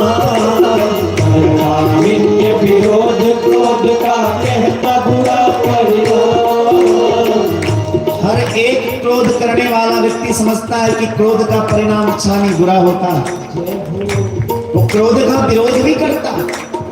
करता नित्य विरोध क्रोध का कहता बुरा परिणाम, करता नित्य विरोध क्रोध का कहता बुरा परिणाम, लेकिन क्रोध का विरोध करने वाला जब स्वयं क्रोधित होता है तो क्या होता है?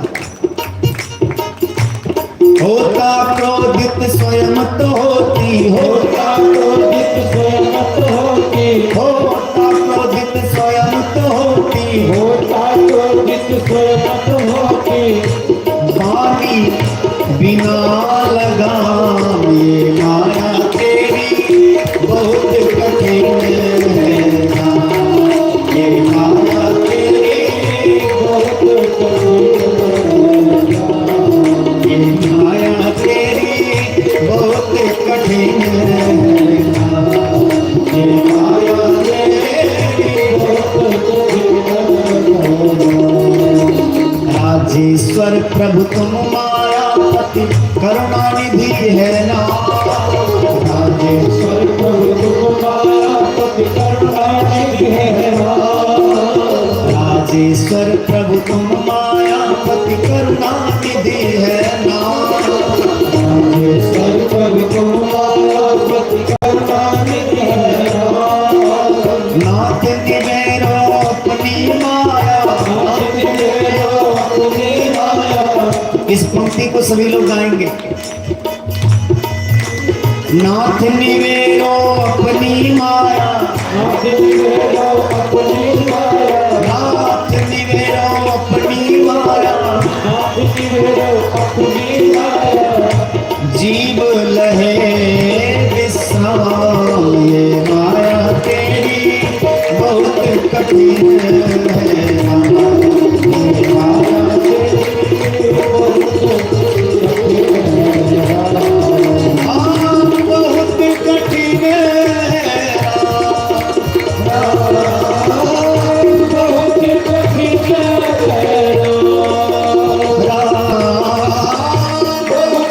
कठिन है राम, ये माया तेरी बहुत कठिन है राम, ये माया तेरी बहुत कठिन है, ये माया तेरी बहुत कठिन है राम, ये माया तेरी बहुत कठिन है। भगवान की माया, नाथ निवेरो अपनी माया तब यह जीव लहे विश्राम, ये माया तेरी बहुत कठिन है राम। बड़ी बार लगी रहे निहार,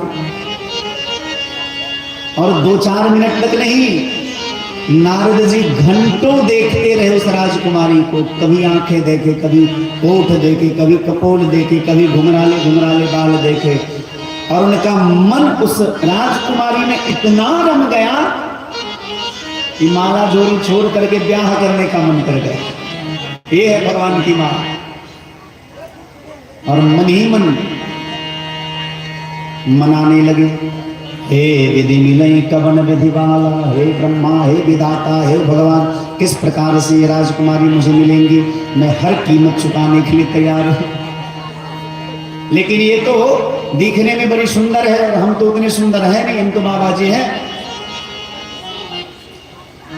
इसका ब्याह, इसके साथ यदि ब्याह करना है तो थोड़ा हैंडसम होना पड़ेगा। ये बाबा जी बनने से काम नहीं चलेगा। तो दुनिया में सबसे ज्यादा हैंडसम कौन है भैया, बताओ? रोहित जी कौन है सबसे सुंदर? ऐश्वर्या राय का नाम ले लीजिएगा। दुनिया का एक भी व्यक्ति उतना सुंदर नहीं जिसमें कोई दोष ना हो। कोई भी व्यक्ति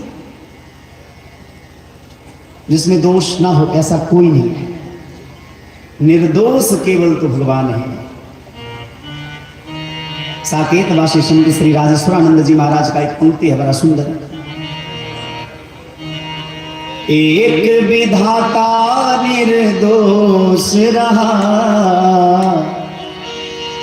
एक विधाता निर्दोष रहा,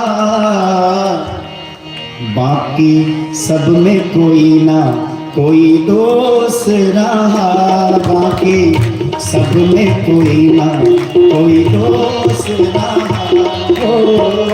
एक विधाता निर्दोष रहा, एक विधाता निर्दोष रहा, बाकी सब में कोई ना कोई दोष रहा, बाकी सब में कोई ना कोई दोष रहा।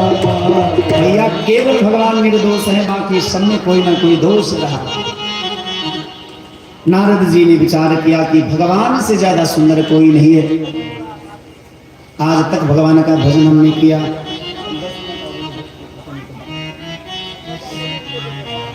आज तक भगवान से कभी कुछ मांगा नहीं, आज पहली बार मांगने जा रहा हूं।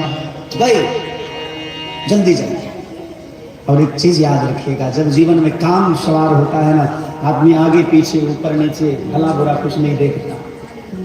जिन कुपंत पग देख खगेसा, कुपंत पर पैर रखने से आदमी की बुद्धि सबसे पहले भ्रष्ट हो जाती है। चाहे जब रावण जैसे व्यक्ति की बुद्धि काम नहीं की तो हम आप किस गली के हैं? कुपंत पर, कुमार्ग पर पैर रखने से बल बुद्धि विवेक सब नष्ट हो जाता है। नारद जी दौड़ते दौड़ते गए, एकांत में भगवान को पुकारने लगे, हे विधि विलय कवन विधि वाला। भगवान प्रकट हो गए, क्योंकि हरिव्यापक सर्वत्र समाना, भगवान तो हर जगह है। एक ही क्षण में प्रकट हो गए। बोले नारद जी आप प्रणाम करते हैं सरकार, जल्दी से काम बन गया आपसे। ये बताओ बताओ बताओ क्या काम है? बोले आपन रूप देव प्रभु, अपना रूप दे दीजिए। भगवान ने कहा बड़ी जल्दीबाजी में, क्या बात है? बोले सरकार एक ब्याह छूट जाएगा, जल्दी से रूप दे दो। अब तो भगवान बड़े मजबूर हो गए, क्योंकि भगवान की भी प्रतिज्ञा है, जो इच्छा करी है मन माही, हरि प्रसाद दुर्लभ कुछ नाहि। भगवान के भक्त जो चाहते हैं, भगवान का काम है उसे पूरा करना, चाहे जैसे पूरा करें। अब तो ठाकुर जी भी बस हो गए, अब क्या करें? भगवान एक क्षण के लिए चिंतित हो गए। लेकिन भैया याद रखना, गीता में भगवान स्वयं कहते हैं ना में भक्त प्रणश्यति, मेरे भक्त का कभी विनाश नहीं होता। हाँ, कभी कभार माया के वशीभूत होने के बाद उसकी बुद्धि इधर उधर हो सकती है, हिल डुल सकता है, लेकिन गिर नहीं सकता, लड़खड़ा सकता है, गिर नहीं सकता है। यह है भगवान की भक्ति की महिमा। जो भगवान का भक्त होगा, जो हृदय से भगवान को मानेगा, वो लड़खड़ा सकता है लेकिन गिर नहीं सकता, क्योंकि भगवान की प्रतिज्ञा है ना में भक्त प्रणश्यति। और उतना ही नहीं, प्रबल प्रेम के पाले पर कर प्रभु को नियम बदलते देखा, अपना मान टले टल जाए, भक्त का मान न टलते देखा। भगवान भक्त को कभी झुकने नहीं देते। एक क्षण के लिए भगवान बड़े चिंतित हो गए कि नारद जी आज पहली बार मांग रहे हैं, ना कह दूंगा इन्हें बुरा लग जाएगा, और मुझे ये कतई बर्दाश्त नहीं कि मेरा भक्त दुखी हो, ये भगवान को कतई बर्दाश्त नहीं। मां भूखा रह सकती है, मां रात भर जगी रह सकती है, लेकिन उसका लल्ला जो है वो जगा नहीं होना चाहिए। एक गीत आप सबने सुना होगा, तू कितनी प्यारी है, तू कितनी अच्छी है, प्यारी प्यारी है मेरी माँ भोली माँ, ये सब आपने सुना होगा। रात रात भर माँ जग सकती है लेकिन अपने लल्ला को जगा के नहीं रखती है। वो स्वयं भूखी रह सकती है लेकिन अपने बालक को भूखा नहीं छोड़ती है। भगवान भी तो कहते हैं कि जिन्हें बालक राखे महतारी, करम सदा तिन के रखवारी। मैं भी अपने भक्त की उसी प्रकार रक्षा करता हूँ जैसे एक माँ अपने बालक की रक्षा करती है। तो भगवान चिंतित हो गए कि यदि नारद जी उसमें रम जाएंगे तो फिर तो ये माया के चक्कर से निकलना बड़ा मुश्किल हो जाता है, अब क्या करें। भगवान चिंतित हुए। उसी समय भजन का संस्कार जगा। नारद जी के मन में भजन का संस्कार जगा। वो कहने लगे, जय विधिनाथ होई हित मोरा, जय विधिनाथ होई हित मोरा, जय विधिनाथ होई हित मोरा, जय विधिनाथ होई हित मोरा। करम सुबेगी दास में तोरा, करम सुबेगी दास में तोरा, करम सुबेगी दास में तोरा, करम सुबेगी दास में तोरा। जय विधिनाथ होई हित मोरा, जय विधिनाथ होई हित मोरा, करम सुबेगी दास में तोरा, करम सुबेगी दास में तोरा। सरकार आप अपना रूप तो दीजिए लेकिन ध्यान रखिएगा क्या, जय विधिनाथ होई हित मोरा, मेरा हित हो ये भी ध्यान रखिएगा।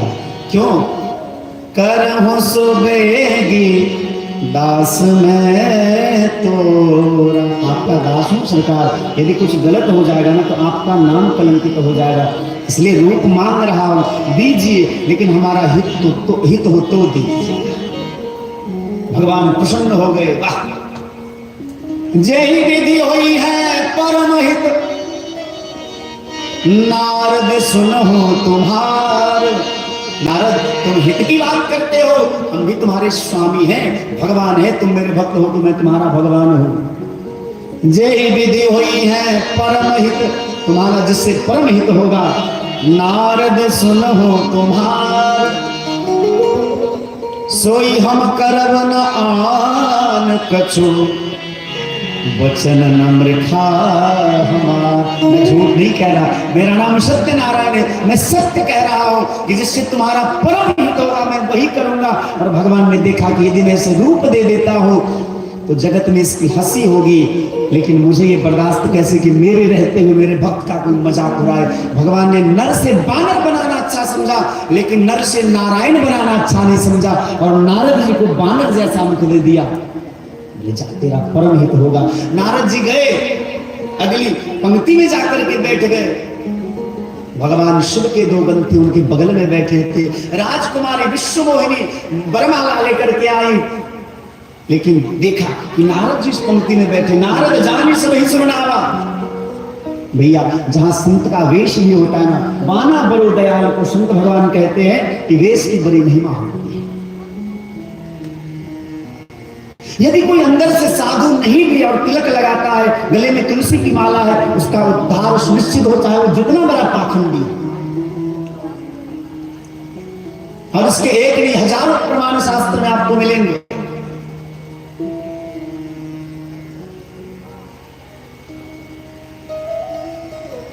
यदि आपके शीश पर तिलक है, मस्तक पर तिलक है, गले में तुलसी की माला है, तो कब हो तो दीन दयाल की भनक पड़ेगी कहा। अरे पाखंडी में ही सही, पाखंडी भक्त में ही सही हमारी गिनती तो आएगी। ये चलो पाखंडी है तो कोई नहीं, भक्त तो है। तिलक लगाइए, तुलसी का माला धारण करिए। हमने एक दिन निवेदन भी किया था कि आपके गांव का नाम हरिपुर है। हरिपुर का मतलब होता है हरे पुरम, भगवान नारायण का जो गांव है। तो नारायण का गांव होकर के यदि आप भक्षक हैं, अभक्ष पदार्थ खाते हैं, तो फिर समझिए आपकी क्या गति होती है। इसलिए वैष्णव बनिए, आप सबको वैष्णव होना है। अच्छा कौन कौन वैष्णव नहीं होंगे, हाथ उठाइए। अरे ससुरा कान पकड़ के तमाशा लगा देंगे। कौन कौन वैष्णव नहीं होगा बताओ। पीछे से एक हाथ उठा। अच्छा तुम नहीं होगे। जिसको वैष्णव नहीं होना है वो हाथ उठा। इसका मतलब है कि सबको वैष्णव होना। हा? हम जानते थे कि यदि ये बोलेंगे कि जिसको जिसको वैष्णव होना है हाथ उठाइए तो बहुत नहीं उठाते। तो भैया हम भी चालू पुर्जा आदमी हैं, कच्चे खिलाड़ी नहीं है। बहुत घाट के पानी हमने भी पिया है। कोई बात नहीं। वैष्णव कहने का मेरा अर्थ यह है कि भगवान के चरणों में आपका प्रेम हो, संत के प्रति आपकी श्रद्धा हो, संतों की सेवा करिए, ब्राह्मण देवता की सेवा करिए, माता पिता गुरुजनों की आज्ञा का उल्लंघन कभी न करिए। यही हमारा निवेदन है। चलिए हम कथा के क्रम को आगे बढ़ावे, क्योंकि कथा का क्रम पीछे रह जाता है। होता है वक्ता का मैं दूसरे का तो नहीं कह सकता, क्योंकि मुझे अधिकार नहीं, मैं बालक हूँ। लेकिन मेरा एक दोष है कि मैं बहता हूँ तो बहता ही चला जाता हूँ। ऐसे मैंने घड़ी रख दी है, लेकिन फिर भी लिमिट क्रॉस तो हो ही गया थोड़ा, उतना भी ज्यादा नहीं हुआ। आज तो 5 बजे कथा लगभग प्रारंभ ही हुई थी, आज थोड़ा विलंब हुआ था। और हमने आप लोगों से निवेदन किया था कि 2 दिन से हम भिक्षाटन करने के लिए जा रहे थे, चंदा मांगने के लिए। आएंगे आप लोगों के गांव में भी। श्री सीताराम दुल्हा दुल्हन मंदिर का निर्माण जो हो रहा है बलभद्रपुर में, लहरियाश्रय बंगाली टोला बलभद्रपुर पचाड़ी छावनी में, जहाँ ये लोग भी बहुत सहयोग कर रहे हैं। कल भी हम बिट्टू जी से बोले थे कि हमको बोले कि वो आप भी उतर गए मैदान में। बोले हाँ उतरना तो पड़ेगा। अब भैया आप लोग सहायता ना करोगे तो इसको तो करना पड़ेगा। हाँ करोगे सहायता ना मंदिर में? अरे हाँ या ना बोलो ना, तने जोर से बोलिए। अरे चिचिया खा रहे हो, तने धीरे से बोलो भैया। कोई बात नहीं, हमको विश्वास है कि आप सब सहयोग करेंगे। समय आने पर मंदिर का कार्य प्रगति में है, अभी बेसमेंट तैयार हो रहा है और पत्थर का मंदिर बनेगा, मूर्ति भी पत्थर की बनेगी। तो उसमें बहुत सारी व्यवस्थाएं भी होंगी, जिसकी चर्चा हमने कल संकेत के रूप में किया था, फिर आगे चर्चा करेंगे। हम निवेदन ये कर रहे थे कि जहाँ संत का वेश भी दिखा विश्व मोहिनी को, उस पंक्ति को छोड़ दिया नारद जी, फिर दूसरे पंक्ति में जाकर के बैठ गए। अच्छा एक बात आपने गौर किया होगा, ये भी एक सभा ही है।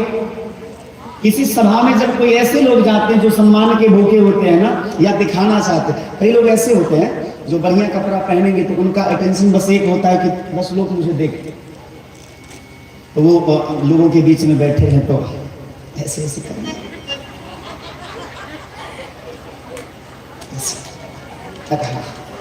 भैया 4 लोगों का ध्यान इधर जाएगा। हाँ तो ऐसे नारद जी का टेंशन तो बस एक ही था कि किसी प्रकार से विश्व मोहिनी हमारे गले में वरमाला डाल दे। पहली पंक्ति में बैठे तो उसको इग्नोर कर दिया, विश्व मोहिनी वो चले गए दूसरे पंक्ति में। अरे रे हम इधर है, ऐसे सिर को उठा रहे। भगवान ने देखा कि हंसी हो जाएगी नारद जी की, ठाकुर जी को दया आ गई। धरी नृपतन कह गई उन कृपाला, भगवान कृपालु हैं। तुलसी बाबा ने कितना सुंदर अलंकार लगाया है इस पंक्ति में कि धरी नृपतन कह गई कृपाला, कृपालु भगवान है। कृपा हो गई, उनके हृदय में करुणा आ गई कि नारद जी की बड़ी बेइज्जती हो रही है। वो संत है, पहली बार विवाह करने का मन किया और ये भाव दे नहीं रही है, तो भगवान स्वयं राजकुमार बन करके गए। विश्व मोहिनी, वो तो मायापति है ही, राजेश्वर की प्रभु तुम मायापति करुणा निधि है नाम, माया के श्रीपति तो भगवान ही है। तो माया जो विश्व मोहिनी थी, उन्होंने भगवान के गले में वरमाला डाल दिया। सभी उदास हो गए। नारद जी के बगल में 2 रुद्रगण थे, उन्होंने कहा कि बाबा जी जाकर के मुंह बैठो ना। नारद जी को बड़ा गुस्सा आया, श्राप दे दिया कि जाओ तुम राक्षस हो जाओ, महात्मा का उपहास करते हो, राक्षस हो जाओ। गए, जल में झांक करके देखा तो बानर जैसा मुंह दिखाई। अरे बाप रे बाप, बीपी बढ़ गया। उस समय में बीपी का दवाई नहीं था, नहीं तो खिला देते नारद जी को। बीपी बहुत बढ़ गया। फल कर अधर कोप मन माही, सपने चले कमलापति पाई, देखो कमलापति मरी हो जाए, जगत मोर आस करा। आज उसको छोड़ूंगा नहीं, आज मार दूंगा उसे। जब क्रोध होता है ना तो वाणी बिना लगाम की वाणी हो जाती है। नारद चले, सपद चले कमलापति पाई, और भगवान रथ पर सवार होकर के एक बगल में लक्ष्मी मैया है, एक तरफ और माया जो विश्व मोहिनी है राजकुमारी वो है। भगवान रथ पर सवार होकर के जा रहे हैं। रास्ते में भगवान मिल गए। नारद जी ने कहा, नारद जी, अरे नारद जी कहाँ जा रहे हैं? जैसे भगवान ने पूछा कि कहाँ जा रहे हैं, महाराज क्या बतावे। बोले परम स्वतंत्र सिर पर को भाव ही मन ही करें तुम सो। तुमसे ज्यादा स्वतंत्र मैंने आज तक नहीं देखा, तुमसे ज्यादा स्वार्थी मैंने आज तक किसी को नहीं देखा। ढक ढक पर जो सबका हो, आज मैं तुम्हें छोड़ूंगा। भगवान लक्ष्मी मैया ने कहा कि आपको गाली पे गाली दिए जा रहे हैं, आप सुन रहे हैं? बोले ऐसे ससुराल में गाली सुनना पड़ता है, और ससुराल में कोई गाली देने वाला था नहीं, तो ये बीच में काम पूरा कर लेती तो अच्छी बात है। नारद जी श्राप देने लगे, बंच हो मोहि जवानी धरि देहा, बंच हो मोहि जवानी धरि देहा, सोतन धरो साप मम एहो,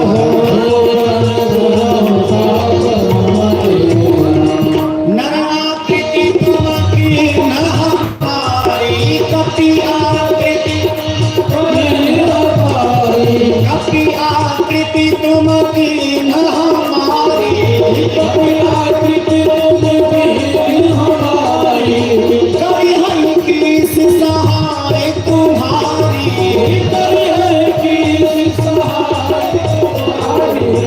कभी आकृति तुम की न हमारी। सभी लोग प्रेम से नारद जी ने कहा कि बंच हो जवन धरि देहा, सो तुम भ्रम श्राप मम एहा। जिस शरीर को धारण करके तुमने मुझे विश्व मोहिनी से दूर कर दिया, मैं श्राप देता हूं कि तुम्हें वही शरीर धारण करना पड़ेगा। बड़ा शौक था ना राजकुमार बनने का, जाओ राजकुमार बनो। भगवान बोले एक मस्तूस रखा, बोले एक नहीं और श्राप देता, कपि आकृति तुम की न हमारी। तूने मुझे नर से बानर बनाया, मैं श्राप देता हूं कि बानर ही समय पर तुम्हारी सहायता करेंगे। बोले हम यही तो चाहते हैं। और नारद जी की आंख में आंसू आ गया। बोले जीवन में पहली बार किसी को देख करके दिल आया, विवाह करने का मन किया था। मम अपकार कीन तुम भारी, मम अपकार कीन तुम भारी, मम अपकार कीन तुम भारी, मम अपकार कीन तुम भारी। नारी विरह तुम हो दुखारी,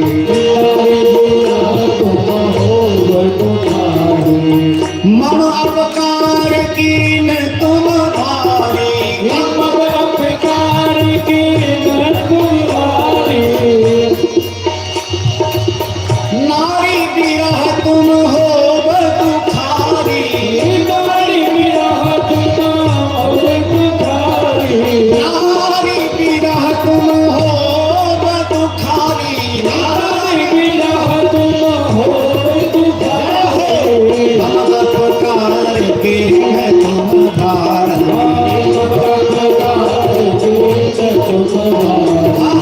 नारी बिरह तुम बहुत दुखारी।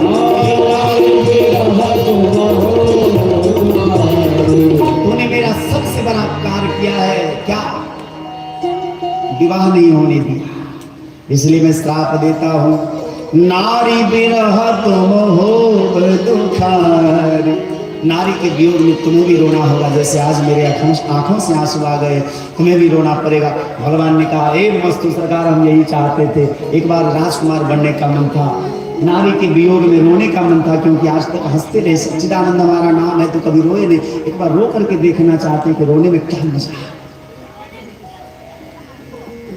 श्राप शीश धरी,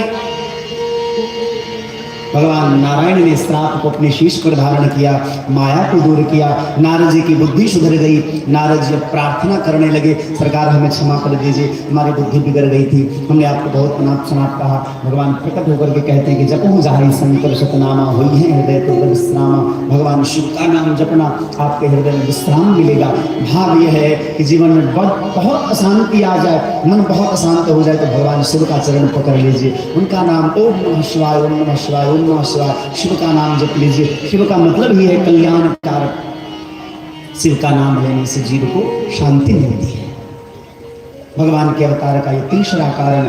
और वो रुद्रगणों को जो नारद जी ने श्राप दिया था, वही रावण और कुंभकर्ण बनते हैं, ऐसा प्रसंग आता है, और भगवान उसके उद्धार के लिए राम रूप धारण करते हैं। भगवान के अवतार का ये तीसरा कारण। चौथा कारण, प्रताप भानु नाम का एक राजा था, जो एक बार कपटी महात्मा के चक्कर में पड़ गया और ब्राह्मणों का अपमान किया, ब्राह्मणों को निमंत्रित करके अभक्ष पदार्थ सामने रखा। कई लोग आजकल मिथिला में कहते हैं कि ब्राह्मण को ये प्यारा है, ये प्यारा है, लेकिन सत्य बात यह है कि हमारा शास्त्र इसका प्रमाण है, ब्राह्मण को कभी भी मांस भक्षी नहीं होना चाहिए। जो ब्राह्मण होकर के मांस भक्षण करते हैं, उसके द्वारा दिया गया जल भी पितर जो है स्वीकार नहीं करते। इसलिए खासकर ब्राह्मण को, ऐसे तो मानव जाति की बात मैं करता हूं, लेकिन खासकर ब्राह्मण के मन में जो ये बात बैठ गई है कि नहीं नहीं ब्राह्मण को ये होना चाहिए, ब्राह्मण को वो, ब्राह्मण ऐसा, तो किसी भी शास्त्र में कोई ऐसा प्रमाण नहीं है कि ब्राह्मण मांस भक्षी थे। यदि प्रमाण होता तो छो शास्त्र सब ग्रंथन को रस, सभी शास्त्रों का सार जिस रामचरित मानस में रखा है, उस मानस का रामायण, उस मानस का ब्राह्मण भी मांस भक्षी होता। लेकिन आपको एक प्रसंग का स्मरण दिलाना चाहूंगा कि जब प्रताप भानु ने लाखों ब्राह्मणों को बुला करके निमंत्रित किया और भक्ष पदार्थ सामने रखा, तो आकाशवाणी हुई, उठे उठे वृंदन, हे ब्राह्मण देवता अपने अपने घर चले जाइए, है बड़ी हानि की न जन खाओ। ब्राह्मण देवता चले गए और श्राप दिया कि आप राक्षस हो जाइए प्रताप भानु को। प्रताप भानु ब्राह्मण के श्राप से श्रापित होकर के युद्ध में परास्त होते हैं और कुल सहित रावण के रूप में प्रकट होते हैं। ये संक्षिप्त केवल हमने स्मरण किया। और उनका छोटा भाई जो था अरिमर्दन, वो कुंभकर्ण बनता है। धर्म रुचि जो थे मंत्री, वो विभीषण बनते हैं, और उसके उद्धार के लिए भगवान एक बार राम रूप धारण करके उन तीनों का उद्धार करते हैं। विभीषण को अपना भक्त बनाया, रावण कुंभकर्ण का उद्धार किया। भगवान के अवतार का एक और कारण है, मनु और शत्रुपा जो हमारे पूर्वज हैं। मनु जी महाराज के 5 संतान मुख्य रूप से हैं। 3 पुत्रियां हैं, आकृति, देवहूति और प्रसूति, और 2 पुत्र हैं, उत्तानपाद और प्रियव्रत। इनकी कथा विस्तार से श्रीमद् भागवत महापुराण में है। हम कभी फिर से कथा कहने का यदि अवसर प्राप्त हुआ, भागवत कथा कहने का, तो फिर इस प्रसंग पर विशेष प्रकाश डालेंगे। अभी आपको केवल इतना स्मरण दिलाना चाहूंगा कि हो ही न विषय विराग भवन वसतवा चोतपन, हृदय बहुत दुख लाग जन्म करो हरि भगत बिनु। भगवान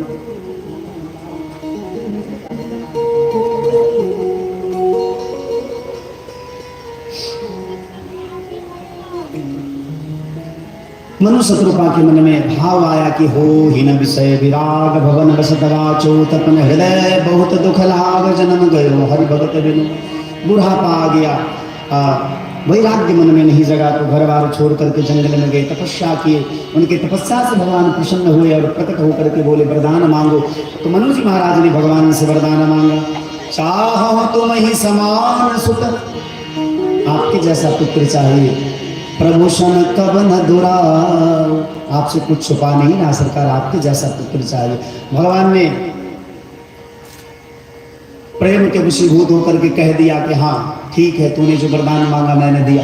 बाद में विचार आया, हे भगवान आप सरिस खोजूं कहाँ जाऊं, अपने जैसा खोजने कहाँ जाऊंगा, अब तो हमारी मजबूरी हो गई। नृप तब तनय होब मैं आई, मैं ही आपका पुत्र बन करके आऊंगा। बोले नहीं नहीं नहीं, आपका नाम है सत्यनारायण, आप झूठ ना बोलिए। आपने मुझे वचन दिया है कि मेरे जैसा, आपके जैसा मैंने बेटा मांगा, आपको बेटा बनाने का शौक नहीं है मुझे, आपके जैसा पुत्र चाहिए। भगवान बड़े विवश हो गए और भगवान अपने जैसा भरत जी को और स्वयं राम के रूप में अवतार लेंगे। और यही मनु जी महाराज अदिति ने भी, शत्रुपा मैया ने भी भगवान से सुंदर वरदान मांगा कि आपके चरणों में हमारा प्रेम हो, और वरदान मांग करके भगवान ने सबको वरदान दिया। और वो गए सुरलोक में वास किए। समय आने पर त्रेता युग में वही दशरथ और कौशल्या बन करके अयोध्या के राजा और रानी बनते हैं। इधर प्रताप भानु जो राक्षस था वो रावण बना, रावण का अत्याचार चारों तरफ बढ़ने लगा। जहाँ गाय को देखता था, वेद पाठी ब्राह्मण को देखता था, कहता था नगर गाँव पुर आग लगा वही, जहाँ जहाँ धेनु देश द्विज पावही, जहाँ गाय मिले, जहाँ वेद पाठी ब्राह्मण मिले, उस नगर में आग लगा दो।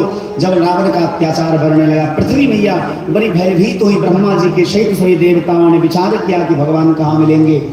सबने विचार किया, भगवान जब कहीं नहीं मिले तो शिव ने कहा कि देखो भगवान सर्वत्र विद्यमान है, लेकिन प्रेम से भगवान को पुकारना पड़ता है। सबने प्रेम से भगवान की स्तुति करी, भगवान प्रकट हुए और भगवान ने सबको वचन दिया कि मैं अयोध्या का राजकुमार बन करके दशरथ के घर में जन्म लूंगा, आप सब अपनी अपनी तैयारी करें। भगवान ने सबको वचन दिया और तुलसी बाबा आगे की कथा चर्चा करेंगे।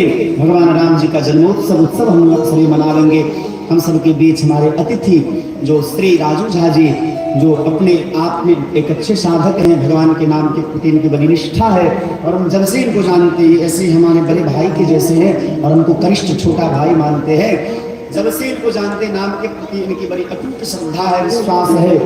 और उनके साथ श्री अमित कुमार राय बिट्टू जी शिवराम से आए हैं। ऐसे ये भी हमारे पड़ोसी ही है, एक ही गांव में हम दोनों रहते, भले इनका गांव ये है लेकिन रहते हम दोनों एक जगह ही है और बड़ा हृदय से प्रेम है हम दोनों का। हमारे यजमान श्री विष्णुकांत झा जी जो हमारे गार्जियन भी हैं और श्री वीरेंद्र चौधरी जी से हम निवेदन करेंगे कि आप दोनों खड़े हों और खड़े होकर के हमारे अतिथि का सम्मान करेंगे। और उसके बाद एक दो पंक्ति का केवल भजन हम आपको सुनाएंगे और उसके बाद आप प्रस्थान करेंगे और फिर हम लोग उत्सव मनाएंगे। उत्सव मना करके आज चकाचक खूब प्रसाद लेंगे। विपिन बाबू आज आपको जाना भी है? अच्छा आज भी जाना, तब तक कुछ बजाइए। आइए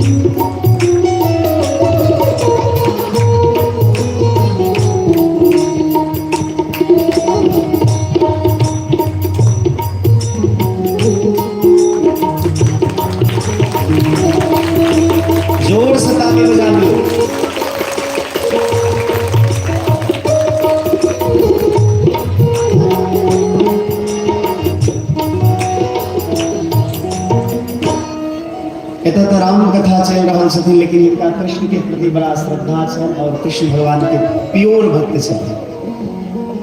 हम एखन विवाह पंचमी उत्सव मनेने छलहुँ अपना छावनी पर, तो ओहूठाम गेल छलखिन तो कहलखिन जे अहाँ अपन भगवान के तऽ सुनबैते छन, हमरो वाला भगवान के एकटा सुना दियौ। तो ओहि दिन एकटा भजन सुनेने छलियनि, ओकर एकटा लाइन सुना दै छी। घनश्याम तेरे चरणों की कसम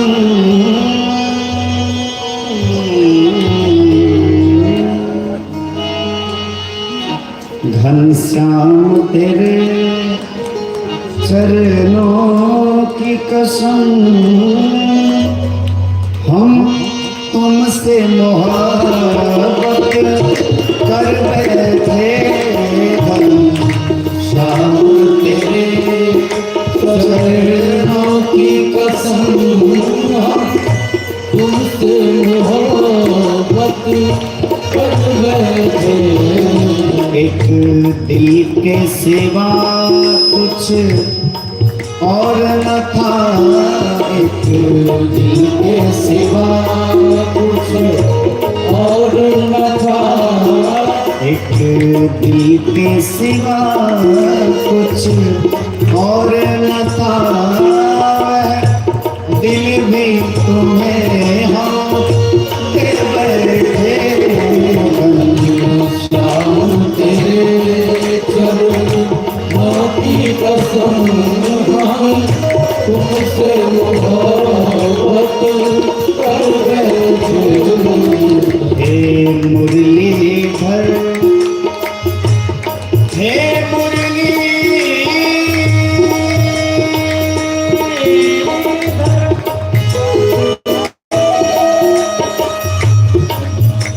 हे मुरलीधर छलिया हम भी तुमको दिल दे बैठे।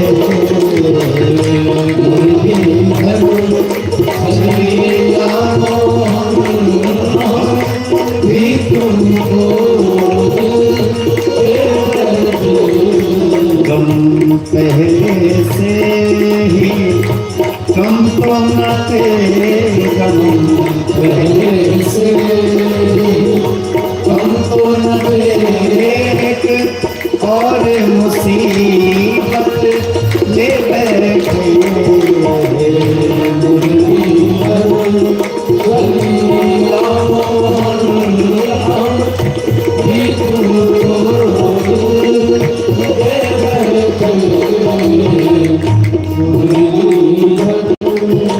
दिल कहता है तुम सुंदर हो, आँखें कहती है दिखलाओ।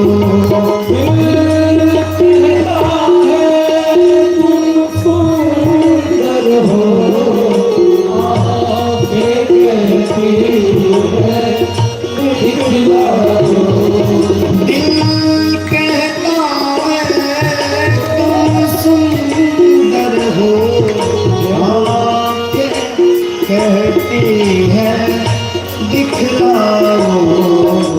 तुम मिलते नहीं हो आकर के, मिलते नहीं हो आकर के, तुम मिलते नहीं हो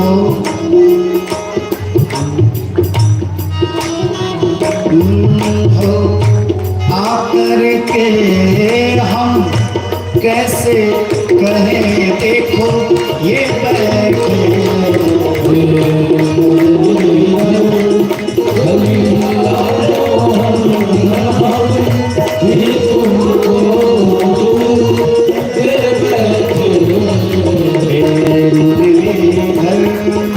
चले आओ हम भी तुमको दिल दे बैठे।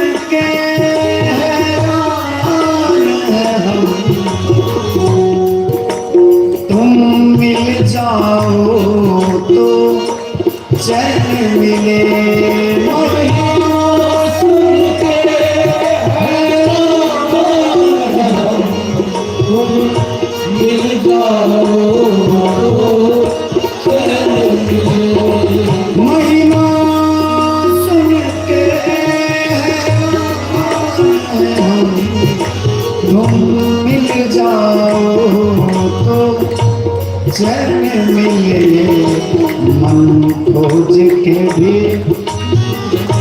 सरकार कितनी अद्भुत बात है ना, आप मन में हो लेकिन मिलते नहीं हो।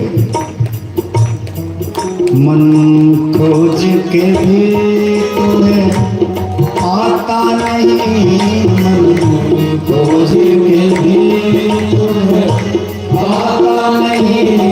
तुम हो कि उसी मन में बैठे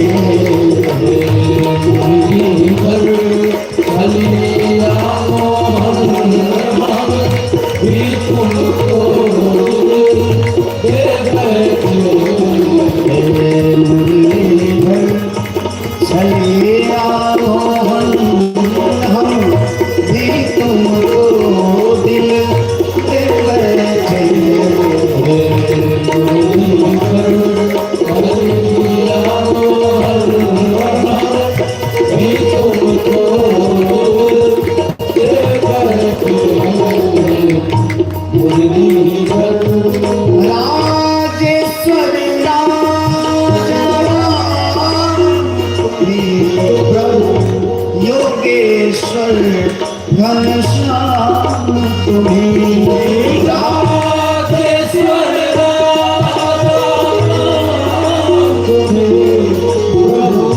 योगेश्वर घनश्याम तुम्हें राजेश्वर राजा राम तुम्हें प्रभु योगेश्वर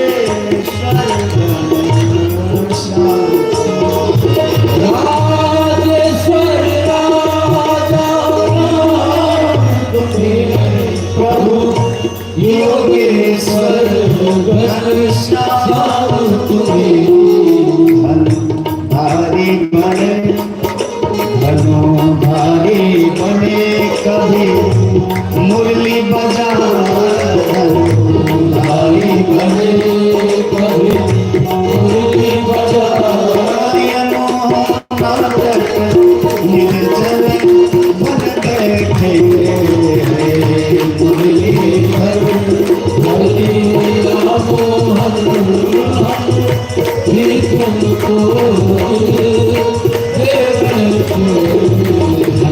श्याम तेरे चरणों की पसंद हम तुमसे मोहब्बत कर बैठे।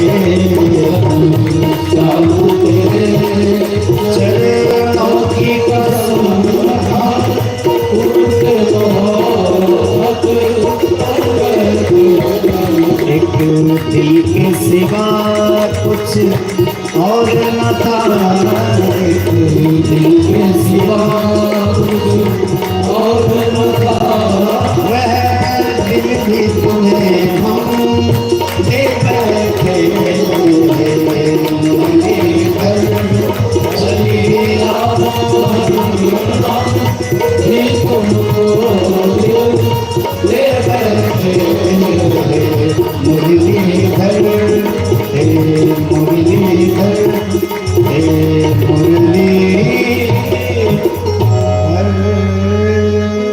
बोलिए वृंदावन बिहारी लाल की जय। सभी लोग जोर से बोलेंगे राधे राधे।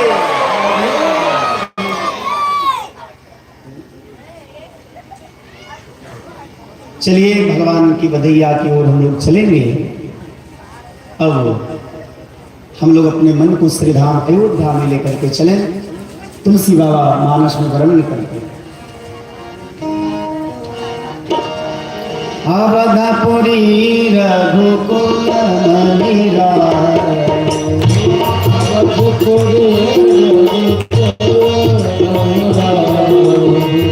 वेद विदित दशरथ तेहि नाम। वेद विदित अवधपुरी रघुकुल मणिवास। अवधपुरी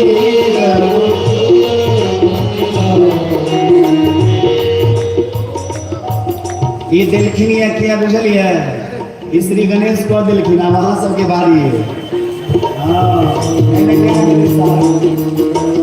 अवधपुरी रघुकुल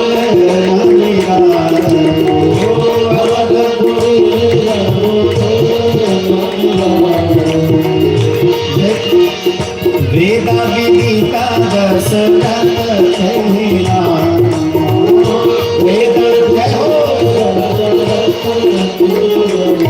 बोलिए अयोध्या की दशरथ जी महाराज की।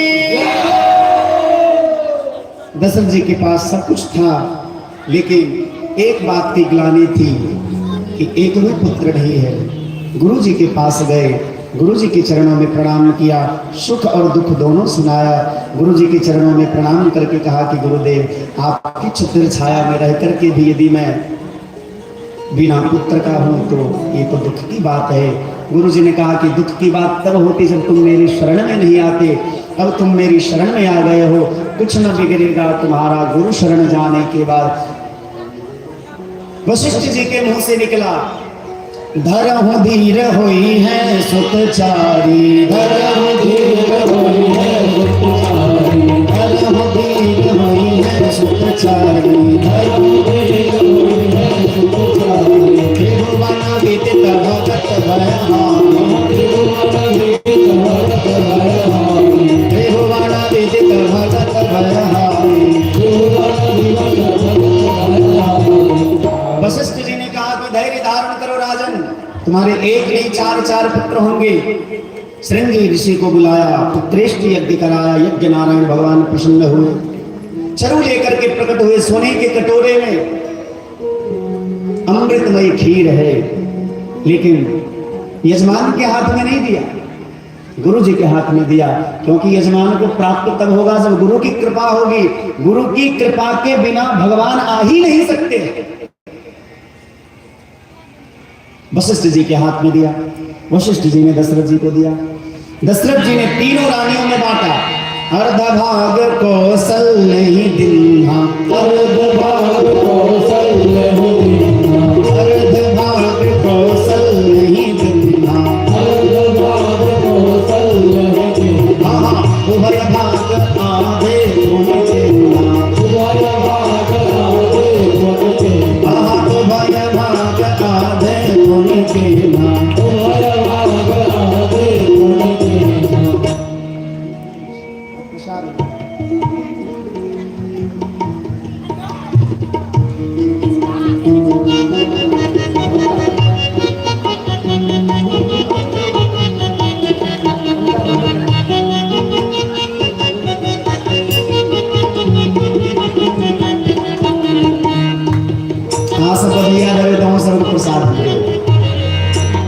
अच्छा एक क्या बात हो, आप प्रसादक बात बोले आप तो सबे है थी। आजो के प्रसादक जो व्यवस्था है श्री संतोष झा जी की तरफ से, जिनकर पिताजी के नाम श्री सूर्य बाबू ना, सूर्य बाबू पुबारी तो जोर से ताली बजाइए। सूर्य बाबू के पुत्र श्री संतोष झा जी की तरफ से आय के प्रसाद भगवान के जन्मोत्सव के उपलक्ष्य में जे आय के प्रसाद की व्यवस्था से श्री संतोष झा जी की तरफ से और किनको यदि प्रसाद के सेवा करक हुए तखन 5 दिन कथा श्रेष्ठ थी, प्रसाद के सेवा कर सके छी। आज हमने तो अंतिम में सब सेवा करे खाना चाहिए, जे छूटल बनल रहते सब दे देबे। चल हाँ अर्ध भाग कौशल्य दीन्हा, अर्ध भाग कौशल्य दीन्हा, उभय भाग आधे गुण देना, उभय भाग आधे गुण देना।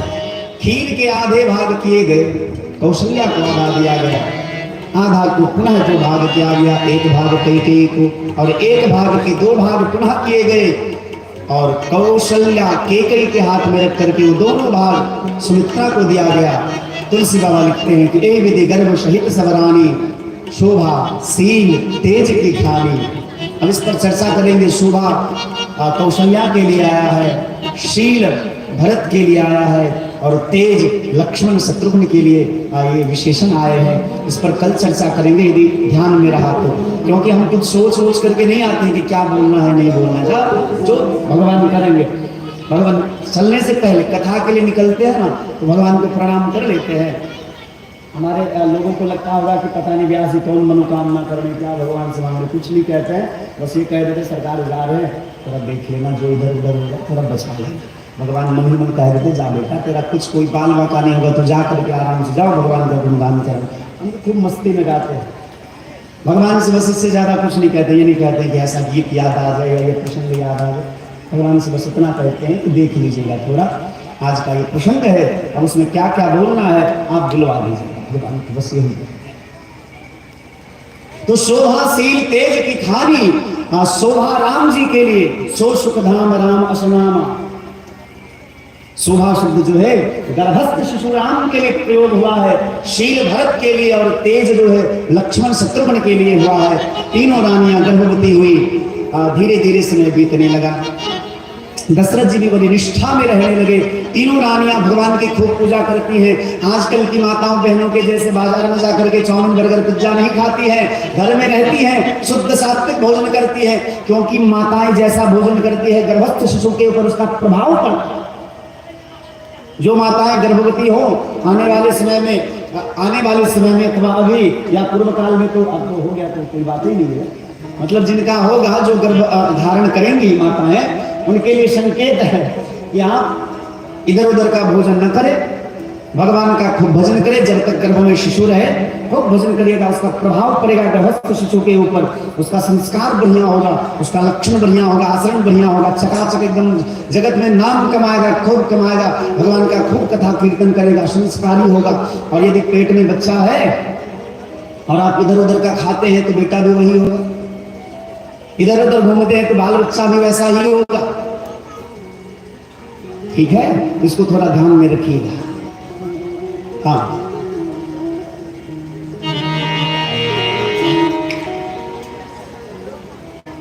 धीरे करके 9 महीने बीत।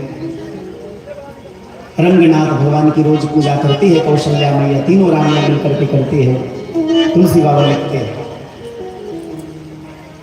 9वीं तिथि मधुमास पुनीता, 9वीं तिथि मधुमास पुनीता, 9वीं तिथि मधुमास पुनीता,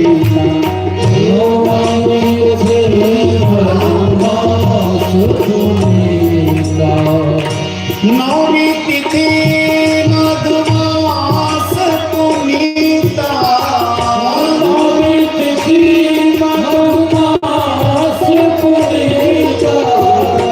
9वीं तिथि मधुमास पुनीता, 9वीं तिथि मधुमास पुनीता,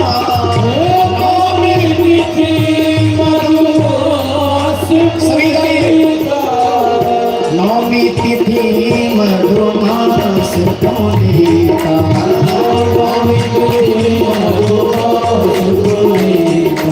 सुकर पाच विजित हरि प्रीता, सुकर पाच विजित हरि प्रीता। की 9वीं तिथि है, मधुमास महीना है, चैत्र का महीना है। अष्टमी तिथि के रात्रि के अंतिम प्रहर में दशरथ जी ने बहुत सुंदर सपना देखा। तत्पार्थ रामायण में पूज्यपाद श्री रामचंद्र केशव डोंगरे जी वर्णन करते इस भाव का। अष्टमी चैत्र मास के शुक्ल पक्ष की अष्टमी तिथि के अंतिम प्रहर में रात्रि में दशरथ जी ने सपना देखा। क्या? हमारा घर आज जगमगा रहा है, चारों तरफ प्रकाश ही प्रकाश है, सुंदर सुंदर वृक्ष लगे हुए हैं, सुंदर बंधन मार्ग पताका से पूरी अयोध्या दुल्हन के जैसी सजी हुई है। ऊपर से देवी देवता लोग पुष्पों की वर्षा कर रहे हैं, ब्राह्मण लोग वेद मंत्र उच्चारण कर रहे हैं और सभी आशीर्वाद दे रहे हैं। ब्रह्म मुहूर्त वेला में उठ करके गए, गुरु जी के चरणों में प्रणाम किया, गुरु जी को यह संदेशा सुनाया, गुरु जी आज हमने ऐसा सपना देखा। गुरु जी प्रसन्न हो गए, जा तेरा भाग्य जग गया, तुम्हारे घर में भगवान आने वाले हैं। दशरथ जी पूरे एकदम प्रसन्न हो गए। जल्दी जल्दी तैयार होकर के राजसभा में जाकर के बैठे हैं। और इधर तुलसी बाबा लिखते हैं, नौमी तिथि मधुमास पुनीता, नौमी तिथि मधुमास पुनीता, शुक्ल पक्ष अभिजित हरि प्रीता, शुक्ल पक्ष अभिजित हरि प्रीता, मध्य दिवस अति शीतल भावा, मध्य दिवस अति शीतल भावा, पावन काल अखिल विश्रामा, पावन काल अखिल विश्रामा, पावन काल लोक विश्रामा, पावन काल लोक विश्रामा, नौमी तिथि मधुमास पुनीता, नौमी तिथि मधुमास पुनीता, नौमी तिथि मधुमास पुनीता। नौमी तिथि मधुमास पुनीता।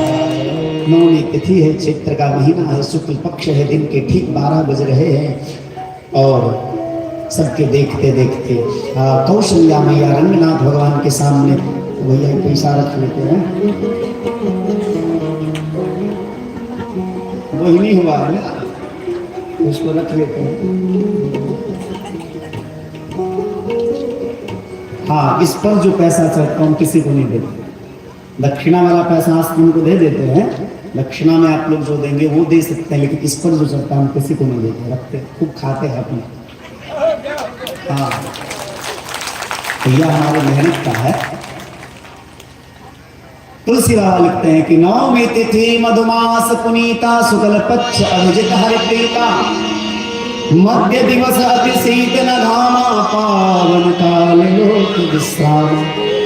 संसार को जहां विश्राम मिलता है ऐसे राम आने वाले हैं। देर काल प्रार्थना करके जब चले गए, भगवान के अवतार का समय हुआ, ठीक दिन के 12 बज रहे हैं, सूर्य वंश का सूरज उगने वाला है। भगवान चतुर्भुज रूप धारण करके प्रकाश रूप में प्रकट हुए।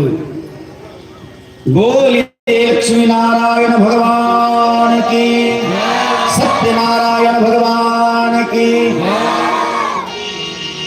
कौशल्या मैया कहती है, कौन है आप? Who are you? राम ने कहा कि Who are you? अरे मैं भगवान हूं। बोली नहीं, सॉरी, मैं आपको नहीं दूंगा। अरे आपने कहा था पिछले जन्म में बेटा बनने के लिए, आए। कौशल्या मैया ने खूब डांटा, शर्म नहीं आती? ऐसे बेटा बनते हैं? ये तो बाप बन करके आए हो।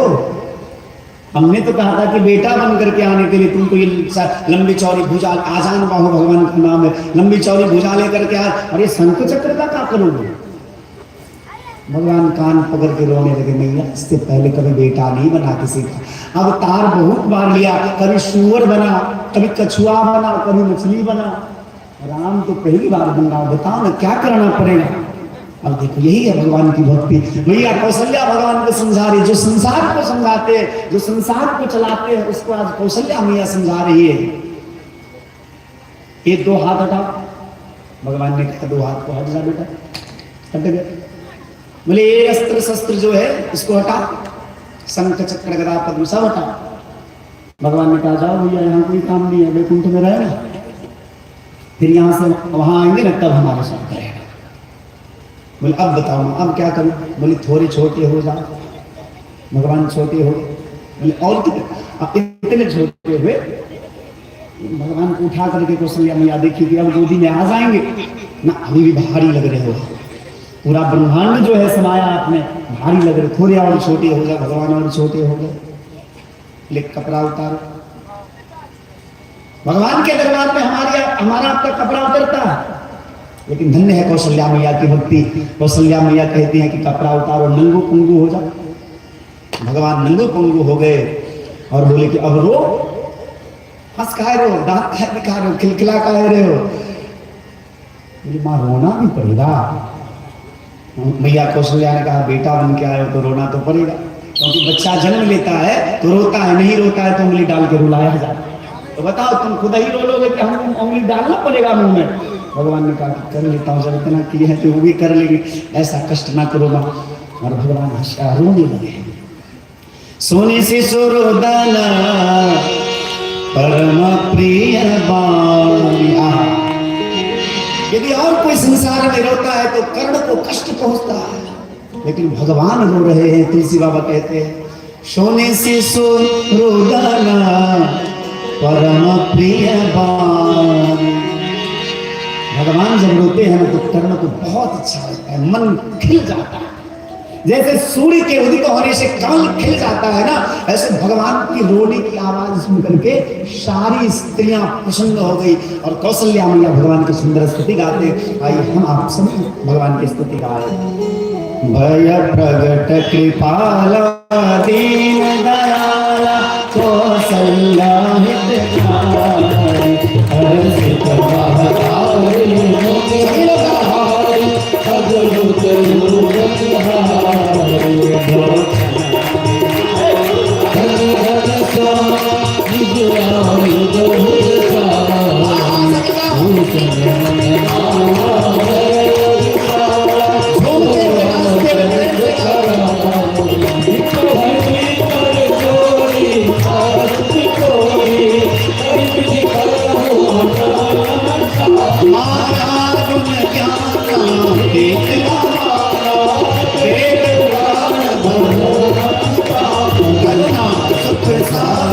सब गुण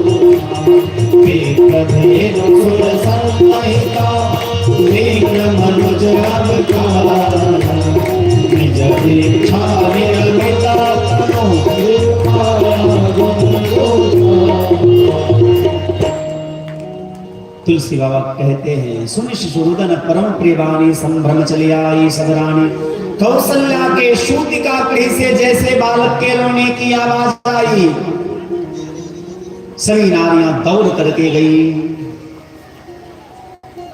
भगवान को देखने के लिए। भगवान को देखी लेकिन देख करके कह नहीं सकी, वाणी अवरुद्ध हो गई उनकी। किस मुंह से कहे भगवान की सुंदरता? भगवान इतने सुंदर हैं। बस जाकर के दशरथ जी को समाचार कहा आपके घर में महाराज एक पुत्र का जन्म हुआ। बोले कैसे? नहीं कह सकते, आप स्वयं चल करके देख लो। इतने देर में कैकेयी के गृह से भी बालक के रोने की आवाज आई। दूसरी दासी ने जाकर के महाराज दशरथ को समाचार सुनाया, महाराज कैकेयी मैया ने भी एक बालक को जन्म दिया है। आसन से उठ के खड़े हो गए। इतने देर में तीसरी दासी जाकर के कहती हैं सुमित्रा मैया ने भी दो सुंदर बालक को जन्म दिया है। अब तो इतना आनंद, मानो कि पानी कब तक टिका रहता है खेत में? जब तक कि आर बंधा हुआ हो। आर टूट जाए तो पानी भी बह जाता है। आर को तोड़ करके ऐसे आर तक धैर्य की सीमा थी दशरथ जी के मन में। लेकिन जब यह सुना कि गुरु जी की बात आज सत्य हो गई कि चार चार पुत्र हमारे घर में जन्म लिए हैं, तो तुलसी बाबा कहते हैं कि दशरथ पुत्र जन्म सुनिकाना मानो ब्रह्मानंद समाना परमानंद पूरी मन राजा कहा बुलाई बजा बहु बाजा। अब बाजा बजाओ बढ़िया से। एक बड़ा सुंदर पद याद आया, इसके बाद बलिया गाएंगे, चारों लाला का हम लोग दर्शन करेंगे। और रोहित जी कहाँ गए? रोहित जी आप और एक इधर से बालक शुभम उठिए। देखिए भीड़ काफी ज्यादा है, नहीं दो लोग आ रहे, नारायण जी आप और रोशन जी पढ़ा हो, लेकिन यहीं से चालू करना। अरे यजमान से न शुरू होगा। विष्णुकांत बाबू पैसा वैसा रखे हैं, ये दे दिए, सगरे बेटे के नाम कर दिए। हाँ आपके बेटे कह रहे थे कि गुरु जी बहुत छुपा के रखे हैं। चलिए अब भगवान का बधिया उत्सव होगा, तो बधिया देने के लिए आप लोगों को यहाँ नहीं आना है। आपके पास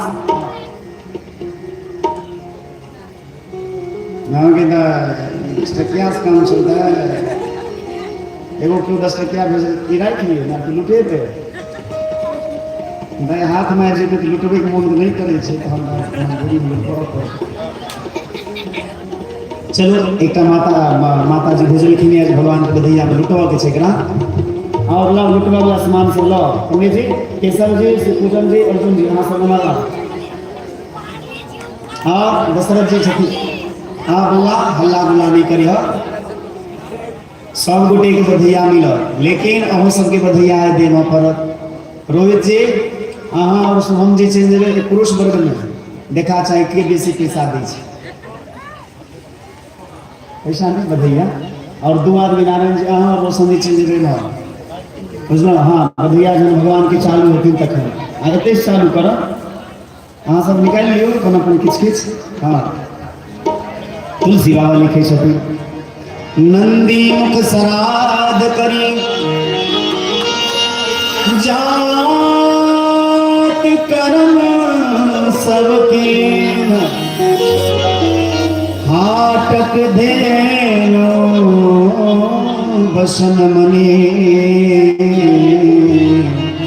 नृप विप्रण कह दी। बउआ कहाँ चली गई थी? कहाँ चली गई बउआ? यो तोरा नहीं कही चुका टोपी वाला बउआ दोस्त से। अच्छा जे क्यों भी कमेटी के जे कोषाध्यक्ष महोदय छथिन हुनका से निवेदन, जते कलाकार बंधु छथिन हुनका कमेटी के तरफ से बधिया मिले के चाहिए। हाँ जे कोषा अच्छा आबै छथिन चलि गेल कोनो बात। हाँ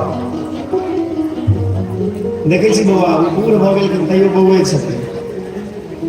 हाँ कोषाध्यक्ष महोदय कमेटी संपूर्ण कमेटी के तरफ से कलाकार सबके जते छथिन, रोहित जी, विपिन जी, लाखो जी, चंदन जी, कन्हैया जी और राममोहन जी, सब गोटे के बधिया मिला के चाहिए।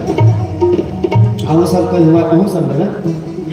चलो आप जैसे भगवान के बधिया गबै छी, एक लाइन भगवान के प्रति का पद हमारा मन में भाव।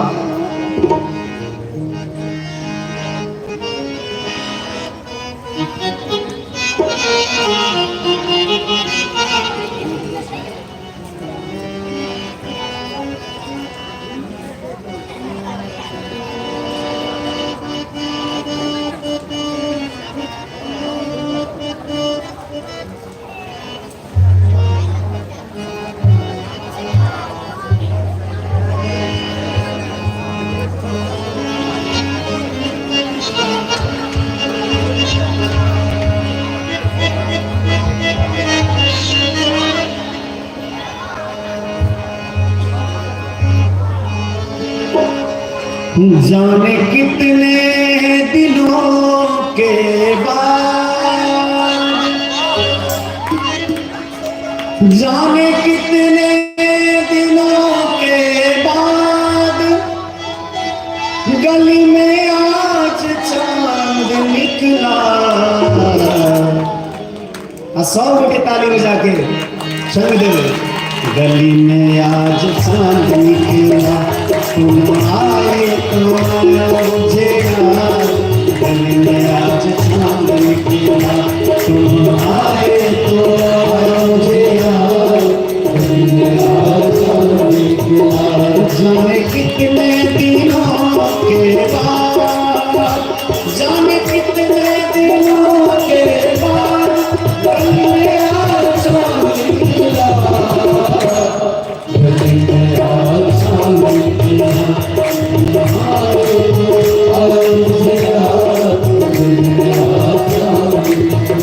तुम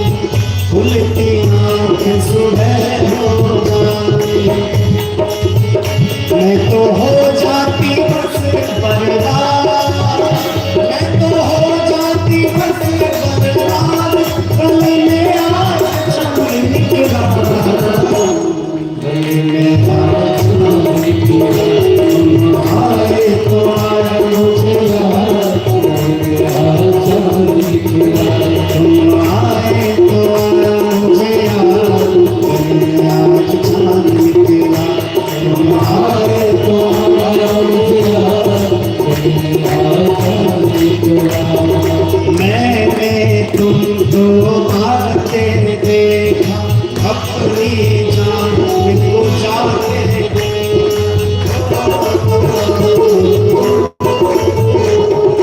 मैंने तुमको आते देखा अपनी जान को जाके देखा जाने फिर क्या हुआ जाने फिर क्या हुआ कभी मेरा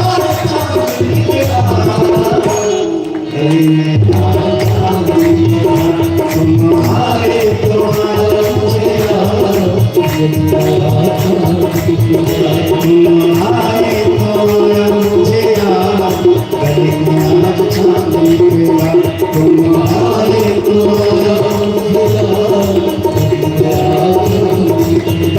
जाने कितने दिनों के जाने कितने दिनों के बाद गली में और चांद निकला आए तो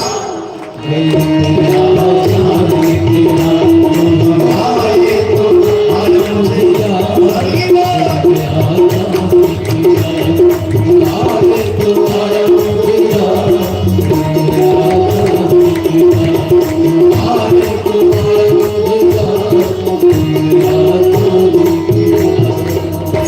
सबसे पहले हाथ जोड़ करके क्षमा प्रार्थी हम हैं। यदि किसी को यह हो कि व्यास जी आप इस गीत को क्यों गाए तो हम क्षमा प्रार्थी हैं, लेकिन हम निवेदन करना अपना भाव आपके सामने आपके चरणों में रखने का प्रयास कर रहे हैं। हम जब भी कोई गीत गाते कोई भी गीत हम अपने राम जी के लिए गाते अपने भगवान के लिए गाते हैं, तो इसलिए हमारा कोई अन्य भाव नहीं, लेकिन हमारा भाव ये कि भगवान का देखो अब जन्म हुआ है तो उत्सव में तो सब चलता है। कहता है ना प्यार में सब जायज है, तो भगवान से जब प्यार हो जाए भगवान से जब मोहब्बत हो जाए तो हम अपने ठाकुर के लिए गाते हैं। आइए हम लोग भगवान की बधैया उत्सव गाएंगे। जिनको गाना आता है गाइएगा, जिनको बजाने आता है बजाइएगा, किसी दूसरे का न बजाइएगा, अपनी ताली बजाइएगा। और जिनको नृत्य करने आता है मतलब नाचने आता है वो नाच सकते हैं, क्योंकि आज भगवान का उत्सव है तो भगवान के उत्सव में नृत्य किया जा सकता है। और एक दिन जैसा कि हमने बउआ जी से कहा था कि हम एक दिन हमारे मन में अचानक से विचार आया, इससे पहले भी जब श्रीकांत बाबू के यहाँ हम कथा कहने आए थे तो एक दिन हमने कह करके पूरा नगर कीर्तन किया था। इस बार भी हमारा मन है कि नगर कीर्तन हो और एक दिन आप सबको चलना, ठीक है? नगर कीर्तन में आप सब चलेंगे, पूरा नगर में हम लोग घूम करके कीर्तन गाएंगे। हाँ, पूरा नगर कीर्तन होगा और पूरा देखिए हमारा जो भाव था एक ही रहे ऐसा होना चाहिए। राघव जी आप लोग भी चलेंगे? चलिए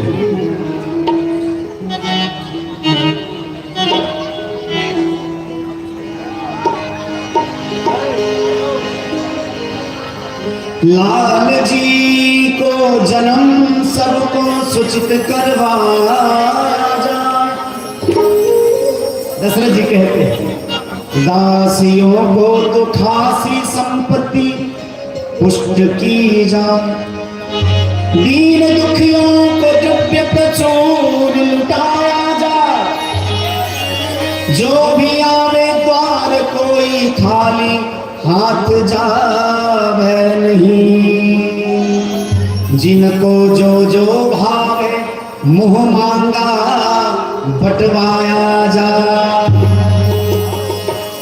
दशरथ जी की घोषणा है कि जो भी द्वार पे आ जाए उसे मुंह मांगा दे दो। आज अयोध्या का खजाना खाली हो जाए तो हो जाए, लेकिन किसी कोई निराश न लौटे, ऐसी घोषणा कर दी दशरथ जी ने। सभी दिल खोल करके लुटा रहे हैं। क्यों लुटाओ आज जी भर के, लुटाओ आज जी भर के, लुटाने प्यार पाए, लुटाओ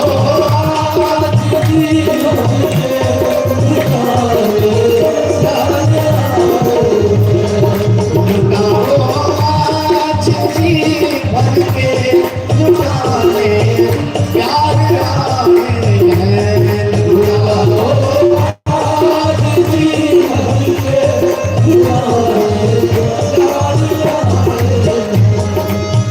कृष्णा कृष्णा कृष्णा कृष्णा हरे राम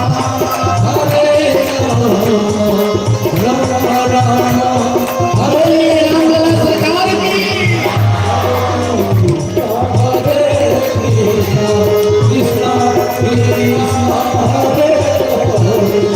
लुटाओ आज जी भर के लुटाओ आज जी भर के लगन तुमसे लगा बैठे लगन तुमसे लगा जो होगा देखा जाएगा लगन तुमसे लगा बैठे जो होगा हरि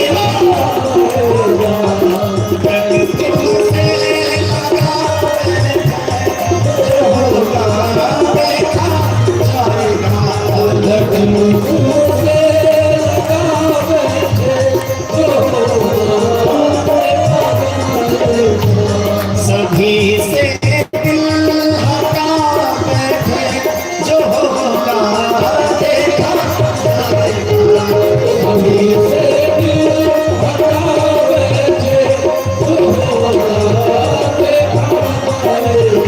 अब सभी लोग हाथ को उठा के गाएंगे बधाई हो बधाई हो बधाई हो बधाई हो बधाई हो बधाई हो। अरे भैया इधर ना लुटाइए हारमोनियम से पड़ जाए। हाँ बधाई हो बधाई हो बधाई हो बधाई हो राम की बधाई हो बधाई हो बधाई हो राम की बधाई हो बधाई हो बधाई हो राम की बधाई हो बधाई हो बधाई हो राम की बधाई हो बधाई हो बधाई हो राम की बधाई हो बधाई हो बधाई हो राम की बधाई हो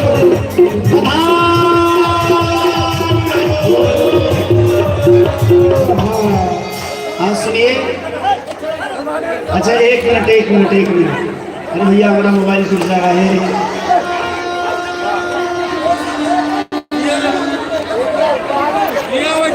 सुनिए कोई भी लुटाएंगे नहीं यहाँ से। हाँ नारायण जी रखिए तो